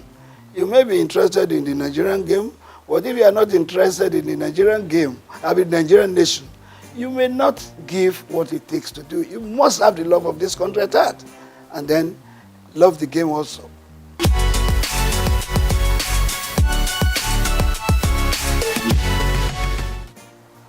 The last 15, 10, 8 years, our boxing went down. In the last 5 years to today, our boxing has come up. I am the president of the Nigerian Boxing Board of Control, and I confirm to you that every week now, we have a boxing championship. We had one last week. Tomorrow, we will have one in Abuja. When I come back the following week, there's another one. We have promoters now promoting our boxing events. And our boxers are now earning big money, other than what they were earning before. In those days, they were earning 20, 30,000. They go on the ring, they hit them, they shed blood, and they sweat. What do they earn? But since the last 3, 4 years, our boxers have been earning big money, some of them earning millions, some of them traveling abroad to earn $5,000, $10,000. And that is made possible because we have a group of people in the Nigerian Boxing Board of Control who respects each other, who respect the boxers, who respects the coaches, and who respects the promoters. Take, for instance, I'm sorry to mention, Go TV. Go TV night every day. They've had about 29 Go TV sessions. You know what that means? Go TV for every boxing fight. They don't spend less than 20 million. They even spend more. And our boxing now is being watched all over the world, not just Africa.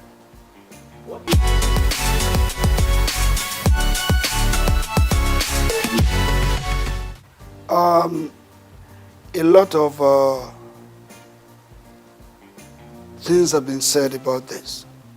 We have sent memos, we have sent advice, we have met with the people in charge severally. I've had to write to both the Minister of Sports, the National Assembly, and the rest. How can we develop our sports? It's very important.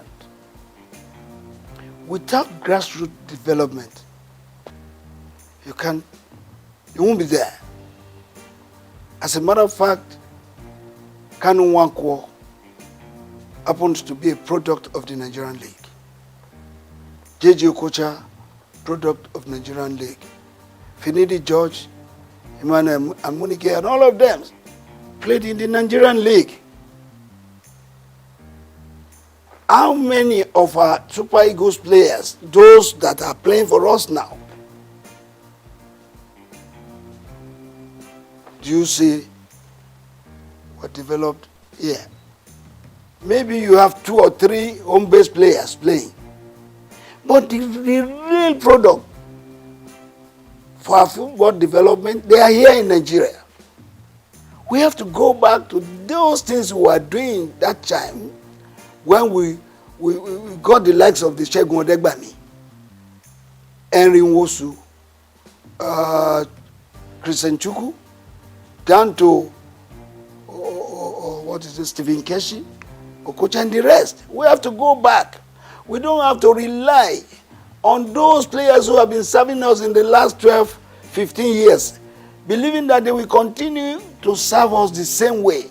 No matter what you do, players will get weak. They will age. And when they are aging, that's when they start referring to them as tiring legs.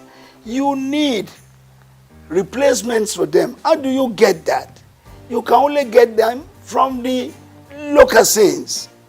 We have various clubs in Nigeria playing the leagues, the Premiership, the National League, and the rest. 20 teams in one.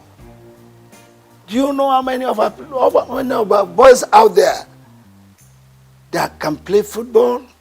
If we harness them, bring them together, and give them the right training. Of course, let me ask you, how many of our club sides have feeder teams? Feeder teams, they are very important to the development of the game. When you have a junior player playing the feeder team and is maturing, bring him to replace a tiring leg. In the senior team, how many of those teams that we have can boast of feeder teams? How many of them can boast of their own fields? Perhaps we have about 3 clubs that are privately owned. But others are owned by governments, state governments. And state governments, what do they use them for? For political gains. And if it is political gains, well, it's off it. Let's do football like it is done elsewhere. Football is big business. People are making billions of dollars in football. Nigeria can do same. If we do same, we will take off all this nonsense. The boys going about doing a lot of violence, going to do yahoo, going to do kidnapping and the rest.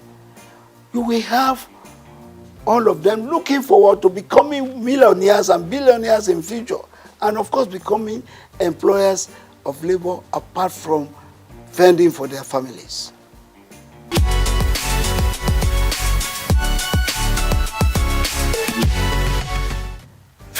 Above 50 football, yeah, it's above 50. I'm the chairman worldwide for that. And my president is Ambassador Edward Olutoke, who has given his support, his finances to be able to do this game. The thing is this, if you have played football, you have played up to the level that you are about 40, and you are no longer playing, you are no longer doing what you know how best to do, you now go and sit down, not doing nothing. Boredom sets in. And within that period, rather than getting fit, you are aging. Some of them developing sickness, various sicknesses that they ought not to have. But because they were no longer doing what they know how best to do, they sit down.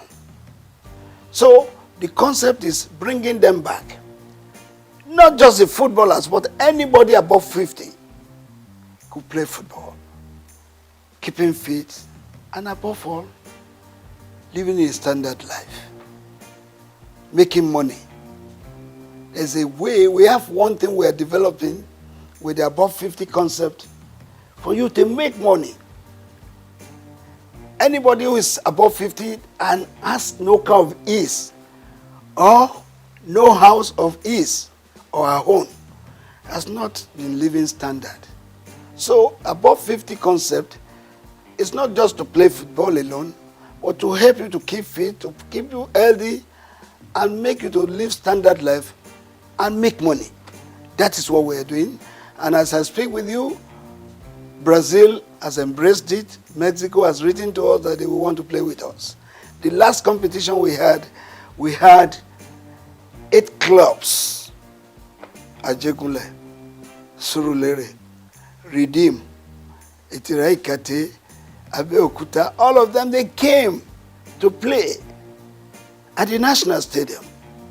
And the prize, the winner's prize was 5 million, which was paid instantly. The second place was 2 million, while the top place was 1 million.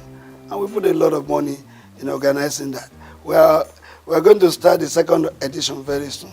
We are now having clubs from Benin, Edo, where people from Abuja, people from Kwara registering to be part of the above 50 football.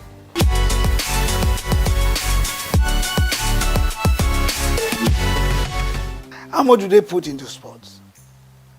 What you have in sports is noise.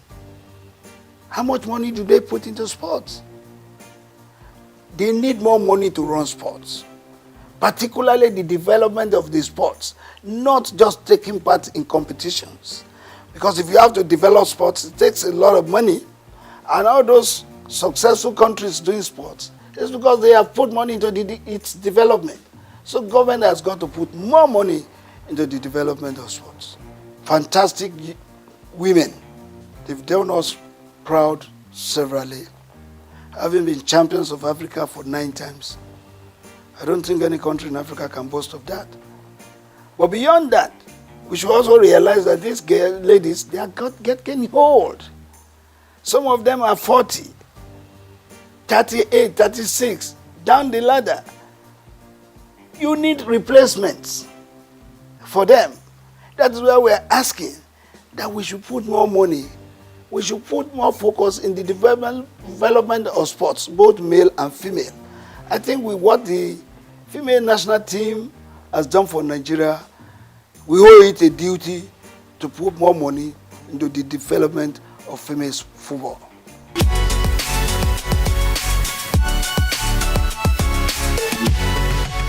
I'm not thinking about that. If I want to, I would have been in politics, party politics. I would have been there, and by now I think I would have been something else. But no, I chose to be part of giving an image to Nigeria, a good image, positive one. Take, for instance, if you go out of the country, you get to the entry point of any country, and you speak of our sports, they give you a wide latitude for you to go in. Well, you say when you get there, you speak sports. They ask you, where's Kano? Where's Okocha? Where's Finidi? Where's Amokachi? That means they recognize Nigeria sports. In fact, that's the only thing we can be proud of right now. Every other thing we talk in diversities. But when it comes to sports, every one of us were together. If the Nigerian team is playing and a Christian has to pray, and he say, I pray that the Super Eagles wins today's match, in Jesus' name I pray. Even the Muslim will say amen. So together in sports, where in this country, football and sports is a leveler, particularly football. Football unites not just the states, it unites the country, it unites the countries of the world. So I believe we can do much more in promoting and supporting our sports so that we get the best benefits, as we say. First and foremost, I want to use this opportunity once again to congratulate him on his appointment. I've met him twice now, and I'm going to meet him soon again. And why am I going to meet him is to advise him on what I think from my own views and from what I've seen to improve sports. First, we have talked about it. The development of sports is key, not just the taking part in competitions. Because if you are not developing sports, you are only taking in competition. If you don't win, what happens? But if you develop sports, one, you are helping the youth. Two, you are helping the nation. Three, you are growing the economy. And thirdly, you are removing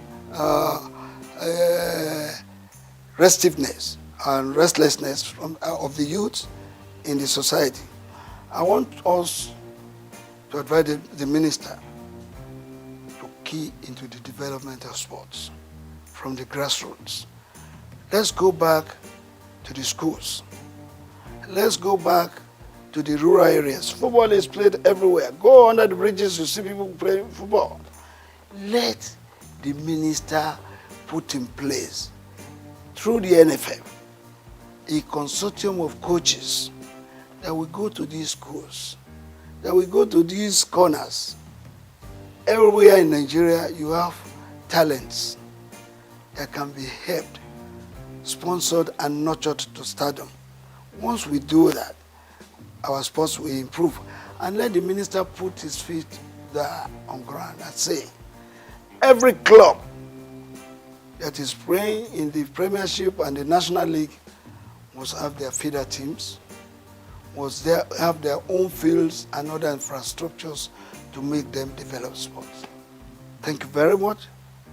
I want to pray for this organization to continue to thrive, to continue to blossom in making money, because without money, this kind of things that I hear cannot be sustained.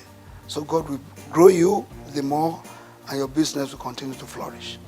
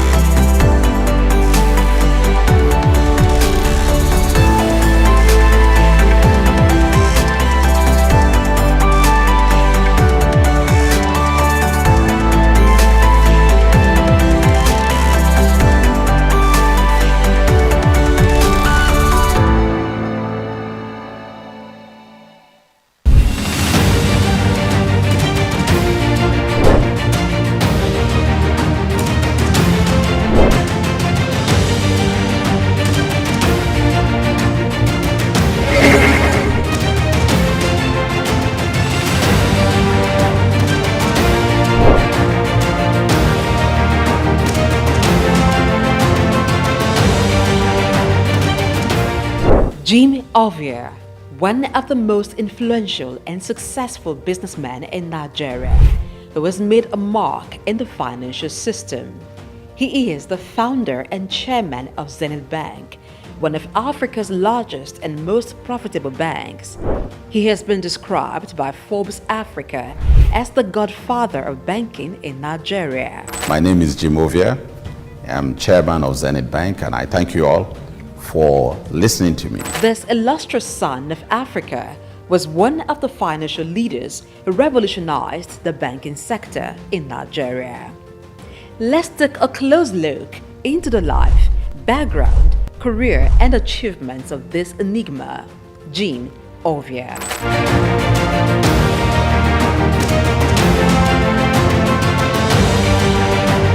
Jim Ovia was born on November 4, 1951 in Agbo, Delta State, Nigeria, to a large family as the second son of Chief Obi Olihe of Agbobi in Delta State. Being one from a humble background, Jim attended local schools as he had lost his father at the tender age of 4. His widowed mother, together with his older brother, saw him through school. He had secondary education at Ika Grammar School in Agbo.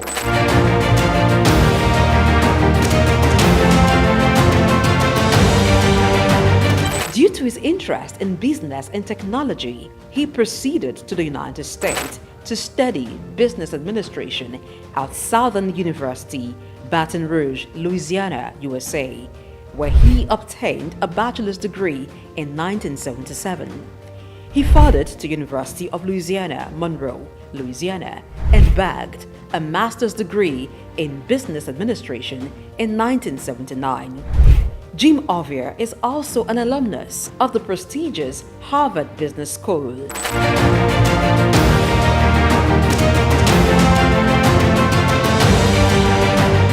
Jim Ovia worked briefly as a clerk in Union Bank in 1973 before proceeding for tertiary studies. Upon acquiring immense business knowledge from international institutions, he returned to Nigeria, his home country, and began a career in banking. He continued at this for years, working for banks such as Lion Bank, Merchant Bank of Africa, and International Merchant Bank.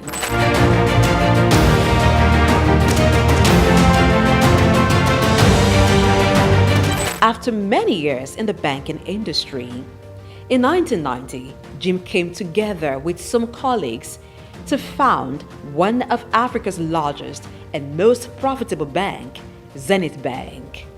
The bank was established with a vision to provide excellent customer service, innovative and technology-driven banking. Zenith Bank flourished as it drew customers who sought excellence in financial services. What started with an asset of $4 million and about 50 staff has grown into over $24 billion in assets and shareholders' funds of more than $3 billion as of June 2022. Zenith Bank is listed on the Nigerian Stock Exchange and London Stock Exchange. Jim Ovia served as Zenith Bank's Chief Executive Officer and Managing Director from 1990 to 2010, and then Chairman from 2010 to 2014. After a brief break, he returned as Chairman of the bank in 2016 and remains so till date. Under his leadership, Zenith Bank has grown to become one of the leading banks in Nigeria and Africa, standing tall among some of Nigeria's first-generation banks of repute, a feat rare for second-generation banks established in a time of tension between military and civilian regimes and economic instability. We will build our own roads to our branches if we're building branches in some cities, towns where the roads are not good enough. We have also bought power plants, generating sets to power electricity into our building. When we do all this, we also even had dug borehole to supply water to the building. When we do all this, what I personally call it is BYOI, bring your own infrastructure or build your own infrastructure. Jim Ovia served as Zenith Bank's Chief Executive Officer and Managing Director from 1990 to 2010, and then Chairman from 2010 to 2014. After a brief break, he returned as Chairman of the bank in 2016 and remains so till date. Under his leadership, Zenith Bank has grown to become one of the leading banks in Nigeria and Africa, standing tall among some of Nigeria's first-generation banks of repute, a feat rare for second-generation banks established in a time of tension between military and civilian regimes.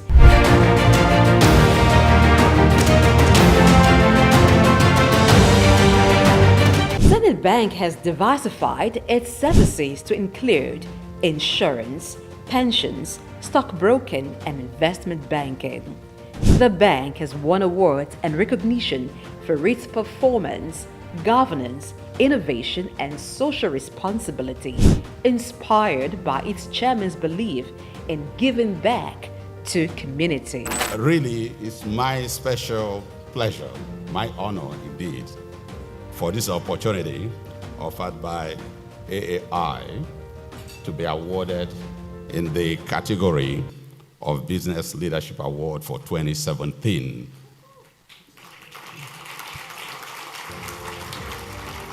As an entrepreneur, Jim Ovia has made investments in sectors other than banking. They include oil and gas, telecommunication, real estate, power generation, media, and most recently, education. He is the founder and chancellor, James Hope University, Lekki, Lagos State, which has been approved by the National Universities Commission, NUC, to offer postgraduate degrees in business courses.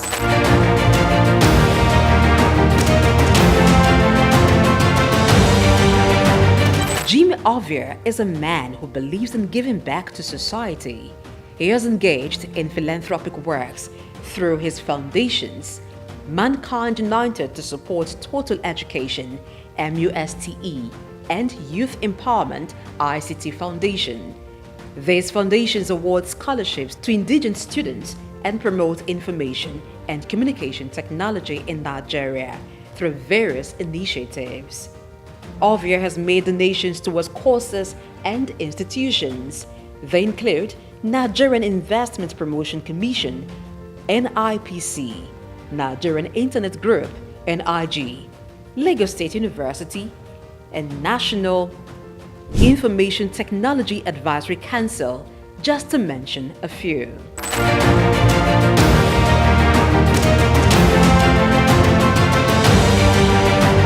In recognition of his contributions, Jim Ovia is a recipient of many honors and awards. In 2012, the University of Benin awarded him an honorary doctorate degree. Former President Muhammadu Buhari in 2022 conferred him with the national honor of the Commander of the Order of the Federal Republic, CFR. Also in 2022, Jim Ovia was conferred with the National Productivity Order of Merit, NPOM award by the federal government of Nigeria.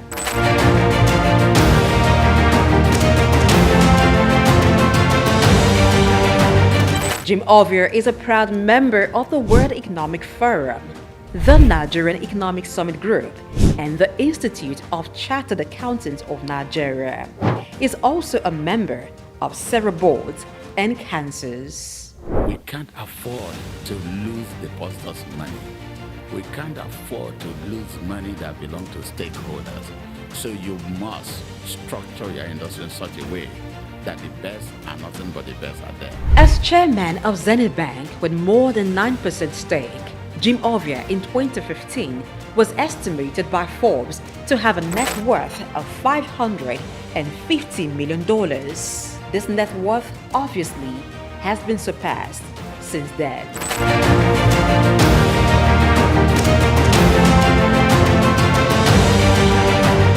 Jim Ovia, as a business person, founded 5 companies, They are Zenith Bank PLC, the Quantum Group, Visaphone Communications, Quantum Luxury Properties, Civic Center Towers, and Cyberspace Network. Jim is member, Honorary International Investors Council.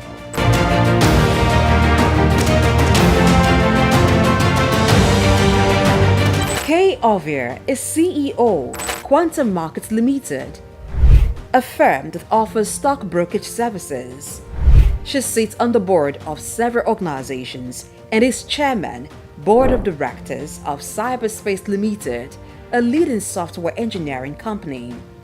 Cyberspace Limited is one of the pioneers in provision of internet services in Nigeria, providing network and software services. Kay, being at the head of a tech giant in Nigeria, teamed up with her husband, Jim, to strategically deploy robust IT infrastructure at Zenith Bank, which resulted in the development of digital products and technology-driven banking in Nigeria. Kay is an alumnus of Enugu State University of Technology, Souq, where she holds an MBA in management. She is much given to philanthropy, with several initiatives to transform lives, particularly those of the underprivileged. One of her projects targeted at children and youths, Star Rising Talent Hunt, aims at discovering and projecting hidden talents.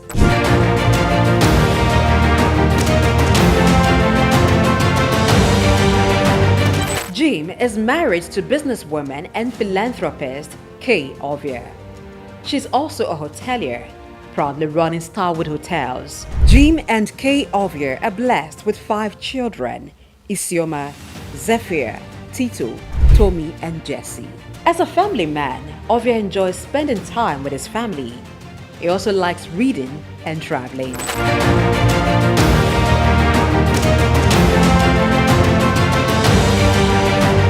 In order to pass on his vast wealth of knowledge on business and finance to African entrepreneurs, Jim Ovier authored a book titled Africa, Rise and Shine. The book was published in 2018 by Forbes Books. The book was written after he featured in an issue of Forbes, and it became the magazine's best-selling edition in Africa, that it had to be reprinted 4 times. The book, Africa Rise and Shine, paints the picture of his humble beginning from the small town of Agbo in Delta State, and against all odds, pushed through to become a global business icon, while providing insight on how to conquer challenges in African markets, taking advantage of the opportunities.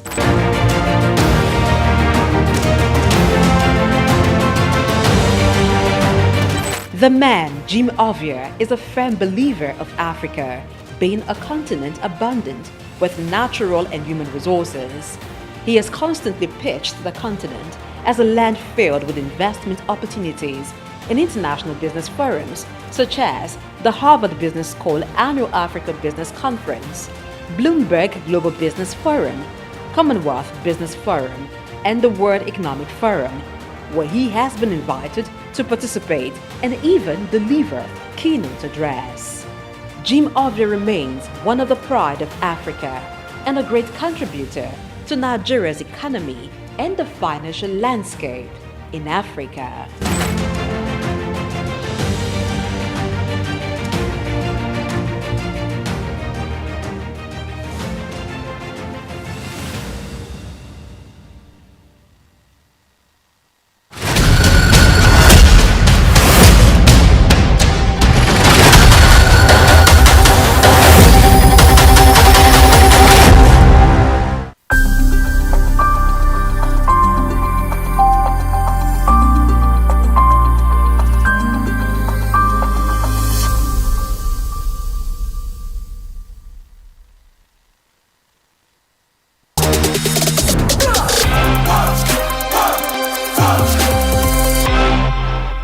I was born on the 16th day of October, 63 years ago.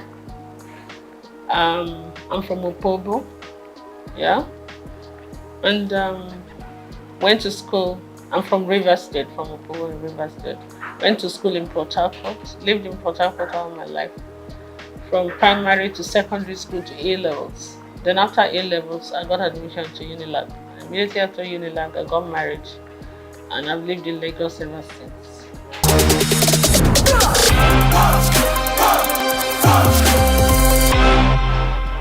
Well, it was fun for us because me and my husband were very young. My husband was 25, I was 21 and all that. But we learned on the job.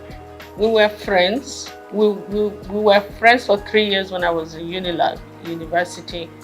And we came out, we got married. So we're like children that just got married. But I had my parents. My parents were his very good friends. So when I get naughty, he would report me to my parents. When I didn't know these kind of duties were demands of somebody's wife, they would tell me this is my responsibility. I'm like, nope. I will agree to some, I will not agree to some. But I mean, it was fun.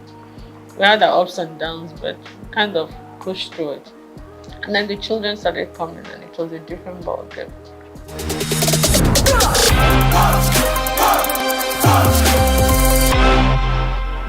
You know, when you come from that kind of family, it's like part of your system. You don't really regard it as anything anymore. But sometimes I get the shock of my life because there was a time my in-laws came to Opobo for one ceremony, and I saw the king. And he gave me a hug and he gave me a pick. And they were like, whoa, the upper Benin won't even shake your hand, you know, as a woman. I'm like, okay. I mean, it's the same family, you understand? So we're used to that. I think we take it for granted. But maybe some other people say, you must call me a princess, you must call me that. I'm not into all those kind of things. I'm not at all, I've never been. So I can't start tomorrow. But yeah, great King Jaja of Opobo, my great-great-grandfather. And my children, when they studied it in school, they went to Corona school. When they studied, came, Mom, we're telling our teacher and our classmates that this King Jaja of Opobo, they told them about King Jaja of Opobo in school. And they said, that's my mommy's great-grandfather. Like, whoa, no, it was like a big deal to them, for us.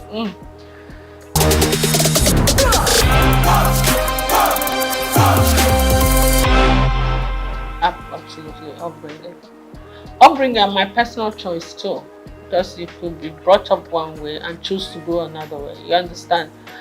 One of my philosophies in life is like this: you're not the tallest in the world, you're not the shortest, you're not the prettiest, you're not the ugliest, you're not the richest, you're not the poorest. Oh, just get with it. Do you understand? If you're looking for beauty, there are more beautiful women than you. So if you're looking for ugly, there are uglier women. If you're looking for tall, you're looking for it. So what is it? Do you understand? You didn't come into this world with anything. You're not going to go with anything. So just be grateful to God for whatever you have or whatever you are. Work towards improving on it, improving your relationship with God Almighty and improving your relationship with your fellow human beings. That's my philosophy in life. So what's the point of carrying all the air and chips on your shoulder? It makes life heavier for you.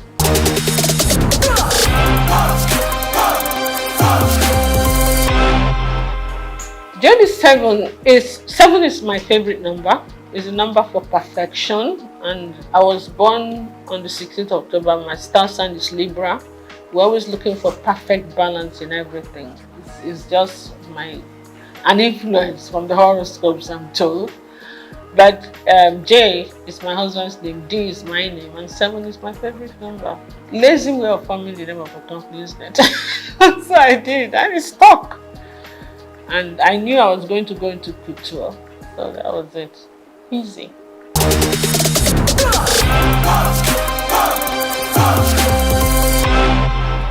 I was a victim of circumstance. I keep saying it. I didn't really come into business to be a fashion designer, to go into fashion, and creativity has always been something that's innate. Okay, even before I started making clothes or doing this, I used to always give designers the styles that I want them to make for me. I didn't have tailors, but I When I finished my NYSC at Nigerian Television Authority in Victoria Island, I decided I wasn't going to work there. I wanted to work in a more organized setup. You understand? Because of management traineeship, because I never worked all my life. You know, my parents were too very protective. I'm the last girl in the family. They were always very protective. You know. So I said I wanted to work somewhere, and I prayed about it. And I got into Unilever. Then it was called Labor Brothers. And for 5 years, but you know, the intensity of work there became a bit much for me because I was a young mother. I had 2 kids then. Was going on having the 3rd one, so it became a bit time. Sometimes Unilever was one of the biggest. When the international directors come in, we used to be the ones to host them with all the Unilever affiliates. Linters, the advertising agency used to be all the Nigerian breweries, USC, you understand, AJC, words, we're all Unilever group. Sometimes I won't get home until 3 a.m. when we are hosting, and with kids in the house, it can be a bit much. So I'm like, I prayed about it and I decided something has to give.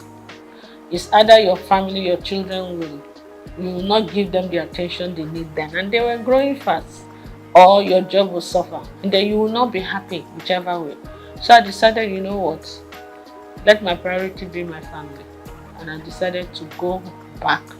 And I put in my resignation. That was not what I'm fine. When I did, my chairman refused to accept the resignation. So I had to use another way to encourage him to accept it. So I left Unilever. I said, okay, I wasn't the type of person that was suited for being a housewife. I wanted to do the kind of business I would do, but still have 100% time for the kids. So when the kids said, they're having something in school, I'm there. Okay? I decided I was going to just market corporate gifts. When I was in Unilever, I was the assistant corporate affairs manager in charge of press. So, and being in Unilever at the corporate affairs level, I already knew a lot of companies. So I used that opportunity to get back to those companies and introduce my new business. And in the first year, I actually made more money than my 5-year stint in Unilever. So that was enough encouragement. You make more money doing your own business. You have more time for your kids, for your family, and for yourself. And you travel quite a bit because you have to go and buy the corporate gifts. So it was a win-win. Then, a few years down the line, the president, Olusegun Obasanjo, came in and said they were doing backward integration and they were going to stop the importation of all this corporate gift and a lot of other things.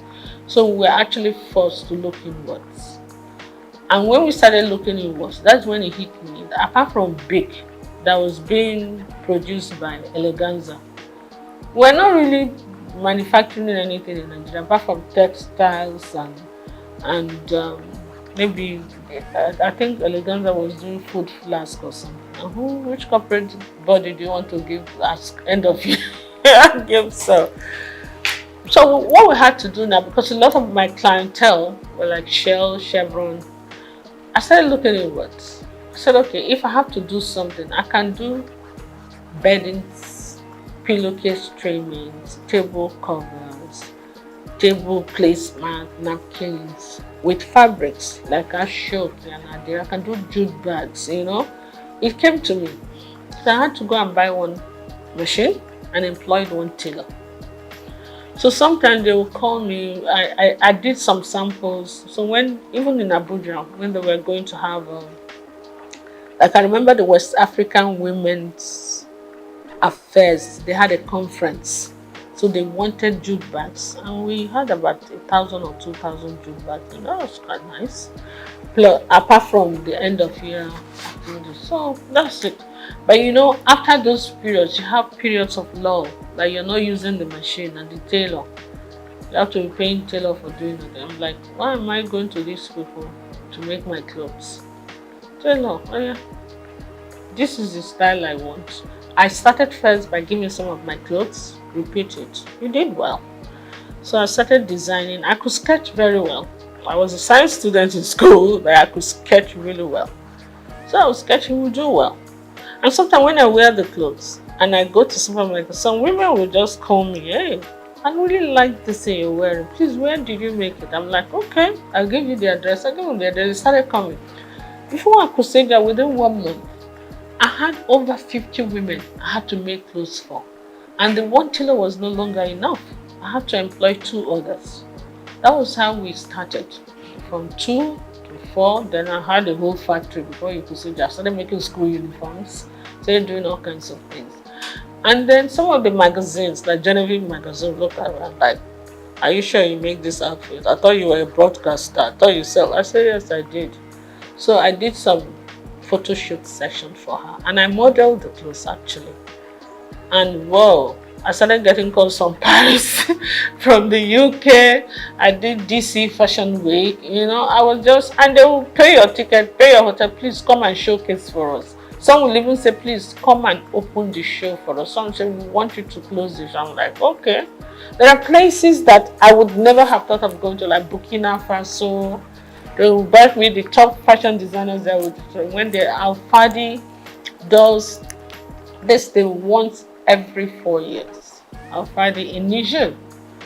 The Niger government sponsors it. He calls all, including Elisab, every international designer, they will go, especially the Moroccan ones, those North African ones, Indians. So they invite one designer from each country. So they used to call me to come because of what I used to work a lot with Ankara and Ashok, and I do international acclaimed, how would I put it, couture outfits with Ankara, big hats, funny looking, structured clothes and all that. So that was how it went, you know. And I did all the magazines. I've won all the awards. So after a while, you know, I started thinking of concentrating on exports. In the process of doing that, my husband took ill. After 2 years, we lost him. So when I came back home, I gave a lot of things a lot of thought. My kids were still in school. My daughter got married. She was in Australia already. And then my kids, my 2 boys were still in school. So I said, look, this fashion design thing is not going to pay school fees in pounds sterling and dollars. So I said to myself, you know what? Why don't you give the man hours to the industry, the family business that were yielding the most income?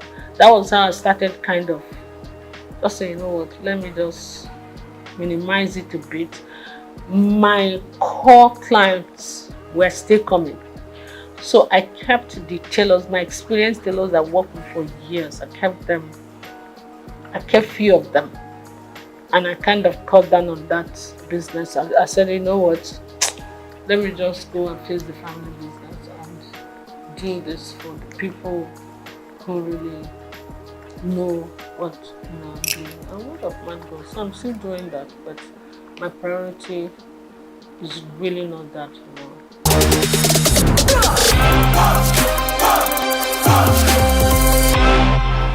When you look at me the first time you see me, you see a fragile woman that don't like to sweat, that's spoiled, that like to be kept. I'm like, what?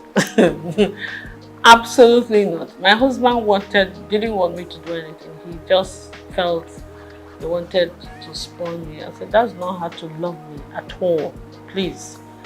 It's either you kind of understand the person I am. I'm a very creative mind. This mind has to keep working, or I'll make life miserable for you, you know. What I will advise, even women who are willing to work, you don't even do one job. You must get at least more than 2 streams of income. Otherwise, you will not make ends meet. That is the truth of today's world. You understand? Then those ones that want to be kept, no matter how wealthy your husband is, wealth is not static. Some people start today. When they retire, everything goes downhill. Some people mean well, they love you, they want to take care of you, but nature calls. They part ways. Some marry other women, some leave, some die. You understand? So anything can happen. I will advise them, everybody, try and be as independent as you can, financially independent, I think you actually earn more respect when you do that. And then also, when things don't work out too well for the husband, no matter how rich you are, you don't have to put him through too much stress. You can take care of yourself, you can take care of yourself, you take care of him, you encourage him, but let him not feel that the world has come to an end. You know, a man feels happy when he knows that his back is covered, even when he's not making it. You understand? It doesn't make him lazy, it makes him very grateful. Yeah. So I will advise everybody, get something doing. Do something that will enable you earn good income if you can. Do something that you also enjoy doing.